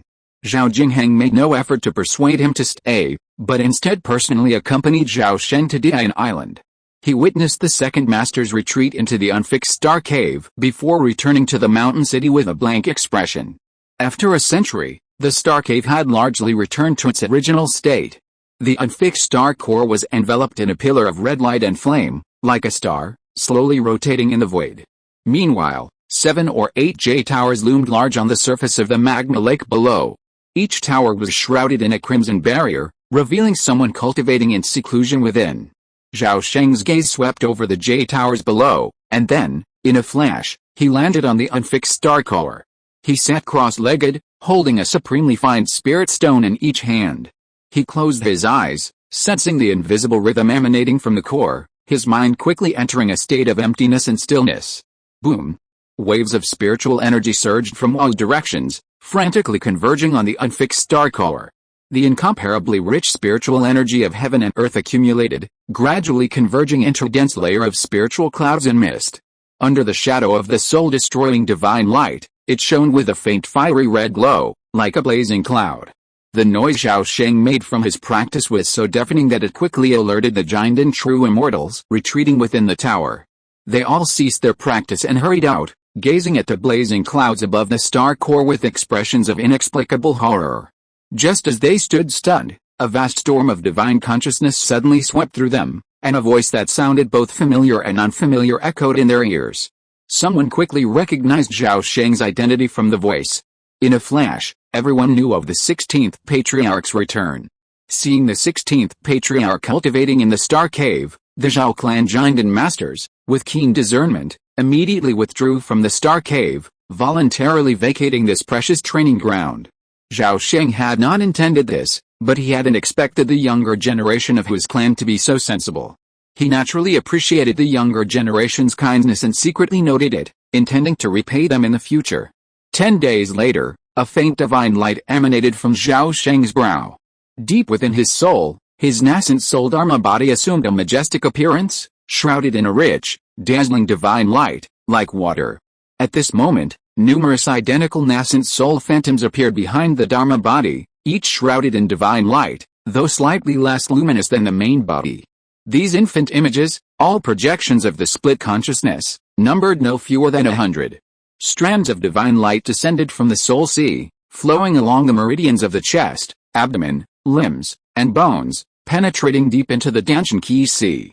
Countless streams of mana, guided by the divine light, flowed endlessly through the meridians, forming an extremely complex yet incredibly precise cycle of cultivation. Constantly, vast quantities of spiritual energy from heaven and earth roared into Zhao Sheng's body, and, along with a torrent of mana, descended to the Danshan Qi sea, forming a drizzling spiritual rain. The mana in his Danshan surged like a vast ocean, absorbing countless drops of spiritual rain and automatically transforming them into even more refined mana. Time slowly passed, and Zhao Sheng's cultivation level suddenly improved. Half a day later, Zhao Sheng felt the torrent of spiritual energy pouring into his hands suddenly cease. He slowly ceased his cultivation, opened his eyes, and looked at his hands. Sure enough, the two vortices had dissipated, leaving the empty shells of the spirit stones, their spiritual energy completely absorbed. Zhao Sheng sighed softly and casually placed the two empty spirit stones into his storage bag. Then, with a flip of his hand, an apricot yellow ring appeared in his palm. After calming his mind, a divine light suddenly shot out from between Zhao Sheng's eyebrows and landed on the Sumeru ring. Instantly, the endless fault lines of space and time reflected in his mind. His consciousness emanated from nearly 100 invisible tentacles, each probing the fault lines one by one. This search had been repeated countless times over the decades, becoming almost instinctual. While Zhao Sheng relentlessly searched for the whereabouts of the Zumi dimension, he also used it as a way to train his spiritual power. After decades of hard work, the strength of his spiritual power had increased significantly again, and its tenacity far exceeded people's imagination. After persisting for nearly half an hour, his spiritual power had been depleted by nearly 50%. At this time, Zhao Sheng habitually paused and took the Zumi ring into his arms. Then, he poured out another 3 returns divine pill, raised his head and swallowed it, and began to meditate quietly with his eyes closed. 2 hours later, Zhao Sheng suddenly opened his eyes piercing the void like lightning, his spiritual power fully restored. After thinking for a moment, he waved his hand, and a dazzling flame shield suddenly rose around him, blocking out outside vision. Then, Zhao Sheng took out a jade box from his storage bag, the surface of which was covered with sealing talismans. Carefully removing the seal and opening the lid, Zhao Sheng revealed a crystal red fruit, barely the size of an egg, its surface radiating with traces of Taoist essence, its interior seemingly harboring an unimaginably vast spiritual power. Zhao Sheng gazed deeply at the Yuanshan fruit within the box, feeling undecided. Eat it? Or not? If you are listening to this novel on a channel other than Fanfic World, it means it was downloaded and re-uploaded without effort. We warmly invite you to visit our channel, Fanfic World. There you will find the original version of this story and many other novels of various genres. We look forward to seeing you dive into a world of incredible novels. Chapter 466, Zhao's Capital. After a moment's hesitation, a ray of divine light slowly flowed from Zhao Sheng's brow, landing on the soul fruit. From somewhere, a blazing, expansive aura emanated from the soul fruit and penetrated his mind, instantly infusing Zhao Sheng with a refreshing sensation of scalding heat. Within 100 feet of the surrounding area, billions of fire-type spiritual energy particles suddenly became more active than ever before, transforming into countless brilliant points of light, which gathered around the soul fruit and cheered with joy, filling his heart with an inexplicable joy. Sensing the vast spiritual power surging within the soul fruit, Zhao Sheng felt the urge to devour it several times. After a moment, he gritted his teeth, abruptly placed the soul fruit back into the box, closed the lid, and quickly affixed the seal. Alice, it's not time to consume it yet. Firstly, taking it now would waste a large portion of my spiritual energy. Secondly, this fruit was condensed from another spiritual energy, and it might harbor hidden dangers. Let's wait. I'll find a suitable person to consume one later and observe the results before making a decision, Zhao Sheng muttered to himself with a complex expression as he placed the jade box back into his storage bag. At the same time, a grayish-white 9-story pagoda appeared in his hand. Zhao Sheng's eyes shone brightly, and his divine thoughts penetrated the interior of the 9-nether pagoda. At this moment, the great sage's hair still floated in the dark cloud of light, appearing to be both real and illusory, as if it were not of this world. However, compared to a few years ago, the dark cloud within the pagoda had become slightly thicker, though still very sparse. Over the past few years, Zhao Sheng had tried many methods to uncover the true nature of the dark cloud, but with little success. He still didn't understand what kind of extraordinary energy the dark cloud belonged to. He only knew that it could absorb divine thoughts but did not react with the spiritual energy of heaven and earth, and under normal circumstances, it exhibited a state of inertia. After putting away the 9-netherworld pagoda, Zhao Sheng fell into deep thought. Should I capture some ghosts and spirits and throw them into the pagoda to see if I can find anything? With this thought, he suddenly slapped the ground, his body soaring into the air. Then, he transformed into a streak of golden light and sped away. In a blink of an eye, the Wooting Star Cave was deserted. 6 months later, the 9-netherworld pagoda experiment concluded with encouraging results. The pagoda feasted on ghosts and spirits, from 10,000-year-old ghost kings to unconscious living souls. Its appetite was as voracious as a bottomless pit. 6 months of experimentation yielded numerous conclusions. The lower 3 levels of the 9-netherworld pagoda catered to ghosts below the key refining realm, while levels 4 through 6 housed ghosts from the foundation establishment to the second golden core stage. Starting from the 7th level, it exclusively devoured 10,000-year-old ghost kings, comparable to the golden infant stage. Furthermore, Zhao Sheng discovered that after the accumulation of the dark netherworld divine light on each level reached a certain level, it naturally sublimated to a higher level. However, he had only witnessed this sublimation phenomenon twice, on the first 3 levels. Perhaps the accumulation on the higher levels was too small to meet the criteria for qualitative transformation. Normally, even a 1,000-year-old ghost comparable to a foundation establishment cultivator, placed in the 9-netherworld tower, would only add a hint of dark netherworld divine light to the 4th level. As for the 10,000-year-old ghost king his family had painstakingly sent, its power rivaled that of a nascent soul cultivator. However, after being devoured by the 9-netherworld tower, it only added a glimmer of brightness to the 7th level. The 9-netherworld tower's voracious appetite astounded the knowledgeable Zhao Sheng. Combined with his observations over the past few years, Zhao Sheng was convinced that the 9-netherworld tower must have other sources of energy, most likely from the mysterious 9-netherworld realm. After the experimental results came in, he almost gave up on capturing ghosts to feed the 9-netherworld tower. The cost-effectiveness was too great. However, a sudden piece of news a few days later offered a turning point. Receiving a message from Yinji Yui, Zhao Sheng hurried out of seclusion and quickly arrived at Mountain City. After a while, in the Jingxiu Tower in the center of the city, Zhao Sheng, Zhao Jingheng and Patriarch Qingshan sat at the head of the table, with 7 or 8 family golden elixirs sitting below them. Seeing that everyone had gathered, Patriarch Qingshan said without further ado, his face sullen, "Ever since the Wenxi and Wenhun sects plot to destroy the space-time seal was thwarted a year ago, their armies have been routed and fled from the Xianzhang plain. For the past year, the remnants of the two sects have been roaming around, committing countless bloody crimes wherever they go.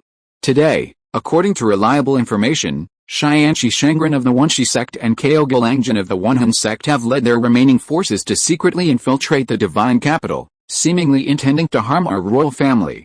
Both of them are nascent soul cultivators, and their strength is extraordinary.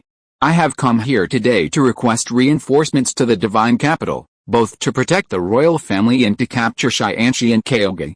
I wonder who would be willing to volunteer to accompany me to the divine capital. After Patriarch King Shen finished speaking, his gaze swept over the crowd below, finally stopping on Zhao Jingheng and Zhao Sheng.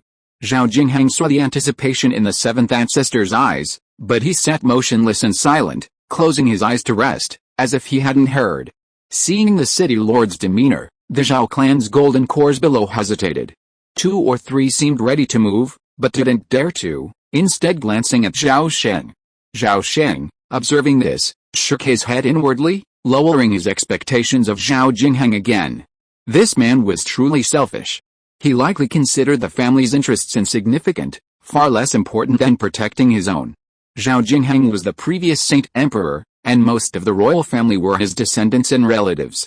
Because he was reluctant to relinquish the city lordship, and because both the previous and current Saint Emperors were descended from the Huaing lineage, a source of intense conflict with him, who came from the Huaxian lineage, Zhao Jingheng could be so cold and indifferent, a heart of stone. Perhaps he felt confident, knowing his family would never sit idly by. Zhao Sheng's eyes flickered, and he spoke, "It's been ages since I've seen the sights of the divine capital, and I miss them dearly. Let me go." As he finished speaking, Zhao Jingheng suddenly opened his eyes, a glint of light in them. At that moment, 2 people stood up below. "I'm willing to go. I'd also like to return to the divine capital, just the right time to visit my relatives and descendants." A flicker of surprise passed through the eyes of Patriarch King Shen, but a satisfied smile quickly emerged. He bowed to Zhao Sheng and said, "Then I'll trouble you, Kaiyongshen, to accompany me to the divine capital for a few years. How about we leave now without further ado?" "All right." Zhao Sheng paused for a moment, then nodded. At this moment, Zhao Jingheng suddenly apologized and explained to Zhao Sheng, "It's not that I don't want to return to the divine capital. It's just that the 9 sects conference is about to be held. This conference concerns the ownership of Shansong City for the next 100 years. As the city lord, I have a heavy responsibility and absolutely cannot abandon my post at this critical juncture." Therefore, Zhao Sheng suddenly interrupted him, saying calmly, "There's no need to say more. This is all for the future of our family."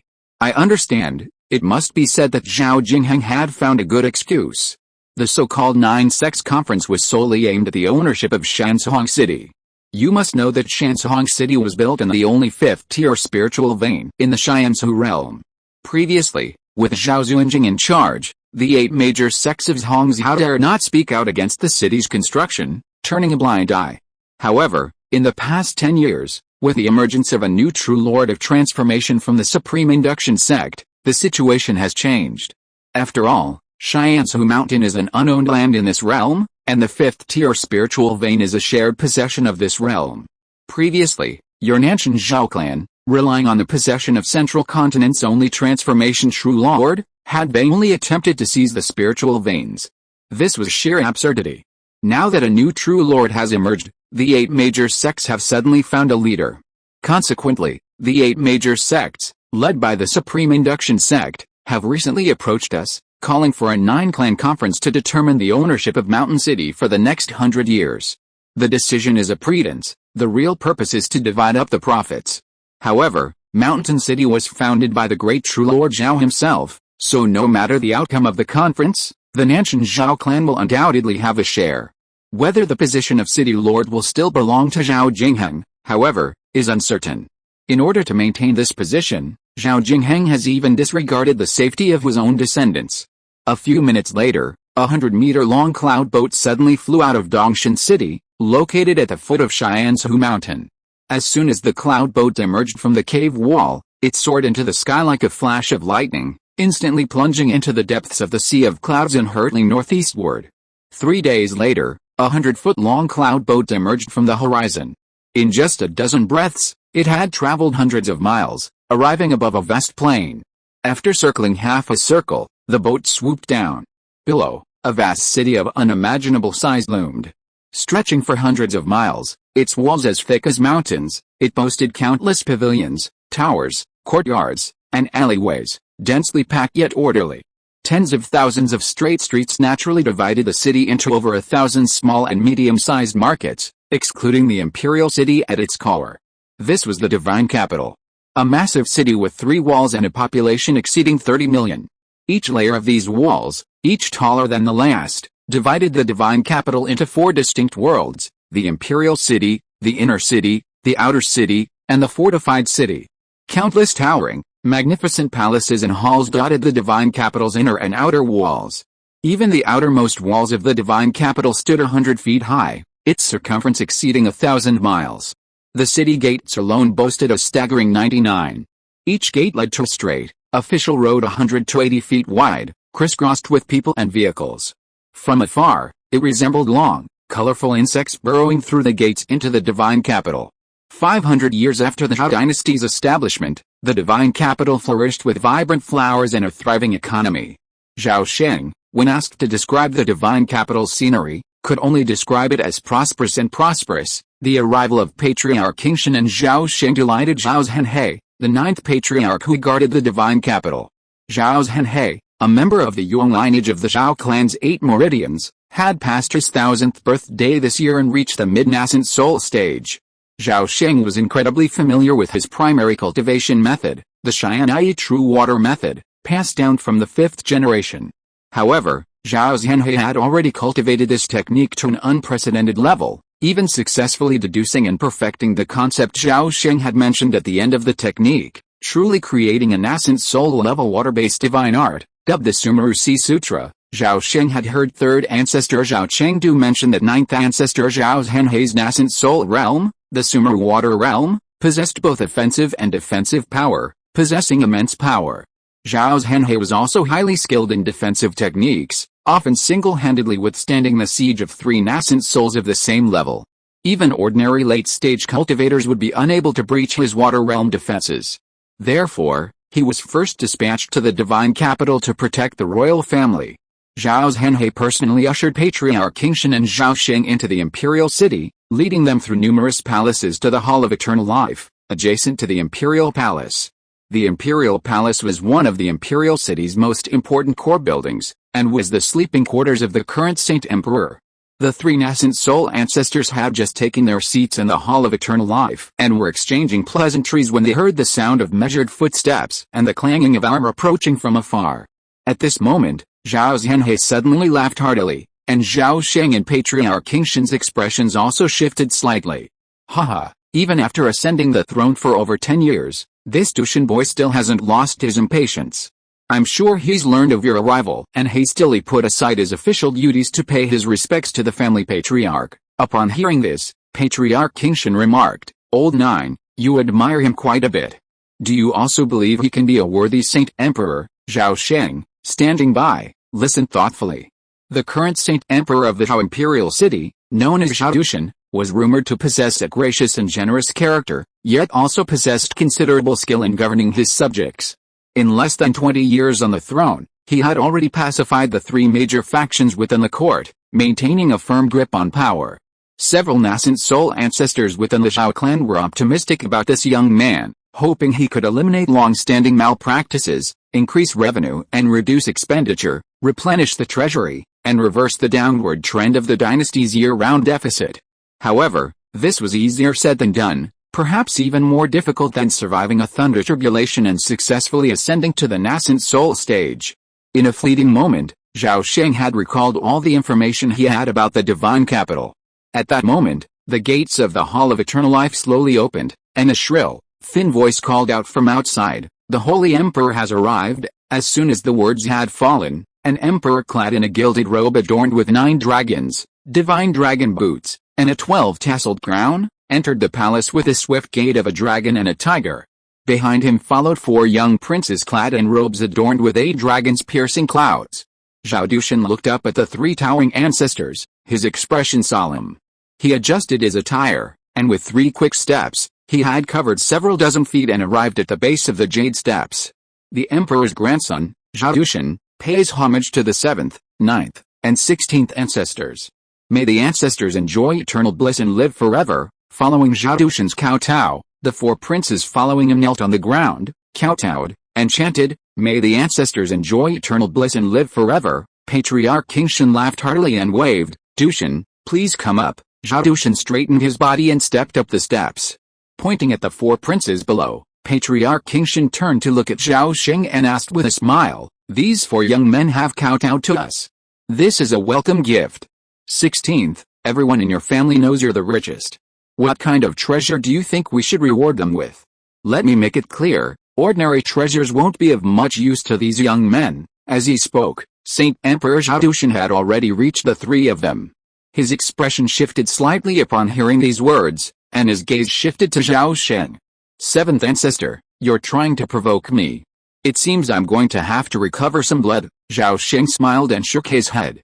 He released his divine sense to scan the 4 men below. He saw that all 4 were handsome and majestic, with outstanding demeanor, and their cultivation levels were all above the foundation establishment stage. He pondered for a moment and quickly came up with an idea.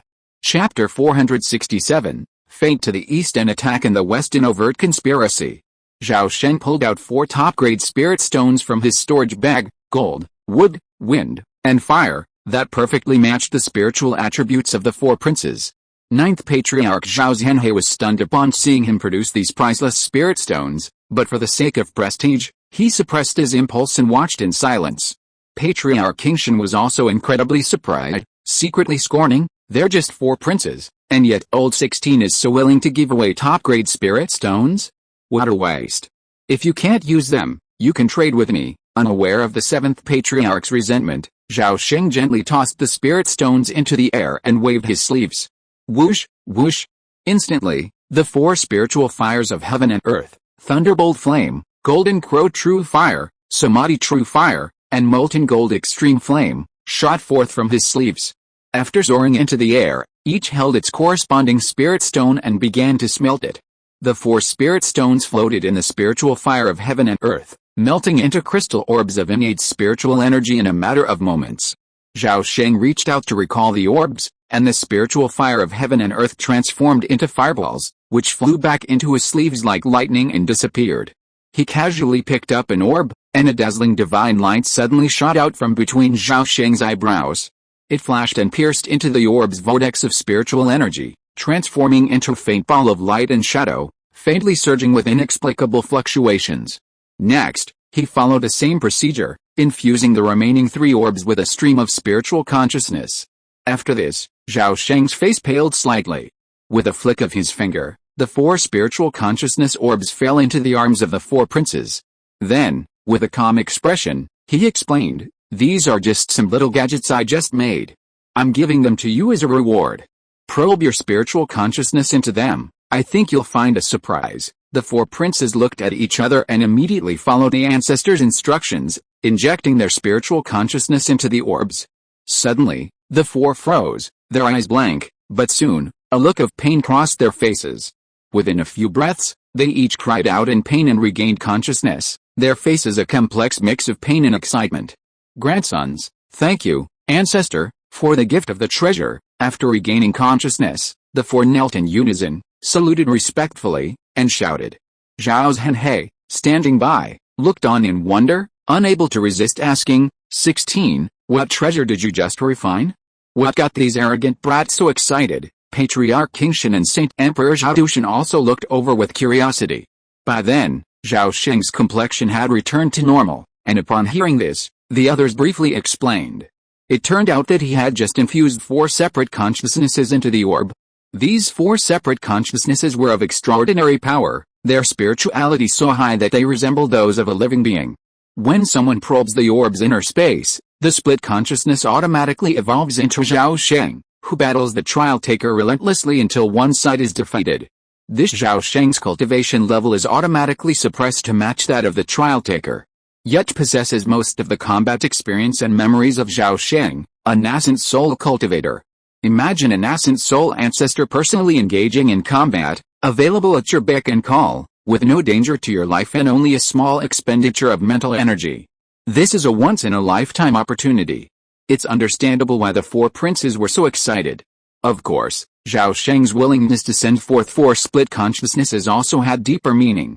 After 100 years, when the spiritual energy within the Spirit Stone could no longer sustain the consumption of the split consciousnesses, he would naturally reclaim the orb, restoring his spirit to perfection. After hearing this, Patriarch Qingshan was astonished and said, "Qingshan, you've actually cultivated the Star God Thousand Heart Sutra? How foolish. This technique has long been classified as forbidden, and no one in our clan is permitted to practice it. You should know that in the early years, nearly 100 members of our family practiced this infernal technique, but most ended up insane and possessed. Only 7 or 8 succeeded, and all were killed by their inner demons while surviving the nascent soul tribulation.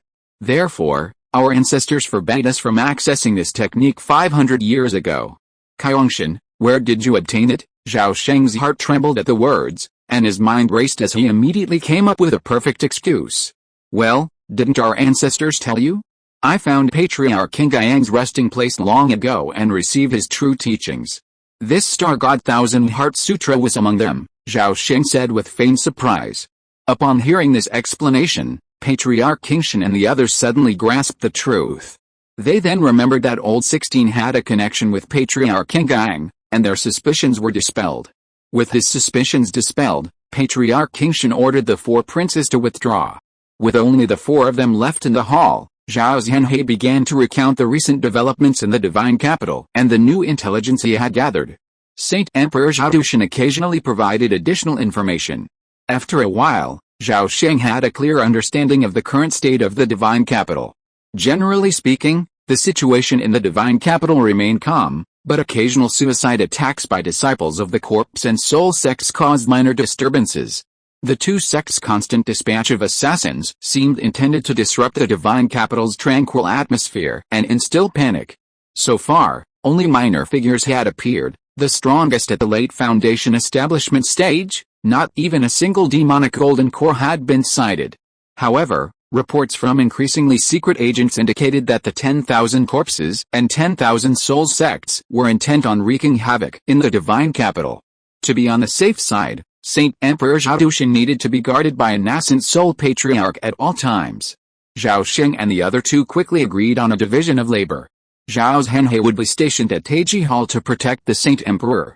Patriarch Qingshan and Zhao Sheng would be the mobile force, constantly on guard against sudden attacks from Heavenly Corpse Master and Xiao Gilangjian, or even more enemies. Of course, they weren't overly concerned about Zhao Sheng's safety, as few fools would dare to attack the Imperial City. This was because the Imperial City and Inner City of the Divine Capital were personally built by Patriarch Zhao Xuanjing. The numerous formations and hidden secrets within the city were enough to deter anyone but a true lord. That day, Zhao Sheng summoned all his direct lineage members from the Divine Capital and personally held a grand celebration for Zhao Sheng and the others. This was done for three purposes. First, to welcome the Patriarch to the Divine Capital. Second, to appease the people. And third, to deter any treacherous individuals hiding in the shadows, ideally forcing them to retreat. The next day, Zhao Sheng moved into the newly constructed palace built for him. He publicly declared himself in seclusion, but in reality, he had already slipped out and was wandering the divine capital. For the next 2 weeks, Zhao Sheng traveled extensively through the inner city and most of the outer city, leaving countless traces behind. During this time, the divine capital remained peaceful, as if all the evildoers had gone into hiding. Yet, Zhao Sheng was a truly masterful man. During his 2-week tour of the city, he made numerous raids, apprehending numerous evil demons and heretics. As the saying goes, a big forest yields all kinds of birds. After all, the divine capital was one of the most prosperous capitals in the Xianzhou realm. Within this vast city, covering hundreds of miles, countless evil demons and heretics lived in seclusion, hiding from their enemies. With Zhao Sheng's late nascent soul cultivation, hunting down these hidden demons and heretics was a sheer waste of talent. However, despite capturing many, the disciples of the corpse and soul sects were few and far between. With a simple trick, he inflicted unbearable pain on the remnants, who hurriedly confessed everything they knew. The previous intelligence proved correct. The 10,000 corpses sect and the 10,000 souls cult had indeed been badly betrayed, and they secretly harbored a desire for revenge. However, those who appeared in the divine capital were merely discarded, while the core members of both sects, Even the nascent soul occultists had remained hidden, revealing no clues. Just when Zhao Sheng believed the situation would remain stalemated, urgent reports arrived from thousands of miles away from the eastern borders of the Zhao dynasty. 3 days ago, the governor of Gansu province was assassinated. The assassin was masked and wore a black robe. He also controlled 100 copper-armored corpses. It is suspected that it was the corpse mistress of the 10,000 corpses cult. The whereabouts of the murderer are unknown. 5 days ago, the Grand Commander of Hexi province disappeared suddenly at night. It is unknown who did it. But there was a very faint ghost aura in the bedroom, and the aura was extremely yin and pure. The Grand Commander was at the level of martial saint. The person who was able to abduct him silently was suspected to be a nascent soul ghost cultivator. Yesterday, when Prince Jin was traveling to Baixiu Mountain, a masked man suddenly attacked the camp. 1,000 Yuling soldiers formed a formation to meet the enemy, but they were completely wiped out. Prince Jin was taken away by the masked man and disappeared. The person who attacked was suspected to be a late giant and great immortal, or even a nascent soul patriarch. On the same day, General Zhu Chong of Fenghao Pass suddenly fell into coma. After investigation, it seemed that the general's soul was cursed and he has not woken up until now. Order to report to Long Lin. Enough, don't read any more. In the imperial study, Zhao Sheng, who was sitting on the 9-dragon couch, was full of anger. He suddenly shouted coldly and stopped the dragon scale envoy from reporting. The dragon scale envoy was a middle-aged man with ordinary looks. As the head of the highest intelligence agency of the dynasty, he was not only a member of the Zhao family, but his strength had also reached the realm of martial saint, comparable to Golden Core true person. Seeing the Holy Emperor's anger, the dragon scale envoy immediately bowed and kept silent, and stepped aside. Zhao Sheng suppressed his anger, turned his head and looked at the 3 Yuanying ancestors sitting on both sides, and said in a cold voice, "Ancestors, this is clearly a provocation to the majesty of our dynasty. If these thieves are not wiped out as soon as possible, I am afraid that the 6 dynasties will laugh at my clan's incompetence. Please 3 ancestors to relieve my worries from me." Ancestor Kingshan touched his chin and said in a deep voice, "At the same time, so many frontier officials were either assassinated or disappeared. It seems that the strength of the remnants of the 2 sects cannot be underestimated. In my opinion, this large-scale attack was not only carried out by the corpse and soul sects, but there are probably more malicious forces secretly involved." Zhao Zhenhei's words made a lot of sense. After all, the Nanshan Zhao family rose too quickly, and their foundation was much shallower than that of other major sects. But for nearly 1,000 years, the most prosperous family has been the Nanshan Zhao family. Because the Zhao family has so many children, it is inevitable that they occupy a large number of lands in central continent with abundant spiritual energy. The overall interests of this continent are limited. If you take too much, someone will suffer. In this way, the fat Nanshan Zhao family will inevitably provoke countless enemies and even become the target of public criticism. The recent turmoil may be a manifestation of the backlash caused by taking too much. At this time, Zhao Zhenhei looked at Zhao Sheng, who had been silent all the time, and asked, 16, what do you think of this matter? Zhao Sheng raised his head, pondered for a moment, and said, I find it very strange that the murderer took certain people and corpses away. Check to see if those who are missing and whose bodies are missing, are all members of our clan. At this point, Zhao Sheng had a flash of inspiration and immediately changed his words. No, let's check again, whether their ancestors are all from the lineage of King Guiyang Patriarch, and whether they have the blood of the ancient barbarians. As soon as these words came out, the faces of all the people in the hall changed. The dragon scale envoy did not care about the hierarchy, and hurriedly knelt on one knee, saying in a trembling voice, reporting to the ancestor, your guess is correct. All the missing people are closely related to the royal family. In addition to Prince Jin and others who are clearly listed in the royal register, there are also several illegitimate children of the royal family. Huh? Trash. Get out of here and investigate this matter thoroughly for me. If I can't find any clues, I will remove your position. Get out. Zhao Sheng angrily swung his sleeves, pointing at the dragon scale envoy's nose and scolded. Zhao Sheng was scolding on the surface, but in fact he was taking it easy, with a sense of protecting his child. I will definitely live up to the Emperor's trust. I will take my leave first. After the dragon scale envoy knelt respectfully, he quietly left the imperial study. In front of the three ancestors, Zhao Sheng did not act like a saint emperor, but instead expressed his sorrow. Alice, this is not good. Our dynasty's territory is close to 3 million miles, with countless provinces. Finding those thieves in such a vast territory is like looking for a needle in a haystack. If this continues, I don't know how many ministers and generals in the provinces will be killed or injured. These people are the pillars of the country, and I am deeply saddened. The whole body of the Qingshan patriarch burst into yellow light, and the illusion of a towering peak appeared behind him. He snorted coldly, "Humph, our clan has not shown its edge for a long time. Those scoundrels thought we were too old to walk. It seems that they really want to see if my Qingshan palm can smash their heads. They are simply courting death." Zhao Sheng heard this and comforted him. "Seventh ancestor, don't be angry, otherwise I'm afraid we will fall into the enemy's feint to the east and attack in the west." A feint to the east and attack in the west? Yes, that's possible. But it could also be a conspiracy. If we don't leave the garrison grounds, the enemy will likely continue their rampant crimes across the country. If we travel to various locations, our forces will undoubtedly be dispersed. Why not seek support from the Divine Dragon Valley first? Zhao Zhen suggested. Zhao Sheng thought about it and felt that he was right. The forces secretly plotting this were committing a serious taboo. This move was undoubtedly a declaration of war against the Zhao family. This matter was no longer simply a revenge against the corpse and soul sects, it was more likely aimed at the entire family, and it had begun to move beyond the realm of conspiracy and was gradually evolving into an open plot. However, something logically distorted this matter. Logically, with a true Lord of Transformation backing the Zhao dynasty, no fool would dare challenge the Zhao family's authority. Yet, this happened. What does this indicate? If it wasn't someone truly foolish enough to seek their own demise, then it meant that there must be a powerful force behind all this trouble. By this logic, didn't it mean that the long-dormant Supreme Induction sect was beginning to become restless? Thinking of this, Zhao Sheng's heart moved. He looked up at the other two ancestors and said solemnly, "I propose to send a prince to tour all provinces in the world to appease the ministers. At the same time, we must inform the ancestors of this matter in time." Qiangshan, how can you alarm him with such a trivial matter? No. This matter is definitely no small matter.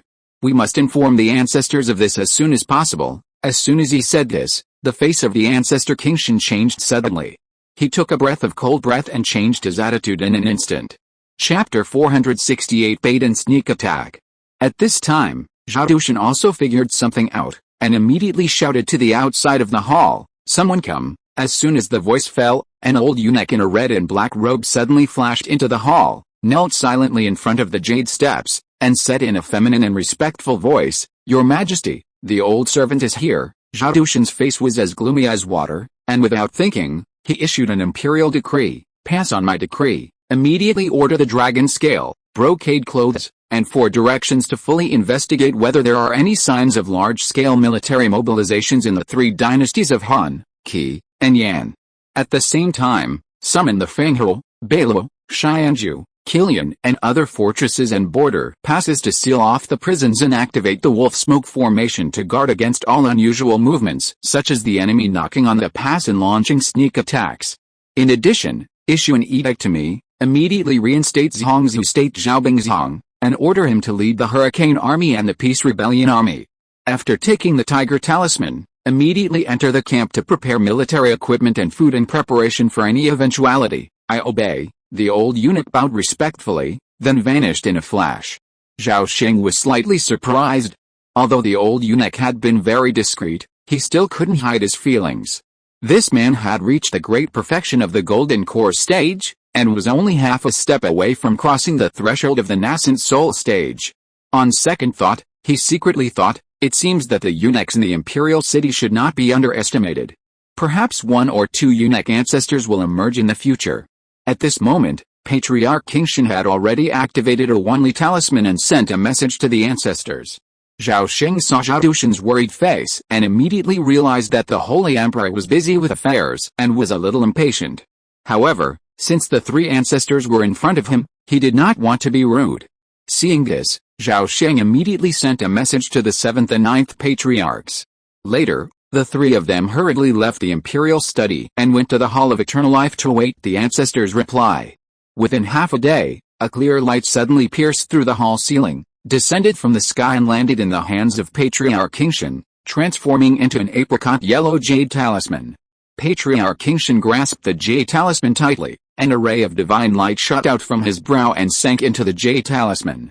The next moment, his face changed slightly. Without saying a word, he handed the jade talisman directly to Zhao Sheng. Zhao Sheng read the information on the talisman and handed it to Zhao Sheng in silence. Zhao Sheng took it, penetrated it with his spiritual sense, and immediately raised an eyebrow, thinking that it was as expected. The jade talisman surprisingly contained only a few words, which simply said, "A day ago, Zijunan came to the Ascension platform. We hit it off right away and asked me about a game of chess. We will discuss profound theories and the Dao in the next few days. Please don't disturb me. Zijunan is just a name, but he can fully represent the Supreme Induction sect, because this name means the second true Lord Huishan in Tongzhou. In the Xianzhu realm, the true Lord Huishan has always been high and mighty, detached from the world, and rarely interfered with worldly affairs. Zijunan took the initiative to come to the door, and his purpose was very simple, just to entangle the great true Lord Jianglong Chumo so that he could not be distracted for the time being. It has to be said that the Supreme Induction sect is worthy of being the old overlord. It almost played its cards openly from the beginning. People clearly told the Zhao family, "I am going to return to the hegemony of Zhongzhou.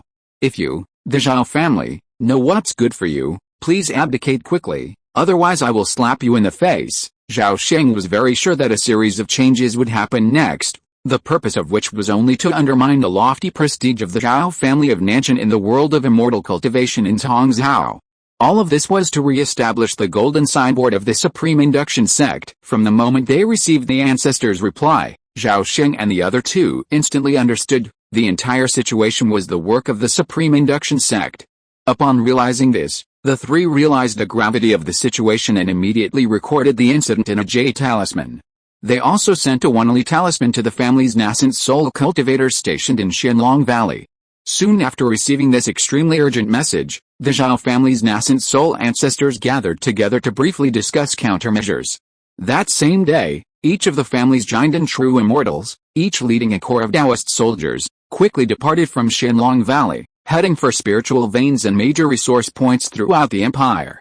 3 days later, in the Hall of Eternal Life, Zhao Sheng and the other two each held a stack of urgent reports, carefully examining the contents, their expressions expressionless. Urgent report: the Han army in midnight raided Fenghuo Pass, resulting in its fall half a day ago. The army's whereabouts are currently unknown after breaching the pass. Gansu province reports, a sudden smoke storm was seen on Kifeng Mountain, blood red, rising 30,000 miles.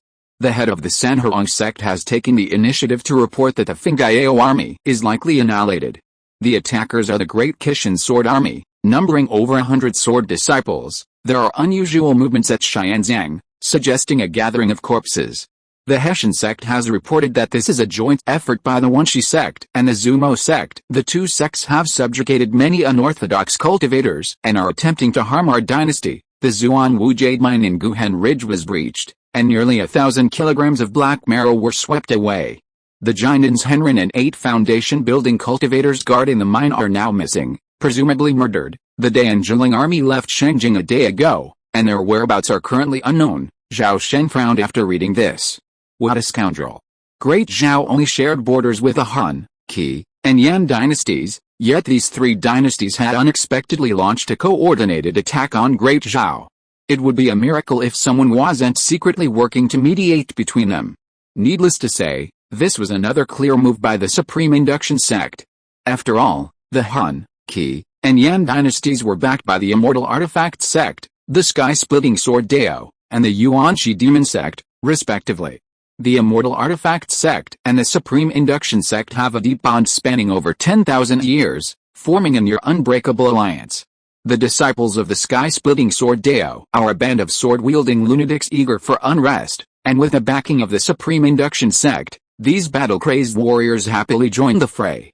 As for the Yuanshi Demon sect, its founding dates back countless years, and it has always been the dominant force in the demonic realm of Central Continent. For nearly 10,000 years, despite the prosperity of righteousness and the decline of demonic forces in Central Continent, the Yuanshi Demon sect, hidden in the desolate northwest, has never been destroyed by the righteous sects, not even once. Zhao Sheng even ventured the conjecture that the Yuanxi demon sect and the Taishanganiying sect likely shared an unspoken understanding, or perhaps some unspoken connection. Otherwise, it would be impossible to explain why countless demonic sects had been annihilated by the righteous over the past tens of thousands of years, yet the Yuanxi demon sect remained unfailingly prosperous and unyielding. Kaiyongshan, Han, Qi, and Yan are knocking on our gates simultaneously. It seems they have serious intentions and ill intentions, Zhao Zhenhe sighed, setting down the letter. HMPH, with our ancestor here, how can a few scoundrels shake the Zhao family's eternal foundation? In my opinion, the enemy's true intention is to undermine our clan's prestige and plunder our cultivation resources. Their other actions, such as knocking on our gates, invading, and slaughtering the people, are merely pretexts, said Patriarch Kingshan coldly, his face sullen. After hearing this, Zhao Sheng added in a deep voice, not only that, if I'm not mistaken, one of us might be in trouble, and a few chickens will be picked out and slaughtered. You mean killing to establish authority? Zhao Zhenhe raised his eyebrows, his face suddenly filled with murderous intent. Indeed. Countless factions are now vassals of our Zhao family, and many of them are loyal. They are the perfect targets for establishing authority. Zhao Sheng's words were quickly confirmed. 2 days later, among the thousands of urgent reports, 4 blood-soaked messages appeared. They were all left by the murderer. In a single day, 4 medium-sized immortal cultivation factions in Zai province, the Kingshan Shi family, the Qian clan of Fenbo Valley, the Kanglong River Spirit Fish Gang, and the 1,000-year-old Liu family, were completely slaughtered from head to toe. According to the Dragon Scale secret guards, the perpetrators' methods were extremely brutal. The traces left at the scene suggested the murderer's spellcasting style leaned towards the devilish path, suggesting the work of a demonic sect. At the same time, beacons sounded in the east, west, and north of Great Zhao. Several fortresses and border crossings were simultaneously besieged by the sudden onslaught of the enemy, and dozens of provincial capitals suddenly disappeared. Furthermore, numerous mineral veins, medicinal gardens, and other resource sites were breached in all 3 directions, their cultivation resources plundered, and 2 gas giant and scholars perished. Zhao Sheng quickly learned of this, and the nascent soul ancestors of the clan, who presided over the Divine Dragon Valley, could no longer remain idle. They rushed out to various locations, either guarding the most important large mineral veins or acting as mobile forces, protecting the spiritual veins while waiting for an opportunity to inflict a blow on the enemy. While Zhao Sheng felt that the actions of the Grand Elders, such as Zhao Chengdu, Zhuli, and Xu Feng, lack fortitude, he also understood their approach. After all, Great Zhao was facing enemies on 3 fronts, with beacons everywhere. The situation was suddenly extremely unfavorable for the clan, as if every eye was filled with enemies. It was precisely under these circumstances that the Zhao clan could no longer sit idly by and wait for death. They had to launch a powerful attack. After all, countless interested parties were watching. If the Nanshan Zhao clan backed down, it would undoubtedly be a severe blow to their prestige. Consequently, the Nanshan Zhao clan's power was inevitably dispersed. This was perhaps the outcome the Supreme Induction sect desired, and it could be considered a veiled conspiracy. After the Zhao clan's ancestors mobilized their forces, the situation in Great Zhao shifted dramatically, quickly returning to stability. The wars at the border provinces quickly subsided, and massacres of families decreased dramatically. Over time, several of the most cunning and formidable enemies gradually emerged. The Great Kishan Sword Army, the Imperial Corps of Taoist soldiers, consisted entirely of Foundation Establishment sword cultivators, numbering no more than 1,000. Each Heavenly Sword disciple was battle-hardened, fearless, and far superior to cultivators of the same rank. The Heavenly Sword Army's flying instruments were cloud-piercing sword boats, boasting the fastest flight speed of their class. Their exceptional concealment capabilities allowed them to appear and disappear with remarkable swiftness, covering vast distances in a single day, maximizing their maneuverability. The Great Korean Mechanical Army, comprised entirely of elite inner disciples of the Immortal Artifact sect, boasts an unknown number of members, known as an Army of One, and is particularly adept at manipulating mechanical puppets in group fights. Their combat effectiveness is proportional to their numbers, with a team of 10 often capable of defeating opponents of higher rank. The Great Yan 10 Deadly Soldiers, with an unknown number and strength, are known to be the Mortals. They are a terrifying army, unscrupulous in their pursuit of their goals, often perishing alongside their enemies. They are suspected to be living dead created by the Yuanxi demon sect, often possessing powerful yin thunder and poison fire within their bodies, ensuring their death. In addition to the three aforementioned Taoist armies, there are thousands of masked individuals, ranging in strength from Qi refining to Jinden. Furthermore, traces of nascent soul attacks remain within the ruins of 7 or 8 sects and clans whose mountain gates were breached. Various signs indicate that several nascent soul ancestors have secretly been involved. Among those who accidentally revealed their identities were 4 great masters of the demonic path: Heavenly Corpse Master, Ghost Master, Zhao Sheng Old Monster, and Demon Cloud Patriarch. 3 days later, Zhao Sheng, while in the divine capital, suddenly received a message from the third patriarch, Zhao Chengdu, assigning him a garrison mission. Upon receiving the message, Zhao Sheng immediately informed Patriarch Qingshan and Zhao Zhenhe, then rushed to the Qihuang Basin without delay. The Qihuang Basin, located in eastern Dazhao, is a massive meteorite crater spanning 1,000 miles. The Kanglong River, stretching across central continent, flows through it, bisecting the Qihuang Basin. The northern part of the basin is rich in spiritual energy, home to ancient trees and exotic plants, numerous spiritual herbs, and a subterranean second-grade wood spiritual vein. There is also a large spiritual stone mine, and numerous spiritual jade, crystal, and marrow ores surrounding it. The south, however, is desolate and silent, its surface rugged and uneven, devoid of any greenery, only covered in yellow rock and rubble, and numerous dark mines. Compared to the rich spiritual energy of the north, the southern basin also boasts a variety of rare spiritual minerals, ranging from 5-element spiritual gold to acquired Zheng gold, moonlight mercury, and more. Since ancient times, the Qihuang Basin has been one of central continent's most renowned treasures. Thousands of years ago, it was occupied by the Jiang sect. After the fall of the Jiang sect, after centuries of bloody struggle, the Qihuang Basin ultimately fell into the hands of the Zhao clan of Nanshan. After centuries of meticulous management, the area has been fully under the Zhao clan's control, becoming one of the family's most important resource bases. That evening, a cloud boat broke through the clouds and plummeted down, landing in a square in front of a cluster of buildings on the northern edge of the basin. As Zhao Sheng disembarked, he was greeted by eagerly awaited members of the clan as he entered a grand wooden building. From that moment on, Zhao Sheng settled in the Qihuang Basin. This stay lasted nearly half a month. During these days, Zhao Sheng had traversed the entire Qihuang Basin, leaving countless marks along the way. For the past 2 weeks, no enemy had come, leaving him feeling somewhat bored. However, he was unaware that the enemy had already set their sights on him. Zhao Sheng's low profile, rarely appearing in public, and yet he sat alone in the Qihuang Basin, where the vast cultivation resources were already coveted. Little did he know, this played into the Zhao clan's scheme. Outsiders could hardly fathom that this unusually low-key 16th patriarch was actually a late-stage great cultivator, arguably the Zhao clan's foremost combat prowess. In other words, both Zhao Sheng and the Qihuang Basin were deliberate baits set by the Nanshan Zhao clan, simply to lure the fish. As the days passed, Zhao Sheng realized that the enemy could arrive at any moment, or perhaps never.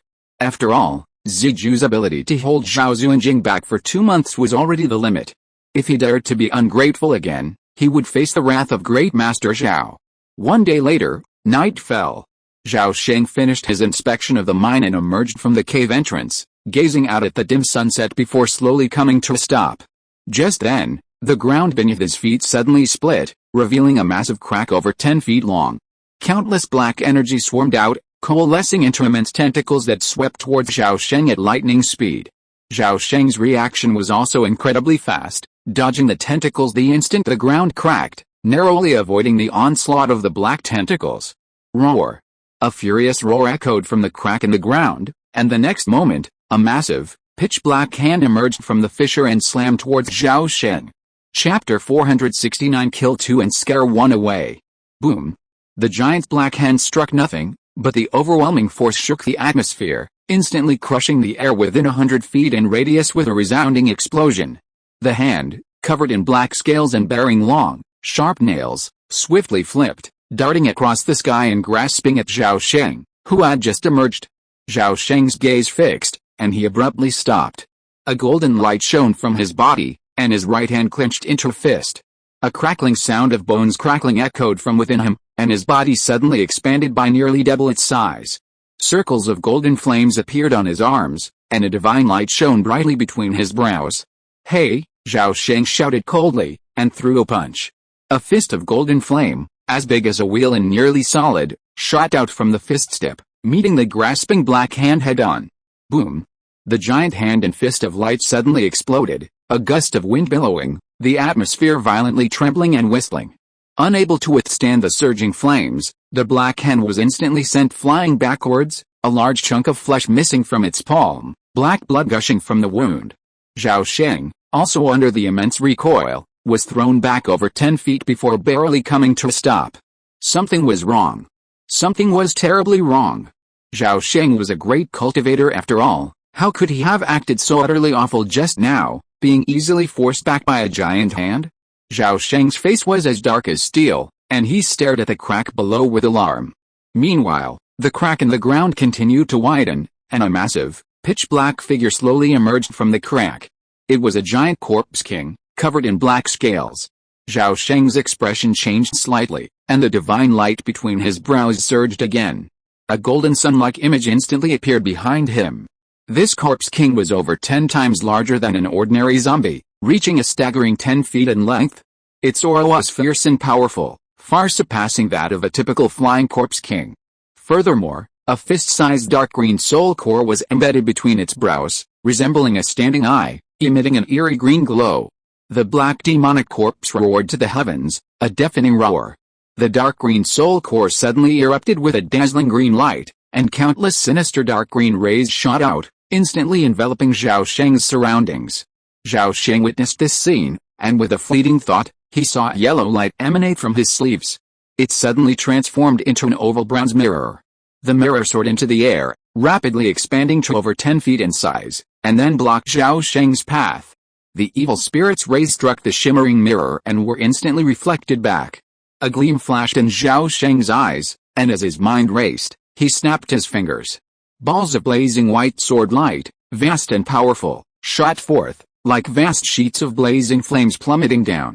The air twisted and the void cracked wherever it passed. The sword blazed down, and at that moment, the dark corpse king roared. The light of the soul core between his brows dimmed, and he crossed his arms fiercely. A sinister, dark aura suddenly appeared above his head, as if he were determined to test the sharpness of his sword light. Crackling. A series of metallic explosions followed, and the black aura was easily pierced by the sword light, leaving behind countless 3-inch deep sword marks on the two massive corpse arms. Even so, it seemed as if it hadn't completely broken through the defenses, as if scratching an itch. HMPH, sneaking around. Get out of here now, Zhao Sheng snorted coldly, his words barely escaping before he flicked his sleeves. A streak of golden light emanated from beneath them, revealing a perfectly round, radiant golden sphere. It was none other than the long unused 100-flame cauldron. He formed a magical seal with his hands, and the 100-flame cauldron spun, expanding 1,000-fold, transforming into a golden star 100 feet tall, radiating a dazzling golden light like the sun soaring through the sky. The next moment, this sun, brimming with light and heat, plummeted downward, swift as a meteor streaking through the night. Boom! The dark corpse king roared, his fists swirling with billowing black energy as he slammed into the fallen 100-flame cauldron. Flames and black energy exploded, instantly expanding and dispersing in all directions. With a crisp snap, the corpse king's arm cracked. Grim white bones pierced through the adamantine flesh, bursting out from the elbows, revealing jagged, pale fragments. The corpse king's arms were shattered by the immense force of the 100-flame cauldron. Despite its defenses rivaling those of a magical weapon, Zhao Sheng's carelessness still injured it. The corpse king roared in pain, a flash of fear in its eyes. Then, its massive body fled towards the crevice below.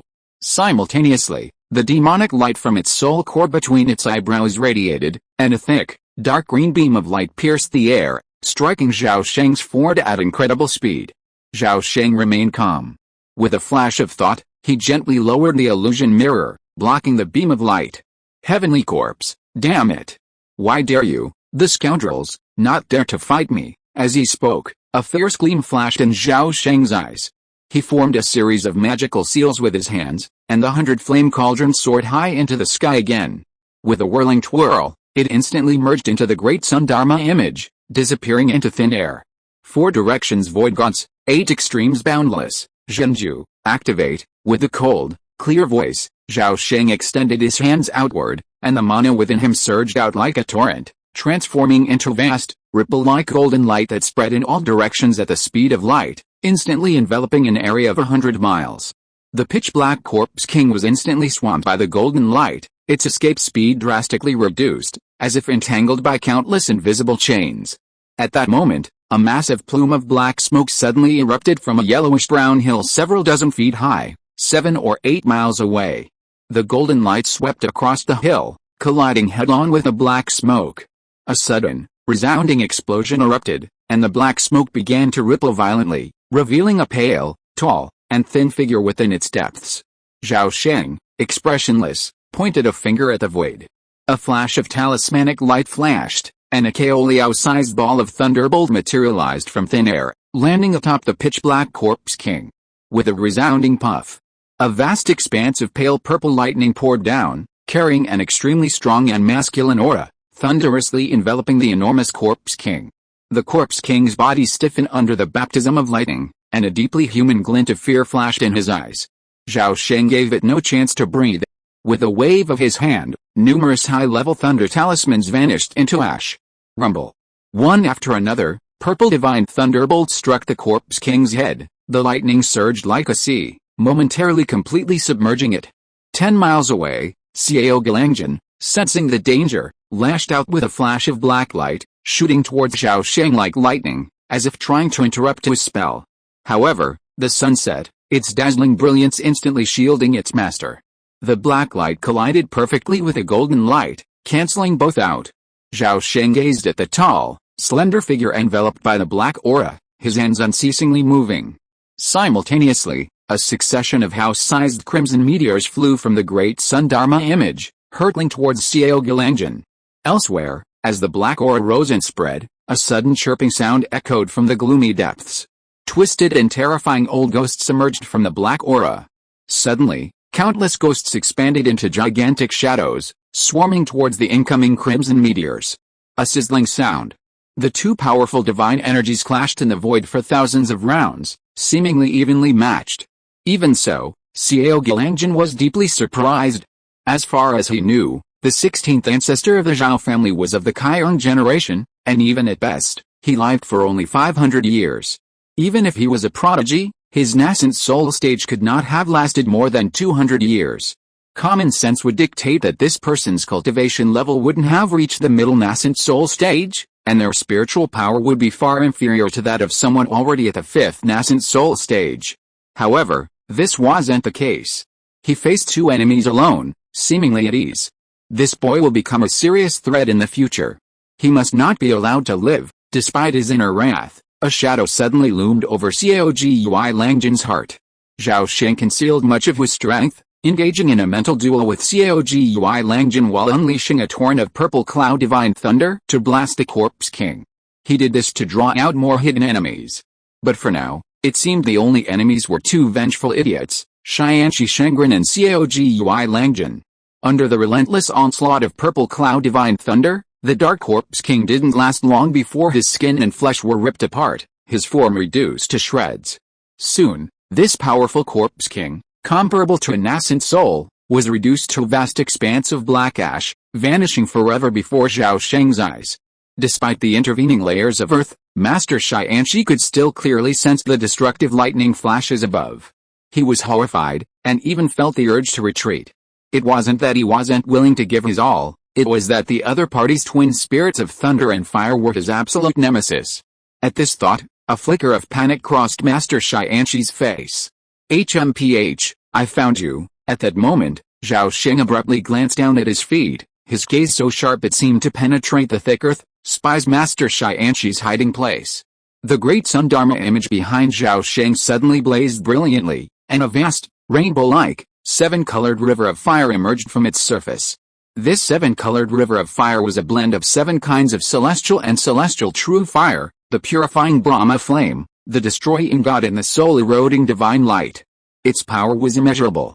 Like a rainbow, the fire river streaked across the sky, surging and surging, its surface tens of feet wide, pouring onto the surface, instantly vaporizing the earth and rock, melting a vast hole in the ground, and allowing the true fire to surge madly into the earth. The Celestial Corpse Master's expression changed drastically. He was about to flee when an incredibly powerful divine thought slammed into his head, instantly shaking his soul and causing him to lose consciousness. The next moment, a rainbow river of fire scorched through the thick soil, pouring upon the Celestial Corpse Master. 7 types of strange flame power simultaneously attacked, instantly breaking through his defensive barriers and burning him to ash. Even a mere nascent soul cultivator couldn't escape his nascent soul body, and was instantly reduced to ash. The 7 colored flames hissed as they quickly reeled back, instantly returning to the great sun Dharma image. Such was the violence and efficiency of a great cultivator's full power. The cultivator's strength far surpassed that of a mid to early stage nascent soul cultivator. And Zhao Sheng was far more powerful than an average late stage cultivator. The Celestial Corpse Master's death terrified Xiao Gui Langjin, who immediately attempted to flee. But at that moment, Zhao Sheng clasped his hands together, and 2 flames materialized and collided. Amidst a resounding explosion, the void blurred, and a vast, chaotic gray light permeated. Zhao Sheng's mind stirred, and his divine power unleashed. The gray light of annihilation instantly transformed into a vast, gray sword, which pierced through the void and struck above Xiao Gilangjin's head. At the same time, Xiao Gilangjin grasped a black mace, nearly the same size as his body. A faint black glow emanated from it, and an indescribable pressure emanated from it. With a roar of anger, he swung the mace violently, striking the gray sword. However, the supreme magical weapon suddenly shattered in 2 without warning. The annihilation gray sword, seemingly unaffected, struck Xiao Gilangjin's head. Bang, bang, bang. In that instant, countless black objects vanished simultaneously, the sinister, demonic aura enveloping the hill silently extinguished, along with a pale, tall, thin figure and the entire hill. Zhao Sheng's eyes flashed, and he suddenly turned to look westward. At that moment, the ground shook with a rumbling tremor. A mine to the west collapsed, sending up a vast cloud of dust. Without a word, Zhao Sheng raised his hands, and the 3 suns' fiery flag swung out. The banner shone with a blinding light, and a crimson sun instantly detached from its surface, rumbling and pressing westward.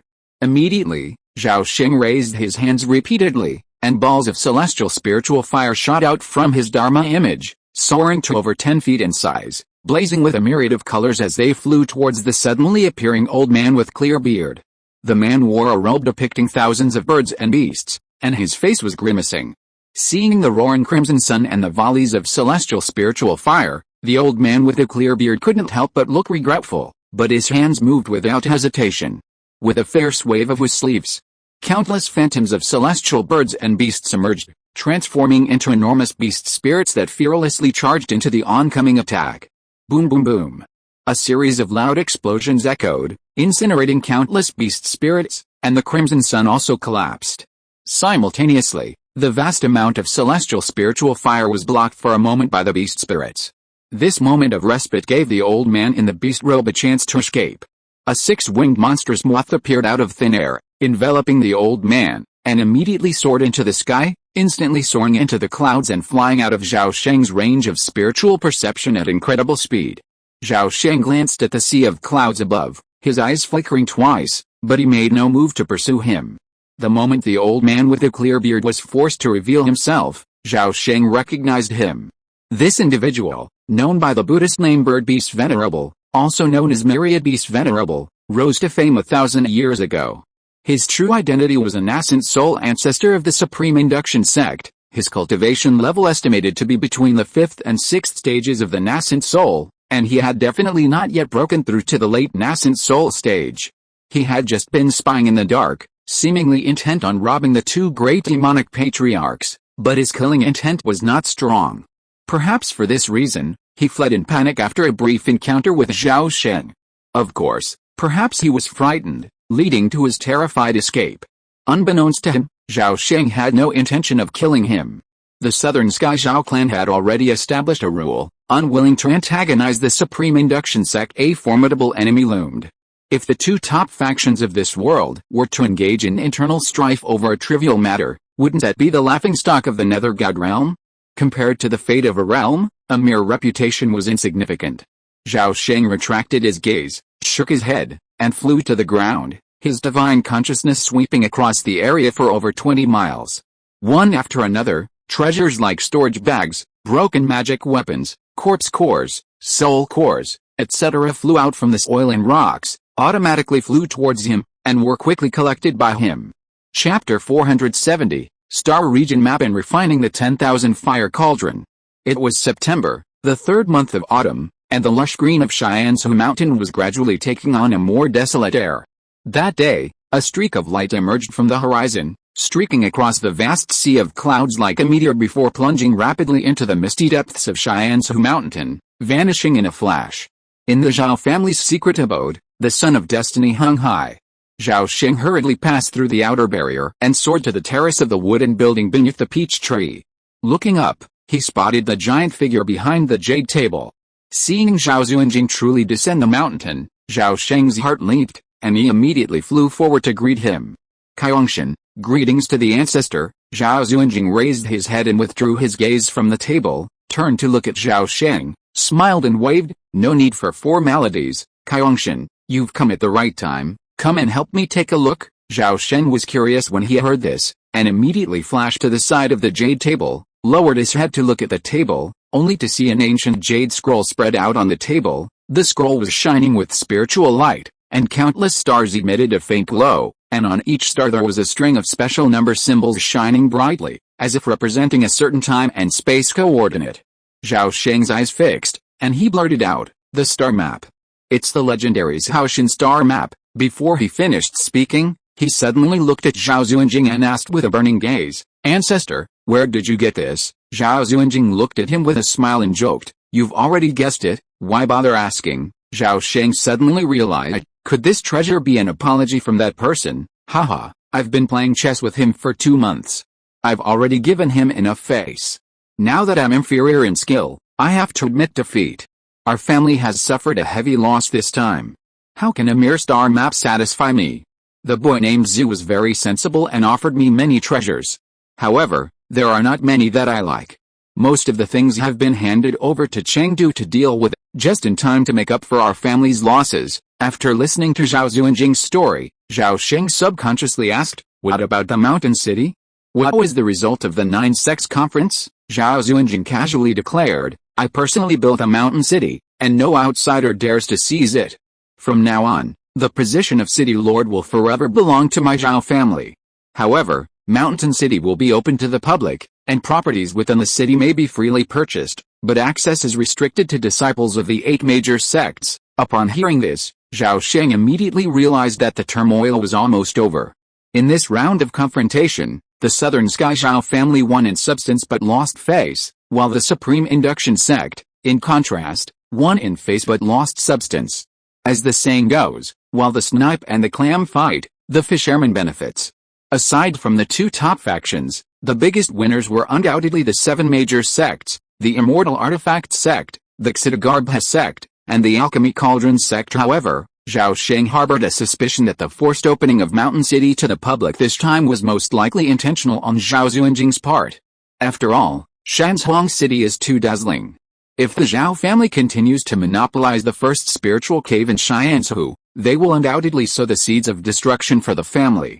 Since ancient times, those who seek to monopolize have never met a good end. Today, the Zhao family has a true lord as its guardian, and it is temporarily protected from collapse. But what about the future? What if Zhao Xuanjing leaves the Shyenshu realm for some reason? As the saying goes, today's cause will bear fruit tomorrow. Without the protection of a true lord, the fate of the Nanshan Zhao family, now the target of public criticism, is uncertain. Zhao Sheng pondered this and roughly understood Zhao Xuanjing's logic and inner thoughts. Throughout history, no aristocratic family has ever prospered forever. Precisely because the Nanshan Zhao family is currently at its peak, Zhao Xuanjing worries about a potential talent gap and a significant decline in the family's overall power. Don't assume that Zhao Xuanjing's ascension to the level of a true lord will mean that the Nanshan Zhao family will produce true lords from generation to generation.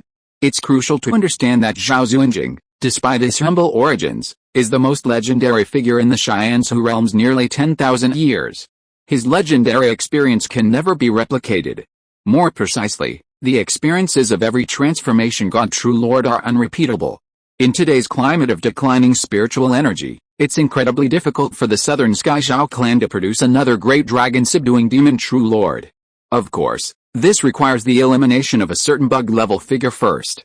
For the sake of long-term planning, Zhao Xuanjing has chosen the next best option and taking this opportunity to open up Mountain City. Otherwise, once he ascends to the spiritual realm, the Southern Sky Zhao clan will likely be attacked by all, ultimately torn apart and even annihilated. Thinking of this, Zhao Sheng immediately understood Zhao Xuanjing's purpose in summoning him here. He was the only one in the clan with the best chance of breaking through the transformation god absolute passage. Therefore, Zi Junan's act of giving away this Haoshan star map was truly remarkable. It could even be described as ulterior motives, certainly a distinctly overt conspiracy. Thinking of this, Zhao Sheng muttered to himself, nice plot, but unfortunately, it's being used against the wrong target. With a cross-realm teleportation array, this Haoshan star map is ultimately useless. At this moment, Zhao Xuanjing beckoned Zhao Sheng to sit down and examine the map. Zhao Sheng responded by sitting down beside the jade table and carefully examining it. At the same time, he heard, this map covers an area of nearly 300 eons. Look here. This realm is called the Spring Birth Realm, only 16 eons away from this one, and it's also the closest immortal cultivation world to ours. I've calculated that if we were to cross the void to reach this realm, the fastest flight would take at least 1,000 years. If there's no other way, using the Spring Birth Realm's ascension array to ascend to the Tai Spirit Realm might be a possible solution. Following Zhao Xuanjing's guidance, Zhao Sheng's gaze fell on a specially marked green star to the west of the map. This star was closest to the Xianzhu star, located in the Xianitan direction. This star map depicts over 10,000 stars, but the vast majority are gray, representing dead stars. Only 3 are distinctively tinted green, representing life. In addition to the 3 green stars, the map also features nearly 100 larger crimson stars, unmistakably representing the sun. The term eternal year is another name for the distance light travels through space in a single year. After studying for a while, Zhao Sheng discovered that the star region where the Xianzhu realm resides boasts a staggering 6 dead stars, each with a unique marking. As Zhao Sheng's gaze settled on one of these dead stars, a mystical information instantly flooded his mind. He instantly grasped a brief description of the dead star. Suddenly, Zhao Sheng understood why the Supreme Induction sect remains so secretive within the Xianzhu realm, its main gate so rarely known. It was because the sect's main gate wasn't located within the Xianzhu realm at all, but rather on a dead star outside it called Yingzhao. Yingzhao was the closest star to the Xianzhu realm and its most famous disaster-inducing star. Back then, before the Star God Palace was destroyed, a certain generation of the Supreme Palace Master of the Divine Transformation used the name Yingzhao. Old ancestor, this true Lord Z truly has good intentions. This map is truly a priceless treasure, Zhao Sheng sighed after taking a quick look at the star map. Zhao Xuanjing snorted coldly, HMPH, if he doesn't offer this as an apology, how can I let him go? Does he really think my fists can't kill people? Old ancestor, in my opinion, this true Lord Z has many intentions in this move, and he may also be inviting you to join him on this journey. Zhao Sheng pointed to the Spring Life Realm and said leisurely. After listening to this, Zhao Xuanjing suddenly asked, do you think I would be tempted? Zhao Sheng insisted, tempted. I would be tempted too. But before the cross-border transmission fails, going to the Chunsheng realm is the worst choice. Besides, I have never hesitated to assume the worst of others. I think this star map may not be true.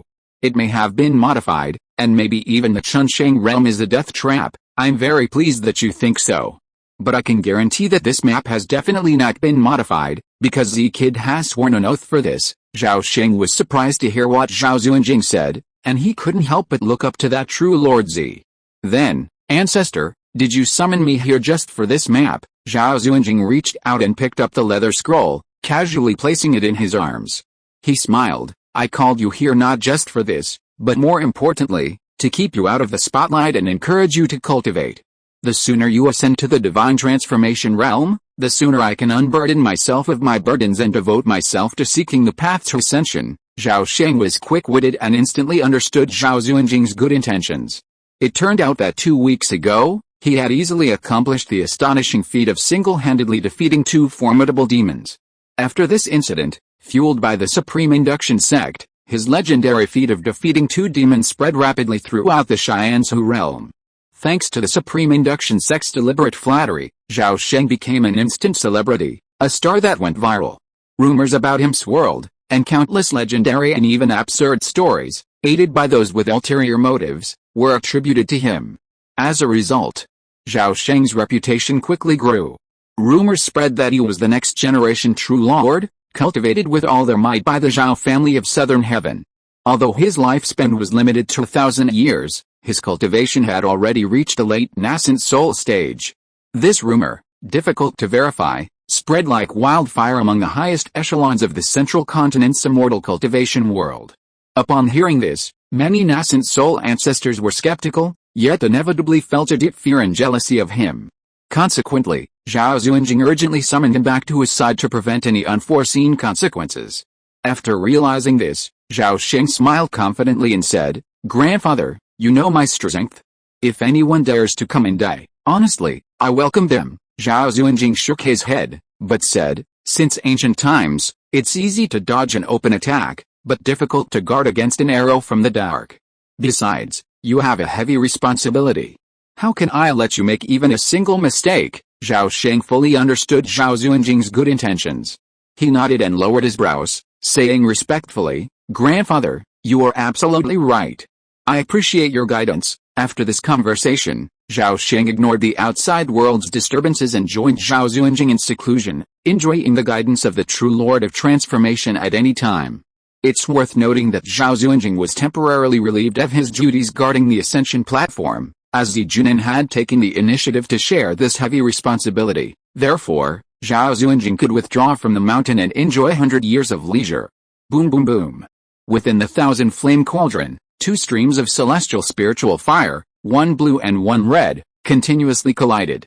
Flames exploded and dissipated, countless fire spirit particles scattering into the void, ultimately reflecting a chaotic and complex pattern of light particles in Zhao Sheng's mind. Zhao Sheng was completely absorbed, his mind and thinking reaching peak power.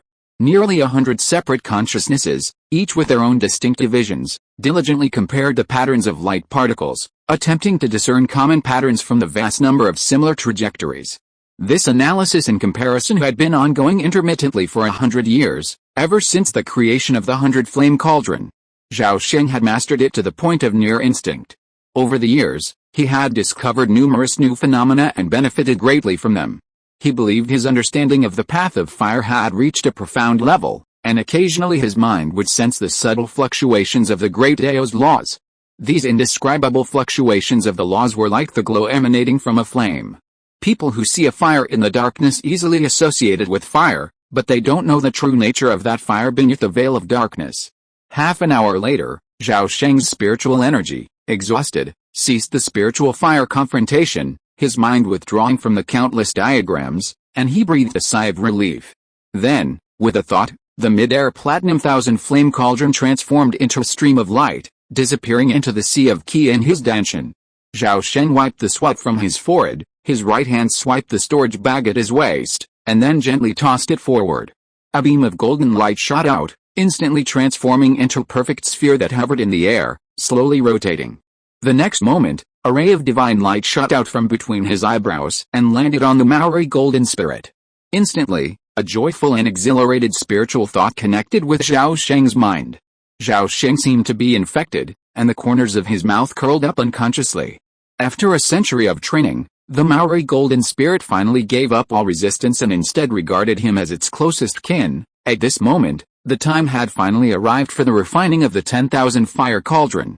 Zhao Sheng made no visible movement, merely infusing his divine consciousness with simple yet clear instructions, one after another, simultaneously relaying them to the Maori spirit. The next moment, a startling and unseen scene unfolded. The Maori golden sphere in mid-air suddenly shone with a brilliant golden light, growing ever brighter, quickly illuminating the entire cave abode and even spreading outward. Within the sphere, golden particles squirmed, automatically generating countless array patterns and symbols, which spread throughout the sphere's interior and exterior. Simultaneously, tens of thousands of microscopic channels, as thin as cow hair, continuously emerged from the array patterns, quickly forming an incredibly complex three-dimensional network. This network, the result of Zhao Sheng's countless observations and optimizations over the past century, ultimately resulted in a diagram of the trajectory of fire particles. Theoretically, it most closely resembled the laws of the Dao and significantly enhanced any fire-related magical spell. In a matter of moments, the crucial first two steps of the treasure refining process had been successfully completed with the aid of the Maori spirit. At this time, Zhao Sheng's heart shone brightly, and his nascent soul body suddenly flew out from the purple mansion, instantly crossed the void, and drilled into the Maori golden essence sphere. Chapter 471, New Method, Mysterious. The Maori spirit offered no resistance to his arrival. Instead, it actively approached the nascent soul, joyfully achieving perfect harmony with Zhao Sheng's soul. At that moment, the golden essence sphere seemed like an extension of Zhao Sheng's body, freely and flexibly controlled. Zhao Sheng spent nearly half an hour meticulously correcting the omissions and errors in the three-dimensional pipeline network, then released his divine consciousness to completely envelop the entire sphere. Time slowly passed, and one treasure barrier after another was gradually constructed, then, under Zhao Sheng's control, perfectly fused with a treasure embryo. One day, the entire Earth Flame Island suddenly shook slightly, and the nearby sea of magma and fire surged forth, continuously slamming into the formation barrier at the edge of the Spirit Island. The magma splattered in all directions, and a sudden, blazing rain of fire fell from the sky. Almost simultaneously, the island's fire spirit energy suddenly became extremely active. A vast amount of heavenly and earthly spiritual energy roared in from all directions, converging over Earth Flame Island and forming a fire cloud covering nearly 10 miles. Everyone on the island gazed at the crimson clouds in the sky, a moment of discussion and bewilderment. Fortunately, the clouds only lasted a moment, quickly dispersing as the nebula dispersed. The island's spiritual energy concentration briefly increased before returning to normal. Southwest of Didion Island, the hardware hall. 7th Uncle, we've all been waiting on the island for 3 months. When will the 16th patriarch emerge from seclusion? Deep within the hall, Zhao Gudu gazed gloomily at the burly middle-aged man before him, mumbling something that seemed to tinge with resentment. Zhao Gudu was a towering figure, his muscles bulging, his skin slightly bronzed. At first glance, he exuded an explosive vitality. He was a renowned bodybuilding lunatic among his Gu generation, his fierce and violent fighting style intimidating and shunned by most of his peers. Zhao Wangxin frowned slightly, withdrawing his gaze from the Golden Mountain. He turned to look at his nephew and uttered 3 words in a stiff voice, "Just wait." Compared to his nephew, Zhao Gudu, Zhao Wangxin had undoubtedly mastered the immortal golden body art to an extremely advanced level. His bronze skin, as if cast from metal, radiated a dark golden sheen. Having reached the peak of his foundation-building state, his entire body was surging with energy, threatening to burst forth. He resembled a human furnace, constantly radiating scorching heat that distorted the air within 3 feet. With that, Zhao Wangxin turned away, ignoring his nephew's resentful expression. 2 feet in front of them, 5 metal mountains loomed in the center of the hall. Each was a staggering 7 or 8 feet tall, each radiating a 5-ton hue of gold, white, yellow, black, and green. From right to left, the 5 mountains were gold, silver, copper, iron, and tin. These 5 metals are the most widely used in both the immortal and mortal realms, and they possess the largest storage capacity. 3 months ago, Zhao Wangxin and Zhao Gudu were ordered to escort 5 golden mountains, traveling thousands of miles from Shenlong Valley to Didion Island. They then waited on the island for an audience with the ancestor, a wait they have endured until today. They could not understand why the ancestor of the sky had specifically designated them for this visit, and why they had never been summoned. Zhao Gudu, after all, was young and impulsive, and after 3 months of waiting, he was so exhausted that he could barely sit still. 7th Uncle, we don't know when the ancestor will emerge from seclusion anyway. Since we rarely come here, why don't we go to the mountain city and have some fun first? Just as Zhao Gudu was about to offer Zhao Wangxin another suggestion, a faint flicker of light and shadow appeared in the hall, revealing a tall, handsome young Taoist priest. Upon seeing this, Zhao Wangxin's expression was instantly moved. He immediately knelt on one knee and kowtowed in greeting. "I, the descendant of the 1 generation Xin lineage, greet the 16th ancestor." Zhao Gudu, standing beside him, was stunned. He quickly knelt on one knee, kowtowed in greeting as well, and shouted, "Greetings, ancestor." Zhao Sheng glanced at the 2 of them, a hint of satisfaction in his eyes. He said with a friendly expression, "No need for formalities. Rise." With a flick of his long sleeve, He sent out 2 powerful streams of water, lifting them off the ground.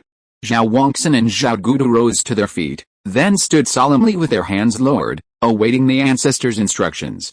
Zhao Sheng said nothing more, simply taking out 2 jade slips and tossing them in front of them. They both took the slips, each bewildered. Zhao Sheng instructed, read the contents first, then discuss anything else. Zhao Wangxin and Zhao Gudu bowed in agreement and placed the slips between their brows. A few breaths later, both men shuddered, their bodies trembling, their faces etched with disbelief. Seeing this, Zhao Sheng smiled faintly and explained, I have spent nearly 100 years refining the immortal golden body art, ultimately revising it, slightly addressing and modifying some of its flaws and shortcomings. Zhao Gudu, upon hearing this, felt a mixture of emotions, thinking, Grandmaster Qiangshan is too modest. This isn't just a minor revision, it's a complete rebuild. If I hadn't practiced this divine art, I might have mistaken it for a new, advanced body refining technique. His exclamation stemmed from Zhao Sheng's significant revision of the immortal golden body art's concept. The original technique, conceived as a method of cultivating the practitioner's body like a magical treasure, achieved near indestructibility upon mastery, but its rigidity lacked flexibility, and it carried the risk of transforming into gold. A few years ago, Zhao Sheng accidentally stumbled into the Forgotten Heaven and had the privilege of observing the battle between the great sage Jinang and the Supreme Celestial Venerable. This experience was immensely beneficial, significantly enhancing his understanding of the great Dao of the golden element. Later, he was fortunate enough to receive the great sage's teachings on the great and small Ruai immortal techniques. This technique was profound and mystical. Over the years, Zhao Sheng had gained insights into the principles of the physical body, greatly enhancing his knowledge and understanding. So, revisiting the immortal golden body technique he had created, Zhao Sheng quickly identified numerous flaws and shortcomings, even suggesting a fundamental flaw in its concept. In the years since returning to the Xianzhou realm, he has dedicated a portion of his consciousness to developing the new immortal golden body technique, a procession that was only completed and refined in the past 6 months. This led to the trip of Zhao Wangxin and his nephew, Zhao Gudu. After reviewing it, Zhao Wangxin grasped the jade slip of the technique in his right hand, veins bulging in his hand. With a serious expression, he asked, Ancestor, do you wish us to cultivate this new technique? Indeed, Zhao Sheng nodded. But, Zhao Wangxin said, his face suddenly strained. Zhao Sheng smiled gently, saying, I know that the alchemy has already entered your bodies, and it's now extremely difficult to change your foundation. However, I have summoned you here, and naturally, I have a solution. Upon hearing this, Zhao Wangxin and the other 2 were overjoyed. Having reviewed the contents of the technique, they knew that this new body refining technique far surpassed the old one in its purpose, difficulty, and even prospects, and it also lacked the old version's golden tribulation. Today, I will teach you the 2 of you the alchemy technique. This technique is the core of this new technique. Practicing it will transform all the gold in the world into the most pristine innate gold energy, including the spiritual gold that will enter your bodies. So listen carefully, this technique must only be passed down orally and not recorded in writing or inscribed on tablets, Zhao Sheng repeatedly warned. Upon hearing this, the 2 immediately declared their agreement, declaring their unwavering commitment to the ancestors' instructions. Zhao Sheng nodded silently at this, then split his consciousness into 2 streams, each instilling the contents of the technique in a wealth of detailed explanations. The entire text of Alchemy Secrets consists of only a few thousand words, yet every word is a gem, profound, and richly woven with metaphors and allusions. Without understanding the meaning, anyone practicing it will go astray, ultimately succumbing to the immense golden energy that consumes their flesh and rots their bones. A moment later, Zhao Wangxin and Zhao Gudu, beaming with joy, bid farewell to the ancestor and then, sitting cross-legged beside the 5 golden mountains, closed their eyes and began their first tentative practice. Soon, a myriad of auras, ranging from golden, white, black, and blue, gradually emanated from their bodies. Their faces quickly betrayed an expression of intense pain, and sweat poured down their bodies, instantly soaking their robes. Zhao Sheng observed them from the side for a moment, and seeing their progress, he too sat cross-legged, facing the 5 golden mountains. He snapped his fingers, and 5 flames of molten gold shot out from his fingertips, landing at the base of the 5 mountains of gold, silver, copper, iron, and tin. Suddenly, their power surged 1,000-fold, enveloping the entire hill. Under the blazing true fire, the 5 mountains rapidly melted into a vast expanse of golden water. Simultaneously, wisps of extremely pure innate golden energy rose from the golden water. Gossamer threads shimmering with divine light, gold, white, yellow, black, and blue, infinitely spun and swirled through the void, as agile and natural as swimming fish. A divine light radiated from Zhao Sheng's brows, illuminating the dim hall. Countless divine thoughts intertwined within the hall, each grabbing a strand of golden energy and weaving and overlapping in an indescribably complex pattern with lightning speed. Over time, the 5 colors of golden energy slowly merged, occasionally giving rise to an invisible and intangible, yet incredibly brilliant, golden light. This golden light was peaceful and radiant, yet not glaring. Beneath its gentle surface flowed an absolute sharpness, tenacity, masculinity, and eternity.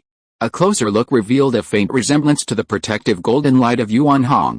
Though only a slight resemblance, it was enough to astound the world.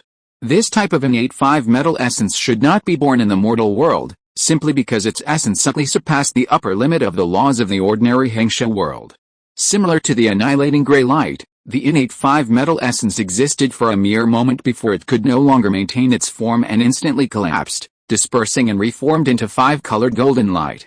Zhao Sheng's eyes shone with a strange light, his divine consciousness continuously radiating from his brows, striving to control the 5-metal divine light, constantly constructing new innate 5-metal essences. This process of collapse and reconstruction repeated itself endlessly, only stopping when he had exhausted most of his mental energy. Throughout this process, Zhao Sheng repeatedly replayed the scenes of that shocking battle, gradually deepening his understanding of the great Dao of the metal element. Time slowly passed, and mountains of metal were continuously delivered to the Hall of Metals, providing for the ancestors' cultivation. One day, 3 months later, Uncle Zhao Wongxin and his nephew finally emerged from the Hall of Metals, departing the island with beaming joy. That same day, the hall's doors reopened, and the supply of metals abruptly ceased. Unbeknownst to anyone on the island, the ancestor of the Kyongshan heaven, who presided over the island, had been summoned by the ancestor, Zhao Xuanjing. Deep beneath the mountain city, lay an exceptionally vast, empty cavern. The spiritual energy within was so concentrated it was practically liquefied, rivaling that of the 7-star spirit realm. In the center of the cavern, Zhao Xuanjing patted the dark golden mountain behind him, beckoned to Zhao Sheng, and said with a smile, "Come on, don't worry about harming the mountain dragon. Just fire a beam of annihilating divine light at its height. Let me see its power." Zhao Sheng gazed at the massive creature coiled before him, resembling a mountain, and licked his lips, eager to try. Is dragon ancestor unhappy? He glanced around, cautiously probing. "No, just attack with all your might. My old friend has tough skin and flesh, and his defense is second to none in the world." Zhao Xuanjing looked at Zhao Sheng with amusement, a smug smile on his face. "If that's the case, ancestor saw it clearly." Before he could finish his words, a golden shooting star suddenly shot out from Zhao Sheng's danshan, soaring over the cave. For a moment, the meteor shone brilliantly, and within its depths, a gray light emanated uncontrollably, suddenly condensing into a 3-foot-long gray flying sword, slashing down with lightning speed. A flash of gray sword light pierced the void, instantly penetrating the dark golden dragon's hide like a hot knife through butter, leaving a fist-sized hole in the skin. The edge of the hole was perfectly smooth, not even a scorch mark. Roar! At that moment, a loud roar of pain suddenly echoed from the cave. The dark golden mountain suddenly shook violently, and the ground ahead suddenly gave way. Suddenly, a terrifying, mountain-sized head, crowned with a single, dark yellow horn, suddenly rose from the pit. Its even larger body, carrying it, soared hundreds of feet into the sky in the blink of an eye. At first glance, it resembled a massive, dark gold pillar reaching from the heavens to the earth, radiating a rich, jade-like yellow light, tinting the caverns with a shimmering azure yellow. Huh? Seeing this, Zhao Xuanjing's expression changed twice, and he gasped in astonishment. Hiss, impressive? He was still marveling as Zhao Sheng retreated 3 steps, a wry smile on his face as he gazed at the massive head descending from the sky. Crack! The mountain dragon's skull was a dark gold hue. Barring the dark yellow horn at the front, it was smooth and rounded, like a gigantic locomotive. However, its mouth blossomed like a chrysanthemum, revealing rows of dense, terrifying fangs, naked and exposed to Zhao Sheng, a display of primal, unbridled violence and ferocity. The mountain dragon's fang-filled moyuan, its diameter reaching a staggering 30 feet. It could chew through a mountain, let alone a human, with a single bite. Although Zhao Sheng wasn't afraid of the dragon's attack, facing such an ancient behemoth, his body instinctively trembled slightly. This tremor stemmed from his bloodline's instincts, the suppression exerted by the ancient true spirit on the bloodlines of ordinary humans. Don't move. You heard it just now. That's why Xiaojin is threatening you. Be quiet and let Xiaojin vent his anger, Zhao Xuanjing warned Zhao Sheng, regaining his composure. As he predicted, the mountain dragon quickly closed its jaws, rearing its massive body again, and retreating, seemingly slowly but swiftly, into the underground pit. With a stirring of the ground, the pit vanished, and the dark gold mountain returned to its stillness. Zhao Xuanjing located the wound and saw streams of golden blood oozing from it. The hole also shrank rapidly, healing at a visible rate. Seeing this, he couldn't help but marvel at it. Wow! I never thought such pure destructive power existed in the world. It seems I've stayed in this world too long, and after all, I'm stuck in a narrow-minded view of the universe, unable to see the magnificent wonders of the myriad worlds. The universe is vast and boundless, and the river of time and space is endless. Not only are mortals like us, as insignificant as ants, born and dying every day, but even the immortals are like a lamp, exhausted and extinguished. Zhao Sheng sighed, recalling the 10,000 fire cauldron with a thought, and gently sliding his fingers across its outer wall. The 10,000 fire cauldron flickered, as if responding to its master's touch. Chapter 472, The poison spreads to both worlds. Blood God is severely injured. Buzz! Buzz! At this moment, two balls of true fire, one black and one gold, erupted from the cauldron. They then swirled and collided around the cauldron, swirling and colliding. Instantly, clusters of chaotic gray light appeared one after another, lingering for a full breath before disintegrating and spreading. Nearby, Zhao Xuanjing's eyes shone with divine light as he watched intently the mystical phenomenon of the annihilation gray light's appearance and collapse. A look of astonishment plastered across his face. Zhao Sheng demonstrated and explained, Ancestor, the annihilation divine light is the result of the collision between the dead soul black flame and the golden crow true fire. It forges an extreme force, its properties absolutely inclined toward destruction. However, it is extremely unstable and difficult to control. Since its discovery, I have yet to find a treasure or power that can completely resist the annihilation divine light. Zhao Xuanjing's competitive spirit was aroused, and he released a wisp of his spiritual power, which contacted the gray light.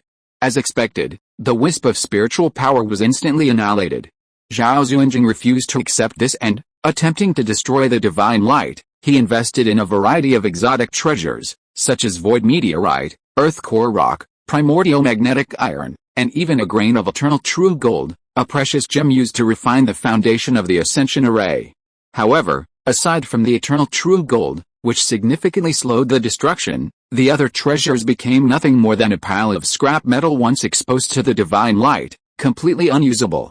After a moment, Zhao Xuanjing withdrew his hand with a look of pain on his face, but then he couldn't help but exclaim in admiration, such a mysterious power is truly unparalleled in the world. In my opinion, the divine light of annihilation is probably a force of a higher level than the true fire of heaven and earth. I'm afraid only those who have reached the level of divine transformation or above can wield it at will. Zhao Sheng's eyes flashed, and he couldn't help but say, Old Ancestor, I wonder if you can control this power at your level. Zhao Xuanjing's expression changed at the words, and after a moment of thought, he shook his head. No, no. My path of cultivation has long been determined, and I cannot be distracted. The divine light of annihilation is powerful, but it cannot shake my determination. Kaiyongshan, your discovery of the divine light of annihilation is your opportunity, but I have cultivated all this way and have encountered opportunities throughout my life. At this, Zhao Xuanjing smiled mysteriously and asked, Do you want to know what the greatest opportunity in my life was? Zhao Sheng's eyes lit up at the words, and he nodded like a chicken pecking at rice. Yes. I am very curious, Zhao Xuanjing chuckled complacently, reminiscing as he spoke. This story begins with a star god's demonic possession. Back then, half a cup of tea later, the story had reached its conclusion. When that Supreme Venerable was nearing his ascension, he stumbled upon me, having signed a symbiotic contract with Xiaojin. Coincidentally, the Supreme Venerable hailed from the Yuling sect of the Upper Realm. Upon seeing me and Xiaojin, The Supreme Venerable was deeply moved by our talent and not only passed on the second half of the Yuling Fixin Sutra but also personally instructed me for half an hour. Because of this, I have since cultivated with such vigor and diligence, continuously breaking through barriers for millennia, until today. Only after Zhao Sheng heard this did he realize that such a legendary event had taken place, and that the protagonist was Zhao Xuanjing. No wonder he, despite his mediocre talent, had soared to the pinnacle of the divine transformation realm in just a few centuries. However, on second thought, Zhao Sheng felt puzzled again and immediately asked, since the Supreme Lord is so fond of talent, why didn't he just take you with him to ascend to the spirit realm back then? Excellent question, Zhao Xuanjing praised with a smile, then casually patted the meat mountain beside him and said helplessly, the reason lies with Zhao Jin. Although the mountain dragon is a true dragon species, it was born by absorbing the luck of Xianzhu Mountain. If it leaves the Xianzhu realm, Zhao Jin will lose its foundation and its future will be cut off. Therefore, until Zhao Jin overcomes hundreds of tribulations and becomes a true dragon, I naturally cannot leave this realm. The Supreme Lord once said, when a mountain dragon transforms into a true dragon, it will be the time for me to achieve enlightenment and ascend to heaven. Hearing this, Zhao Sheng's face was filled with joy and he pondered, I once read some secrets about true dragons in an ancient scroll. It is said that true dragons have unparalleled physical strength and are born with the ability to travel through the spiritual realm. If so, this rumor should be true. The Supreme One has personally told me this. It's undoubtedly true, Zhao Xuanjing said, stroking his long beard with a leisurely expression. Then, may I ask, ancestor, how many more tribulations will the mountain dragon need to achieve the body of a true dragon? Zhao Xuanjing paused, then casually replied, not many, only 69. Zhao Sheng couldn't help but feel pity for Zhao Xuanjing upon hearing this. 6954 tribulations. If we calculate one tribulation per 60-year cycle, it would take the mountain dragon over 3,000 years to overcome 100 tribulations and transform into a true dragon. 3,000 years. More than enough time for him to cultivate to the return to Void Realm. Furthermore, with such a long period of time, given the size of the Nanshan Zhao clan, it wouldn't be difficult for him to produce a few more transformation gods. Furthermore, Zhao Sheng still had 6 Yuanshan fruits in his possession. If he used them skillfully, he might be able to produce 6 Zhao's Henjins in a row. Of course, he couldn't show the Yuanshan fruits yet, the time wasn't right yet. Seeing the situation was amiss, Zhao Sheng immediately changed the subject and continued demonstrating the annihilation light, constantly asking Zhao Xuanjing for his opinion. Zhao Xuanjing was, after all, a true lord of transformation, with a keen eye. Even with his initial encounter with the annihilation light, he readily offered a wealth of insightful comments. Zhao Sheng absorbed his guidance and inspiration, quickly generating numerous insights, feeling immensely benefited. 2 hours later, Zhao Sheng, beaming with joy, dispelled the annihilation light, instantly retracted the 10,000 fire cauldron, and then pulled a foot-tall, emerald green bamboo basket from his storage bag. Huh? A void-snatching basket, Zhao Xuanjing exclaimed in surprise upon seeing the basket, calling out its true name. Ancestor, you have good eyesight. This is exactly the treasure. Zhao Sheng, holding the void-snatching basket in his right hand, looked slightly pleased. Seeing this, Zhao Xuanjing laughed and scolded, good boy. You clearly possess this treasure, yet you concealed it for so many years. How dare you bring yourself to give it away now? Are you planning to offer it as a gift? Zhao Sheng shook his head repeatedly. Offer it as a gift? I wouldn't want to, but exchanging it for another treasure would be perfectly fine. Zhao Xuanjing's expression was solemn, and he spoke very seriously. Logically, with your great contributions, you should be free to withdraw anything from the family treasury. However, the void-snatching basket is too important. It and the soul-snatching rod are a perfect match. Without one, their power would be greatly diminished. I will shamelessly take advantage of you and accept this ancient treasure. Tell me what kind of treasure you need? If it's available in this world, I will risk my dignity to obtain it for you. Seeing Zhao Xuanjing's seriousness, Zhao Sheng smiled slightly and said, there is no need for this, old ancestor. Kaiyongshan only wants to borrow the sea-snatching shell. I heard it is in your hands now, haha. I thought it was some treasure. Turns out it's just a nathe shell. Take it, Zhao Xuanjing laughed heartily, reaching into his arms and pulling out a palm-sized, jade-white shell. Without even looking at it, he tossed it into Zhao Sheng's arms. Zhao Sheng took the nathe shell and probed his spiritual sense into it. A look of surprise suddenly crossed his face, and he hurriedly said, "Grandfather, look at this." Before he could finish his words, Zhao Xuanjing interrupted him with a magnanimous, "No need to say anything. Everything inside is yours. I don't need this little treasure." Seeing this, Zhao Sheng no longer refused and readily took the nathe shell into his arms. Given their relationship, any more words would have been considered awkward. After handing over the shecun basket, Zhao Sheng suddenly assumed a mysterious expression and said in a seductive tone, "Grandfather, don't you want to know why your grandson wants to exchange it for the nathe shell?" "Oh, now that you mention it, I'm actually interested. Tell me, what are you going to do with it?" Zhao Sheng asked seriously. "Do you remember the experiment I mentioned back then about cultivating the devil's fungus? The nathe shell, with its isolation from the outside world and its own inner world, is the perfect place for this experiment." Zhao Xuanjing suddenly understood and said, "So it was that outlandish experiment. If you hadn't mentioned it, I would have almost forgotten it." "Grandfather, it wasn't an outlandish idea. Your grandson has given it careful consideration," Zhao Sheng corrected him, his expression very serious.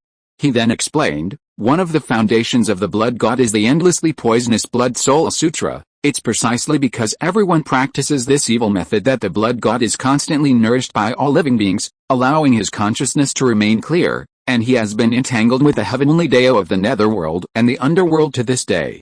My idea is to exploit the properties of the void devil fungus, causing its cells to mutate into a special type of blood plague poison, then spread it into the bloodstream of the human races of both realms.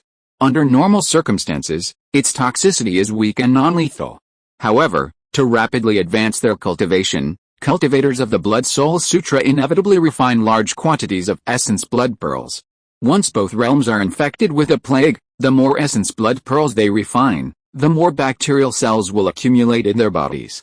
Once the number of cells exceeds a certain level, a reversion to the original form will intensify, leading to an outbreak of blood plague and the onset of crystallization. Given the properties of the void devil fungus, anyone experiencing crystallization is certain to die. If my idea succeeds, I'm afraid no one will dare to practice the Blood Soul Sutra.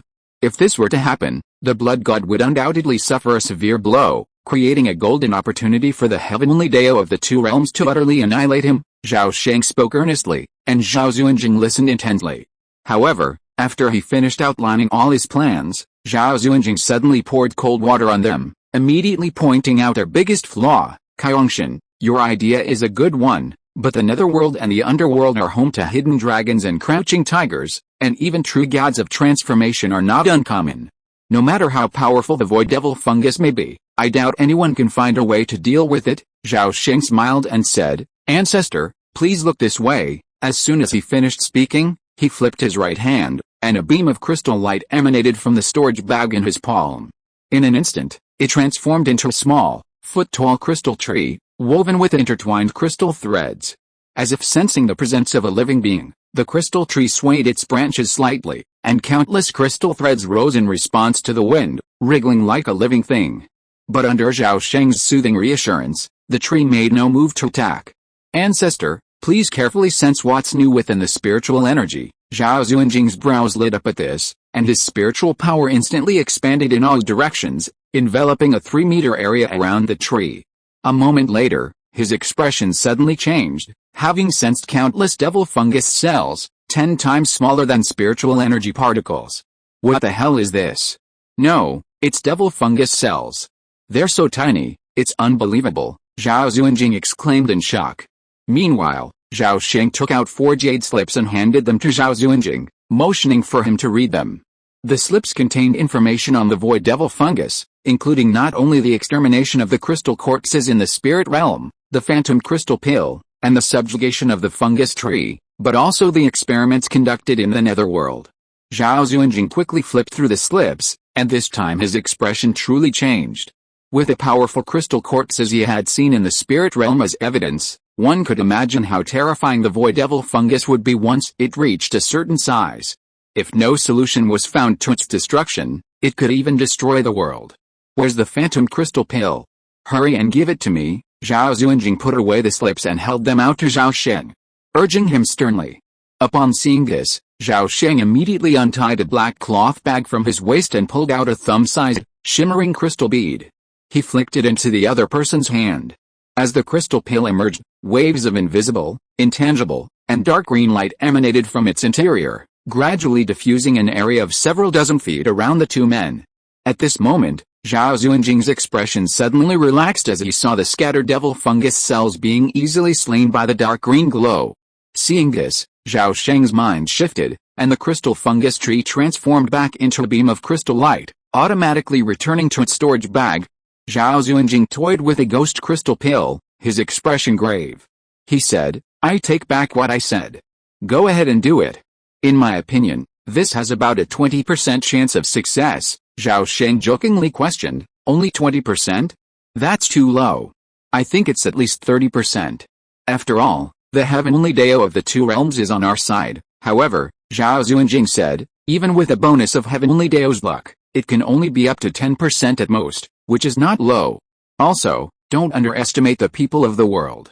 The Ghost God realm hides several troublesome individuals, giving me a lot of headaches." Zhao Sheng thought for a moment and realized he was right. He shouldn't overthink things. Also, I have a suggestion.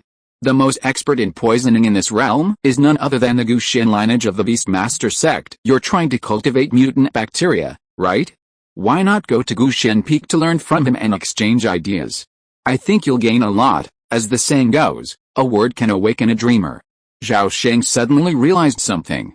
He had almost forgotten that this world also had a group of madmen who delighted in raising and breeding goo. The methods and approaches of raising goo and experimenting with alienation were somewhat similar. There must be something they could connect with. With Zhao Xuanjing's guidance, Zhao Sheng couldn't help but feel itchy. After requesting a visiting card from his ancestors, he quickly left the island in a hurry. Returning to Dian Island, Zhao Sheng packed up and summoned two of his family's giant masters, instructing them to manage the island's affairs and continue his search for the 5 metals: gold, silver, copper, iron, and tin. The more the better, not just ordinary iron. The next day, a golden light soared from Shiansu Mountain, piercing the sea of clouds before darting south. If you are listening to this novel on a channel other than Fanfic World, it means it was downloaded and re-uploaded without effort. We warmly invite you to visit our channel, Fanfic World. There you will find the original version of this story and many other novels of various genres. We look forward to seeing you dive into a world of incredible novels. Chapter 473, Decades Pass By in a Flash. Under a scorching sun, the endless jungles of southern Xinjiang loomed deep, eerie and gloomy. Towering ancient trees, so thick that several or even dozens of men could hug them, were everywhere. Dark green vines entwined and clung to the trees, spreading through the teeming mass like gigantic, wandering pythons, their surfaces occasionally dripping with green juice. Much of the endless jungle lay untouched, uncharted territory. For eons, fallen branches and leaves had accumulated and decayed on the ground, forming an indescribably thick layer of humus. Countless vibrant miasma rose from the ground, accumulating over time, and gradually, vast, multicolored clouds of highly toxic miasma emerged from the depths of the jungle. However, the miasma lingered day and night. The perpetually humid and hot jungle conditions made this the last untouched treasure of the Shiansu realm, a haven for demonic beasts and insects, and a haven for the disciples of the beast-taming sect. One day, on a rotting, stinking slope deep in the dense forest, 2 pairs of footprints stretched from the top to the bottom. The soft, rotten earth was nearly saturated with moisture. A single step would produce a pungent, sticky, green mud, leaving a deep footprint. Fiercely pushing aside the vines blocking her path, Yang Yanran pulled her right foot from the pit with a look of disgust, shaking the mud off. She then complained bitterly to her uncle, Yan Boxin, "Master, how long are we going to walk? Since we haven't found the blood septic demon Li in 3 months, why don't we return to the sect?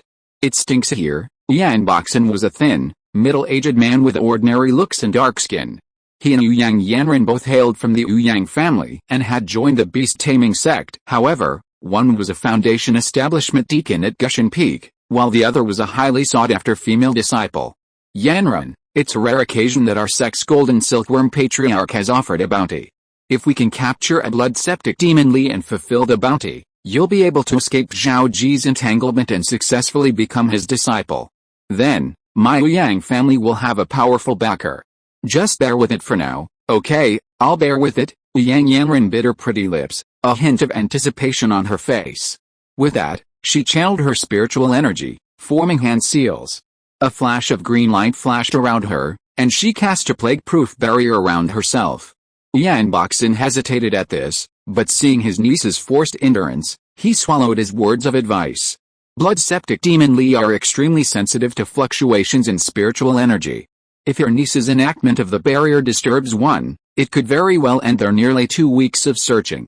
Yanboxen sighed inwardly, extended his right hand, and flung a series of multicolored powders in all directions. As the powders touched the surrounding miasma, they instantly transformed into vast, iridescent fog, obscuring the two's advancing figures. Half a day later, the dense forest darkened as night, and the two had reached the edge of a jungle swamp. Countless bizarre insects formed clouds, dancing back and forth over the dark green water, emitting a loud, piercing, and dense hum. At that moment, a crimson streak of light streaked across the surface of the water, sometimes landing on the massive, dark green spines of the beasts that emerged from the water. Sometimes darting into the clouds, battling countless strange insects. Upon seeing the crimson light, Yanboxen was overjoyed. He quickly pulled his niece behind an ancient tree on the shore, secretly observing the movements in the swamp. Yanran, witnessing her master's caution for the first time, felt her heart pounding. She gazed at the crimson light on the surface of the water, her eyes filled with intense longing. Master, before she could finish her words, Yanboxen suddenly turned his head, glaring at his niece with a sharp gaze, his warning clear as day. Yanran shuddered, too frightened to speak. Meanwhile, Yanboxen pulled a pile of bottles and jars from his pocket and began busily working behind a tree. A moment later, a complex, colorful medicine circle appeared on the ground, surrounded by 5 Inkigu banners. Yanran, proceed according to the plan. Yanboxen put away the bottles and jars and turned to his niece, whispering. Yanran hesitated, but under the silent urging of her master's stern gaze, she stepped to the center of the medicine circle and slowly rolled up her long sleeves, revealing her arm, as white as frozen jade. A light fingertip brushed her wrist, and a stream of crimson blood flowed from the wound, dripping to the ground. As the scent of blood, imbued with spiritual energy, spread, the blood septic demon Li, battling countless insects above the swamp, suddenly froze. The next moment, a streak of crimson light suddenly pierced a cloud of insects, darting like lightning behind a banyan tree at the edge of the swamp. Buzz! In a flash of red light, a strange insect, covered in dark red markings and sporting 4 wings, suddenly landed on the bleeding wound. The septicemic demon Li resembled a blood-sucking mosquito, but its proboscis wasn't a needle, but rather a ring of nails, appearing thin and sharp. Seeing the demon Li land on her wrist, Yanran's face paled with fear, and she screamed. At that moment, 5 goo banners moved without a breeze, each emitting a faint glow, trapping both the person and the insect within. Whoosh! Startled, the septicemic demon Li didn't flee, but instead slithered into the wound, leaving a small bump on her arm. The bump only lasted a moment before it sank, and the skin returned to normal. But the next moment, a dense web of blood vessels suddenly bulged across Yanran's face, neck, and arms. The veins quickly turned from blue to dark red, and the blood, constantly expanding and contracting, rushed to her heart. Simultaneously, her body began to swell, her snow-white skin instantly turning a bluish-black. Then, her flesh began to sag, leaving her like a decaying corpse, a terrifying sight. Yanran, go with peace of mind. Your family has raised you for so many years, and now it's time to repay them. Yanboxen stood outside the circle, observing the events with a cold gaze, muttering to himself, but showing no intention of taking action. The Beastmaster sect, the foremost sect in Central Continent, was nestled deep within the endless jungle, its vast expanse unparalleled in this realm. Gushan Peak, the core seed of the Gushan lineage, was separated from the other 4 sects by 1,000 miles, situated precisely at the junction of the endless jungle and 100,000 mountains. Gushan Peak lies at the heart of a vast mountain range. Its peaks are precipitous and towering to 1,000 blades. Their summits are capped with snow, and strange trees and plants grow everywhere. Amidst the swirling clouds of miasma, sacred palaces loom. At the foot of the mountain lies a dense swamp, where countless tall buildings on stilts rise above the water, each radiating a shimmering aura, creating a dazzling array of colors, both magnificent and eerie. Beyond the 1,000-mile swamp lies a boundless primeval forest, where the sounds of birds and beasts echo, and all manner of bizarre monsters and insects roam. After flying for 2 weeks, Yan Boxen, trekking through mountains and rivers, finally escaped the perilous endless jungle and arrived back at his base at Gushan Peak in time. After a cup of tea, Yan Boxen entered the killing hall on the mountainside and successfully met with Master Mojian, the head of the Huahong Hall, and explained his purpose. Oh! Master Molan's eyes fixed on Yan Boxen, who was standing respectfully below him, and confirmed again, "Did you really catch the blood septic demon Li?" Yan Boxen bowed his head and suddenly flicked his sleeves, saying, "Uncle Master, please look." As soon as the words fell, a stream of scarlet light shot out from his sleeves, then flew 3 times in the air like lightning, and finally landed on the back of Yan Boxen's hand, revealing a dark red strange mosquito with 4 wings on its back, a big belly and a pointed head. Upon seeing this, Master Molan was delighted at first, but then his brows suddenly furrowed, his expression instantly cold. He said calmly, "So the blood sacrifice has already taken place."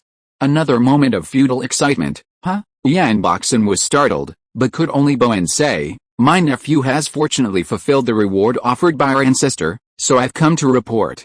"Please, uncle, inform us of this." Master Molan stood up, gave him a haughty look, and said in a cold tone, "You and I will go to the back mountain." With that, he transformed into a streak of black light and flew out of the hall. Overjoyed, Yan Boxen quickly activated his Gu banner, soaring into the air in pursuit of the black light. The two took off from Gushan Peak, one in front of the other, and soon soared over a dozen peaks before landing over a valley. "Fellow Taoist Zhao, the new batch of experiments on my side have produced results. Come and see." A moment later, a cold voice was heard from the test site deep underground. "The activity of the 43rd generation of bacterial cells of C has been weakened too much, and it is eliminated. The 25th generation of bacterial strain D failed to parasitize the blood cells and is eliminated. The 17th iteration of bacterial strain B has excellent alienation. The survival rate of the test subjects is over 90%, and the side effects are not obvious. Continue with the targeted cultivation. The 29th iteration of bacterial strain A successfully parasitized the blood-sucking worm, and the infection degree of the test subjects is 100%. The transmission speed is 2 days, and blood pox appears on the skin. No crystallization phenomenon has appeared for the time being. The potential degree of the blood-sucking worm is 7 stars, and it is temporarily included in the shortlist. Experimental subject number 107, the cultivation level is the 7th level of key refining, and 76 essence blood beads have been refined. The initial crystallization phenomenon appeared half a day ago. Let it save itself, and continue to observe. Experimental subject number 18, cultivation is in the late stage of foundation building, and he has refined 257 essence blood beads. He is in excellent condition and has not shown any crystallization phenomenon. Increase the supply and urge him to practice diligently. Draw blood to test the activity of blood cells. Next one, experimental subject number 3, ghostly Taoist, deputy leader of the blood demon sect, has cultivated the 7th level of golden core. Because he refused to cooperate with the experiment, he was planted with a heart-inducing soul-eating goo for half a month and is in an unclear state. Injected with type of blood-sucking worm. Pay close attention. In the corridor on the 21st floor of the underground test site, the golden silkworm ancestor, dressed in colorful clothes, walked while looking at the green-robed Taoist beside him. At this moment, the golden silkworm ancestor, who had a big head and a small body and looked like an 8-year-old child, had lost his previous arrogance and domineering attitude. Instead, he looked kind and smiled as he opened his mouth. "Dao Zhao, there are only 2 Gu Shendon pills left. Please refine another batch." At this time, Zhao Sheng was observing the physical conditions of the experimental subjects in the cells on both sides with his spiritual sense. Hearing this, he smiled slightly and asked, "As long as the senior has prepared all the spiritual medicines, I can start refining the Gu Shendon at any time." The golden silkworm ancestor was overjoyed when he heard this. He rubbed his hands repeatedly and laughed, "Haha. This ancestor has already collected 3 sets of medicinal materials, just waiting for fellow Taoists to start refining the pill." Having said that, the man handed a storage bag to Zhao Sheng. Zhao Sheng's eyes flashed, and he reached out to take it, and at the same time handed back a gray storage bag. "There are 2 top-grade wood-grade spirit stones in it. It's a little thanks from me. Please accept it." "Haha, brother Zhao, you are too polite." That's what he said, but the golden silkworm ancestor took the storage bag very swiftly. As the saying goes, if you want a horse to run, you must feed it grass. For this alienation breeding experiment, the golden silkworm ancestor worked hard and was busy for decades. Even his cultivation was delayed. Is it just for the sake of justice to do good things in vain? That's you. You think too much? Zhao Sheng paid a lot for this. Refining the Gushen pill is only one of them, and sending top-grade spirit stones is also a common practice.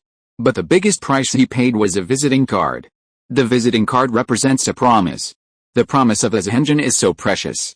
It can be said that with this visiting card, the Gushen lineage will be safe and worry-free for at least 3,000 years. By the way, someone has found the blood septic monster Li. Fellow Taoist Zhao, are you willing to follow this ancestor to see this gu? Oh? Has someone completed the bounty so soon? Zhao Sheng couldn't help showing a bit of amusement on his face. Although the blood septic demon Li is not among the 100 great strange poisons, this poisonous insect is almost extinct in Hangzhou and has not appeared in the world for a long time. Zhao Sheng thought it had been extinct for a long time, but who knew that someone would catch this rare poisonous insect so soon? Not long after, Zhao Sheng and the others returned to the surface, and met Yan Boxen, who presented the poison in the Bluestone Hall. Yan Boxen, a disciple of Baixi's Henrun, pays homage to the golden silkworm ancestor and pays homage to the demon star senior. Upon seeing the two ancestors show up, Yan Boxen immediately knelt down and paid homage. Well, no need to be polite, stand up. Golden silkworm casually told Yan Boxen to stand up, and asked at the same time, where's the demon Li? It's with me. Yan Boxen did not expect Jin Kanzi to be so direct, and he almost did not react for a moment. Fortunately, he had already refined the blood septic demon Li in advance. As the voice fell, a stream of scarlet light flew out from his cuffs, and with a sound of buzzing wings, it flew to the top of the hall, in front of Jin Kanzi. The afterimage flashed in the air, and Jin Kanzi's white and tender little hands pinched the wings of the demon Li, put them in front of his eyes and took a closer look, and immediately nodded with satisfaction. He stretched out his hand in front of Zhao Sheng and said proudly, "Friend Zhao, I wonder if this gu meets your requirements." Zhao Sheng released his divine consciousness and repeatedly scanned the whole body of the demon Li, and then nodded thoughtfully. This gu happens to be a female insect, and it is in its mature period. It is very suitable for hybridization to breed a new generation of plague insects. It's a pity that it has been sacrificed and refined. Well, do you want me to kill him? Jin Kanzi's eyebrows shot up at this, and a murderous aura filled the air. Seeing this below, Yan Boxen was terrified, his face pale. Zhao Sheng shook his head. That's not necessary.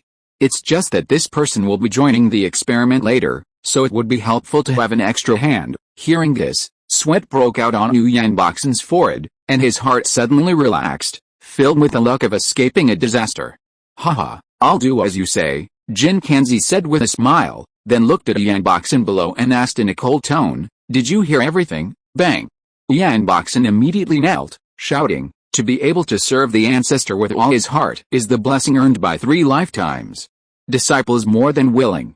Chapter 474. As if with divine help. 2 days later, in the Daegu Valley, Yan Boxen nervously walked through 2 long corridors and arrived at a cave dwelling on the 2nd underground floor. In the living room, a tall man stood proudly. His demeanor was dignified, and he remained silent. Behind him, a vast, dazzling vortex appeared, its edges shimmering with light and emanating a fierce, oppressive aura. "Yang, greetings to Master Zhao." Yan Boxen's eyes flashed, and he immediately bowed. The tall man's name was Zhao Hongsen, also from the Nanshan Zhao clan. In his early years, he became a disciple of the beast-taming sect and later achieved the golden elixir. Decades ago, the family's ancestor, Kyongshan, visited Gushan Peak as a guest. Upon hearing the news, Zhao Hongsen took it upon himself to join the ancestor. Since then, he has been taken in by Kyongshan, responsible for managing miscellaneous tasks and personnel assignments, saving Zhao Sheng much of his energy. To outsiders, Zhao Hongsen was considered to be the confidant and close clansman of the Kyongshan patriarch, and he also served as the chief steward. This meant he held a high position of power and a promising future. "Oh, so it's junior brother Yang.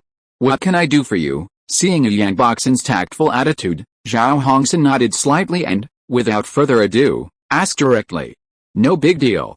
I've just entered the Daegu Valley and have nothing to do. I'm feeling a bit bored, so I'd like to ask you for a position," Yan Boxen said flatteringly. "That's fine. You've just made a great contribution, so there's no need to rush. Once you're familiar with the experimental environment, we can discuss other matters, Zhao Hongxin said with a gentle smile. Yan Boxin smiled sheepishly and asked tentatively, Master, may I ask about the reward? Oh, I see. You can go to the Digu Great Merit Hall to claim your reward, Zhao Hongxin said, his eyes twinkling. Seeing this, Yan Boxin hurriedly bowed and thanked him. Thank you for your guidance, Immortal. If you have any future assignments, I'll be happy to serve you, haha, please don't be so. Just work diligently for the ancestor and complete the tasks assigned to you with flying colors. I will not treat you unfairly. Here's your ID card. Take it. Go with confidence. Zhao Hongxin smiled and patted Yan Boxin on the shoulder. As he spoke, he took out a silver-white talisman and placed it in his arms. Thank you for your guidance, Immortal. I'll take my leave. Yan Boxin put away the token, bowed respectfully, and then backed out of the living room. Zhao Hongxin watched the man retreat, shook his head secretly, but he remembered him. Yan Boxin returned to the surface and immediately summoned a white crane with red eyes. It flew towards the main hall.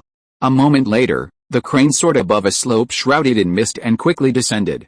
At the top of this slope stood several palace buildings. Glowing auras rose from the corners of the eaves, converging into a faint wall of light that enveloped the entire wooden building. Yan Boxin dismounted from the white crane and walked toward the main hall. Passing through the floating light barrier, he arrived at the door of a palace building on the far left. He glanced up at the plaque and walked inside. The hall was simply furnished, with rows of shelves on either side filled with jade boxes of various sizes, and even storage bags of various colors. A massive jade wall stood in the center, lines of aura runes constantly appearing and disappearing from its surface. Nearly 100 people, young and old, men and women, sat cross-legged beneath the jade wall. They all gazed at the jade inscription with fascination and enthusiasm.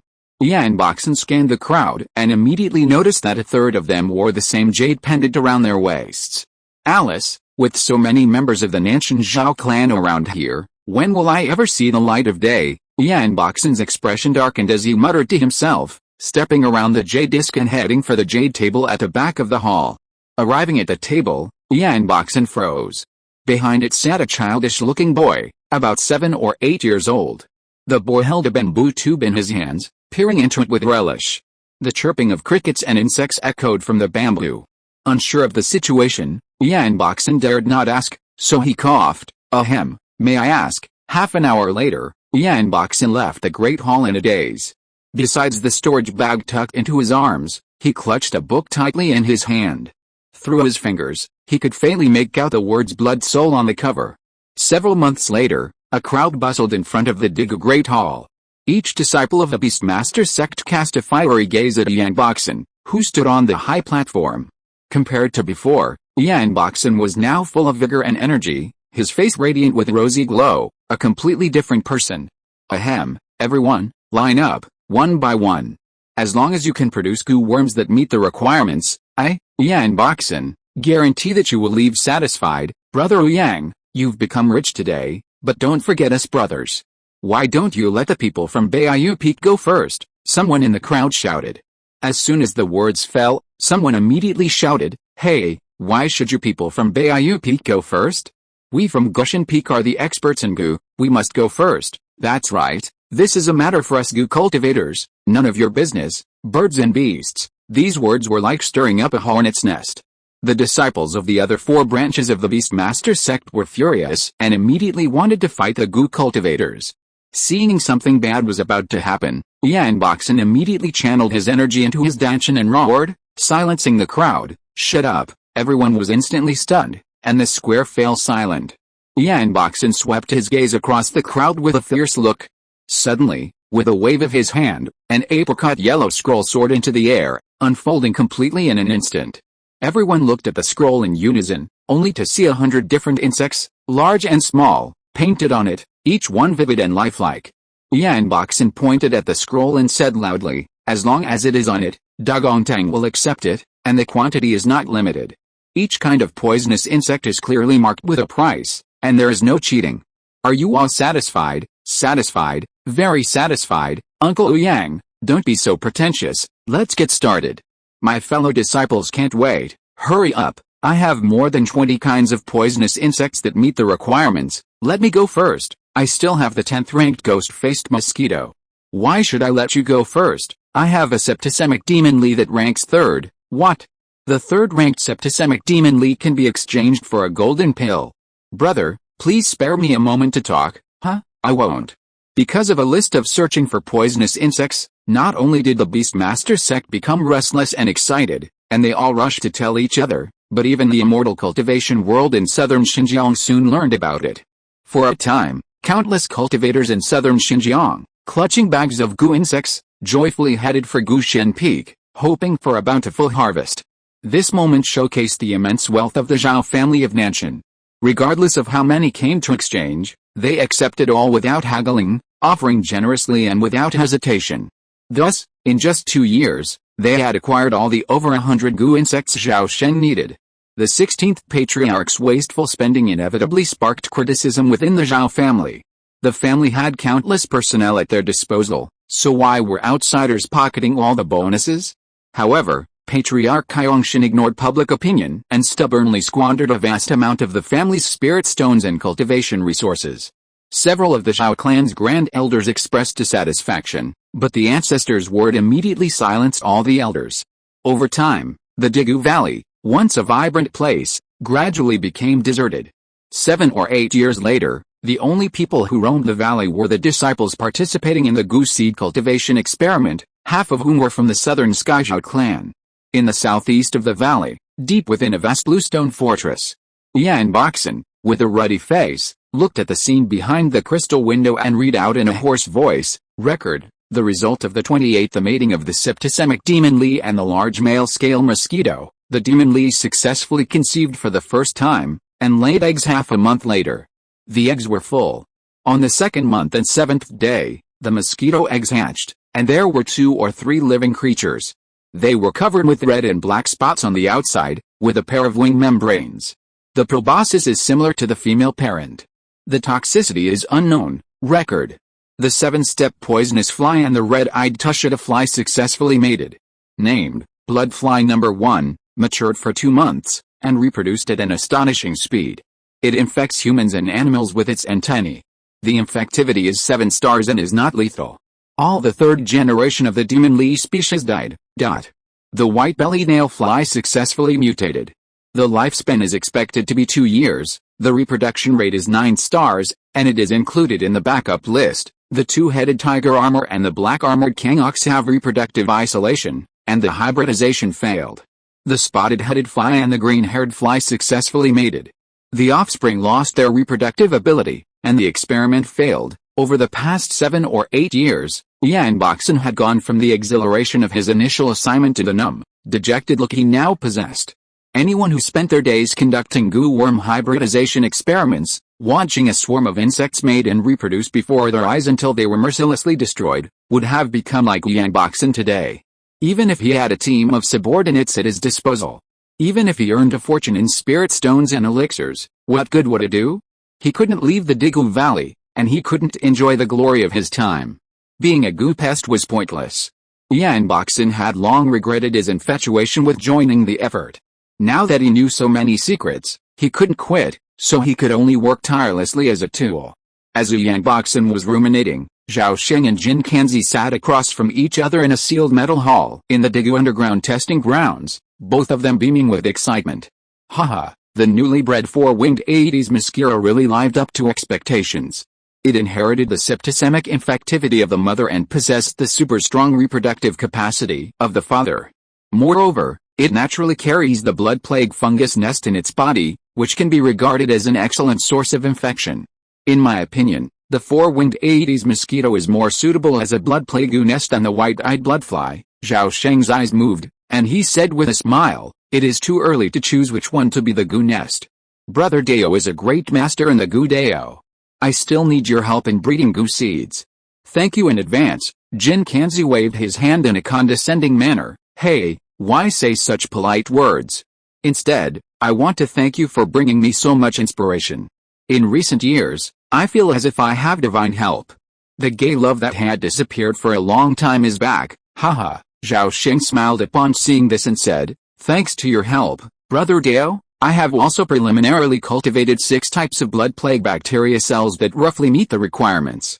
However, the characteristics of these 6 alienated bacteria cells are still unstable. Next, I will use these 6 plague bacteria as a blueprint to continue the targeted alienation cultivation. However, there is an urgent need for experimental personnel, and we need to recruit a batch of them. Jin Kanzi paused when he heard this, and then said meaningfully, "We have captured most of the Li cultivators and demons in the southern border, and the rest have all escaped.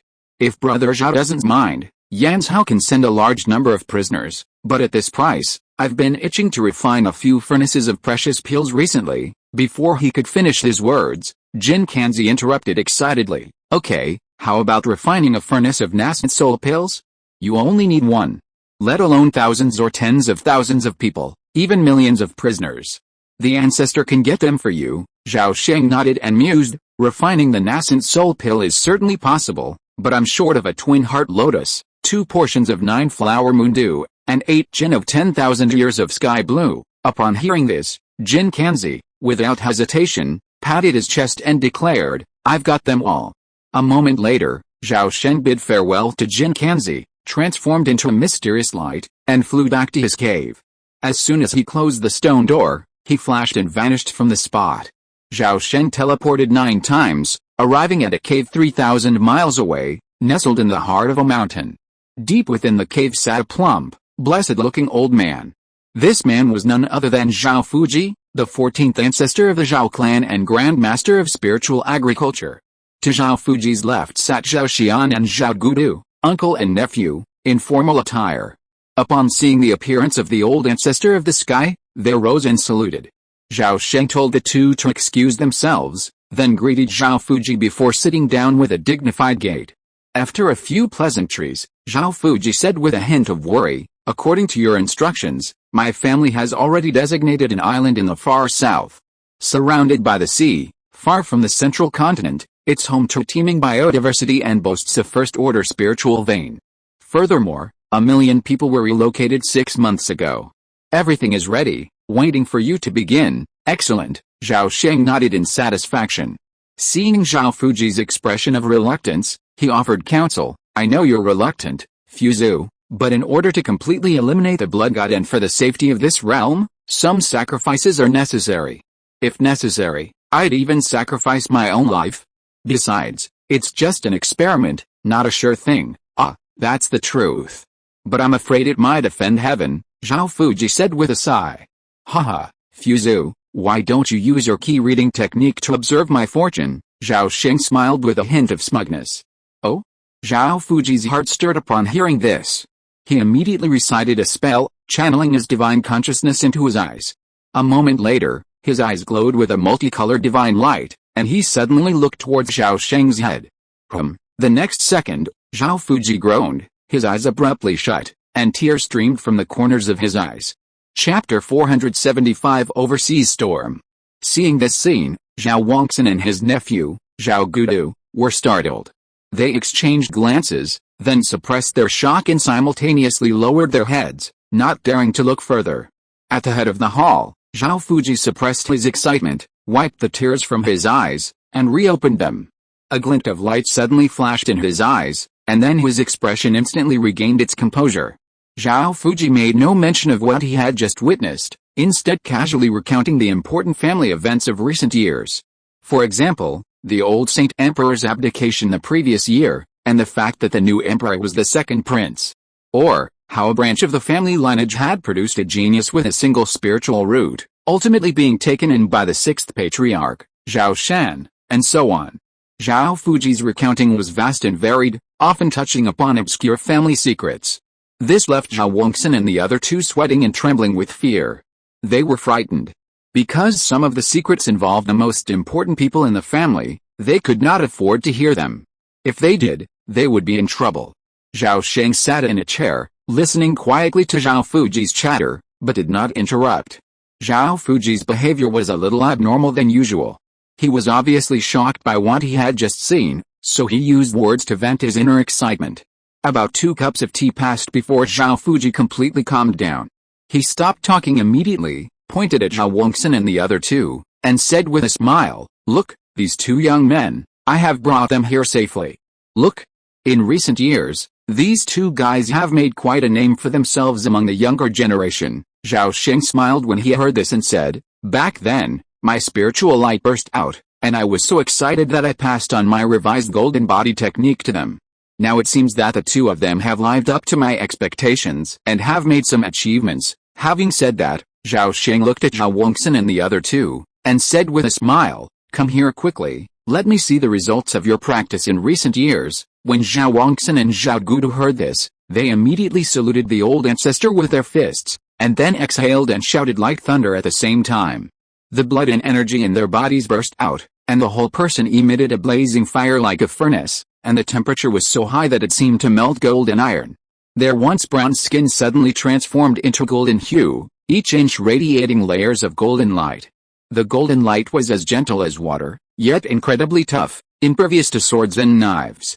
Surprisingly, Zhao Wongsun's entire body was enveloped in 7 layers of golden light, the innermost 3 layers showing signs of transforming into something substantial, evolving into an indestructible golden armor. Zhao Gudu, on the other hand, possessed only 2 layers of golden light, barely reaching the realm of water-like, wall-like. Zhao Sheng's eyes flashed upon seeing this, and with a flick of his finger, 2 blazing white sword beams shot forth from his fingertips, instantly slicing through the golden light shielding the 2 men. Bang, bang, bang, a series of blow sounds echoed, and the golden light shielding the 2 men seemed to possess immense elasticity. The areas struck by the sword light slowly buckled and dented, then, as if condensing to the extreme, violently shattered. The sword light had just pierced 1 layer of golden light when it immediately encountered a second. The defensive power of these golden rays was astonishingly strong, each layer becoming more and more powerful. The sword light Zhao Sheng unleashed was as powerful as a full-strength strike from a late-stage foundation establishment cultivator. Even so, it barely broke through Zhao Gudu's second layer of golden light barrier, the remaining sliver of edge barely scratching his own skin. As for Zhao Wongsun, he couldn't even break through the second layer of golden light. Zhao Sheng nodded with satisfaction at this, then divided his attention between them, using telepathic communication to point out the shortcomings and deficiencies in their cultivation, while also explaining the obscure aspects of their techniques. Zhao Fuji stayed in Diga for only 2 days. After reviewing the progress of the experiment, he returned to Shenlong Valley, carrying a large collection of jade slips containing test information. Zhao Wongsun and his nephew stayed nearby in Digu and joined in the experiments.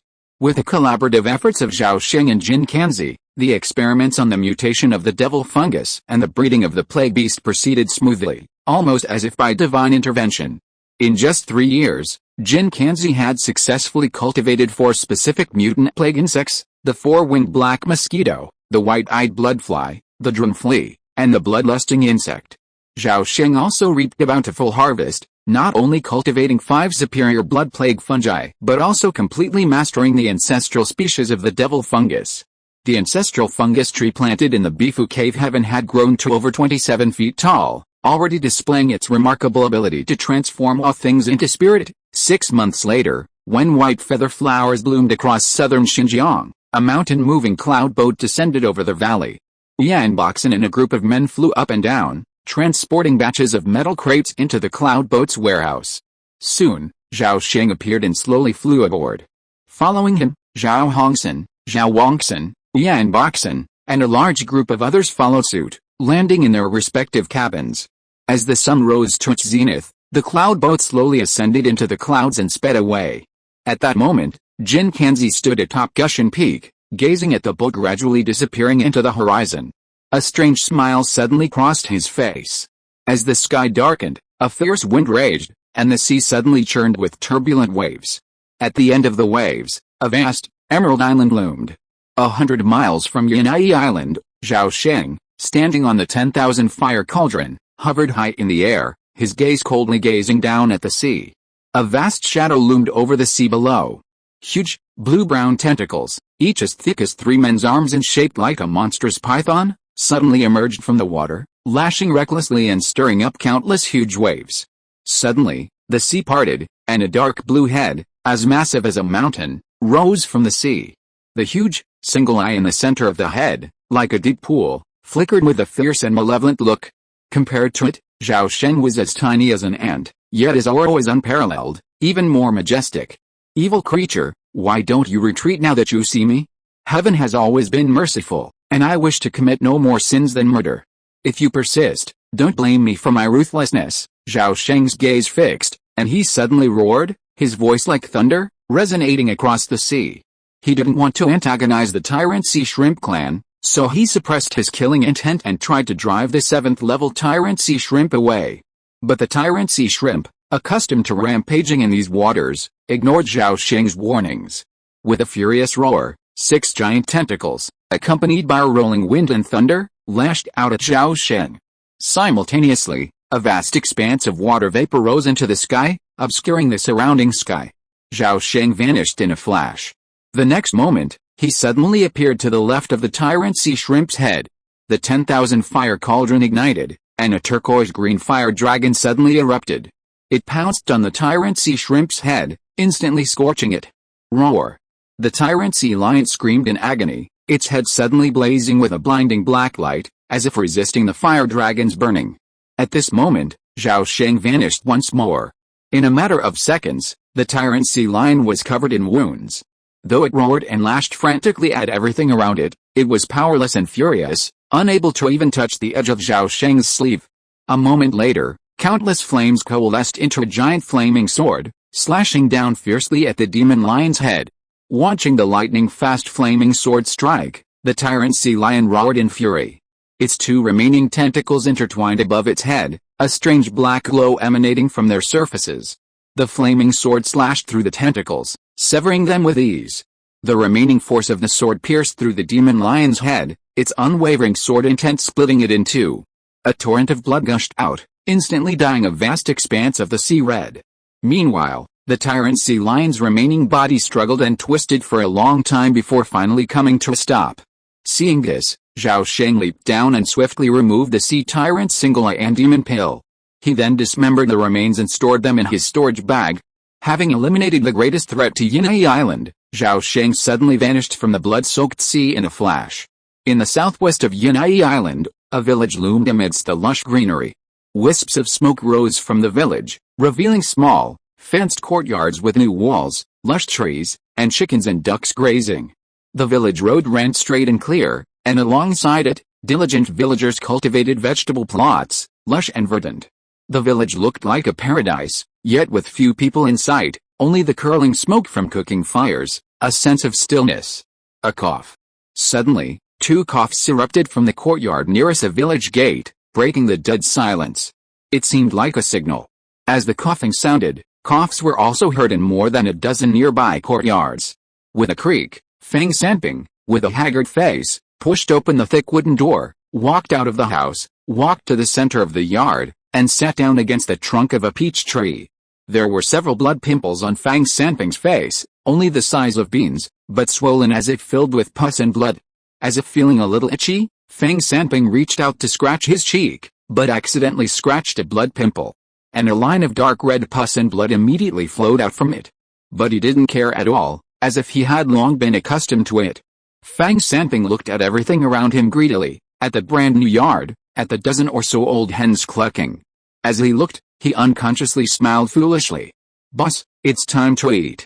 There's a fried fish today." At this time, a capable and crisp female voice came from the house. "Ahem, I'll be right there." Feng Sanping supported himself on the tree trunk, stood up, brushed the dirt off his butt, and happily walked back to the house. Eating the fragrant fried fish and looking at his virtuous and capable wife, Feng Sanping recalled the extraordinary experiences of the past 2 years, feeling like a dream. 2 years ago, he never would have imagined such a good thing would happen. Back then, he almost starved to death on the street, but fortunately, he was saved by an immortal. Later, even more luck struck, and he followed the immortal to this fairyland island. Once on the island, he was not only given a yard and successfully married, but he was even allocated 20 acres of high-quality farmland. Feng Sanping felt that his life had reached its climax. If he could have a few more fat boys, his life would be complete, and he would be able to give an account to his ancestors. However, since arriving on the island, not everything has been good. Perhaps it's because of the unfamiliar climate and soil, but in the past 2 months, people in the village have been infected with pimples. This illness is quite torturous. While it's not fatal, I feel a constant lack of energy, unable even to farm. I've heard from people in the city lately that they've also been infected with the lumps, and several elderly people have died. It sounds scary, but as long as the immortal on the island doesn't leave, Feng Sanping sees nothing serious. Bored these past few days, he's been lying in bed, planning to visit the immortal's cave upon recovery and kowtow 3 times, wishing him a long life. Zhao Guduan had no idea that the disaster victims he'd casually brought in 2 years ago were secretly cursing him for a long life. Meanwhile, Zhao Guru stood solemnly behind his cousin Zhao Gudu, his hands hanging down, standing like a minion in the crowd. Just then, the clouds suddenly ripped apart, and over a dozen streaks of light burst through the air, hurtling towards the island. Zhao Sheng, observing this, narrowed his eyes slightly and suddenly soared into the air. Following him, Zhao Hongsan and Zhao Wuxin, 2 of the Zhao clan's golden cores, also flew up. After 100 breaths, the dozen or so beams of light arrived in front of the group and quickly dispersed, surrounding Zhao Sheng and his companions. Suddenly, the beams dissipated, revealing a dozen or so individuals. Without exception, they were all clad in purple Taoist robes. The leader, a tall, feminine figure, stared intently at Zhao Sheng, his gaze filled with malice. As soon as this individual appeared, Zhao Sheng recognized their feminine features. Most of these uninvited guests hailed from the Heavenly Thunder and Earth Fire sect. Their leader was none other than Lei Xinggang, known as the Heavenly Tribulation Master, who had reached the middle stage of the nascent soul realm. Behind Lei Xinggang stood a purple-browed youth and a voluptuous woman, both at the great perfection stage of the Golden Core realm. Of the remaining dozen or so, the weakest were even fake cores, with nearly 30% of the late Golden Core stage. Zhao Qiangshan, your Zhao family has crossed the line. This sea area, including this island, is Yanzhao territory, and it's also under the purview of my Xianli sect. You're taking over Lingdao without even saying hello. That's quite overbearing. Lei Xinggang looked Zhao Sheng over and said with a chuckle. Oh, I thought the Zhongai island chain was ownerless since ancient times. How could it belong to your sect? Zhao Sheng said calmly, his expression calm. The moment he spoke, Lei Xinggang and the others' expressions suddenly darkened. The Zhongai island chain is a chain of thousands of islands extending from the Zhongzhou continental shelf toward Yanzhou, roughly connecting Zhong and Yanzhou. Dozens of overseas immortal cultivation forces, large and small, reside within this island chain, but the Xianli sect and the Loose Cultivator Alliance are the most prominent. Haha. Your Excellency is about to die, and you still feel like joking, Lei Xinggang sneered. What do you mean, fellow Taoist Lei? Zhao Sheng asked, feigning confusion. Lei Xinggang sneered repeatedly, then suddenly waved his hand, causing the crowd behind him to scatter. The purple-browed youth and the enchanting woman both surged in momentum, and 2 massive thunder clouds suddenly condensed above their heads. 2 more nascent soul thunder cultivators. Zhao Sheng narrowed his eyes slightly at this scene, quite surprised. He couldn't help but ponder, with the power of the Xianli sect, supporting Lei Xinggang as a nascent soul ancestor is already the limit. It's impossible for 3 nascent soul thunder cultivators to be born simultaneously. Then, how did these 2 achieve nascent soul status? Why were they so murderous upon meeting? It seemed as if they were completely determined to kill him. End of this chapter. Thank you so much for reading until the end. Don't forget to give it a like. Looking for more exclusive content and immediate access? Subscribe to our Patreon. Remember, every like, subscription or donation encourages us to continue. Thank you all. See you in the next video.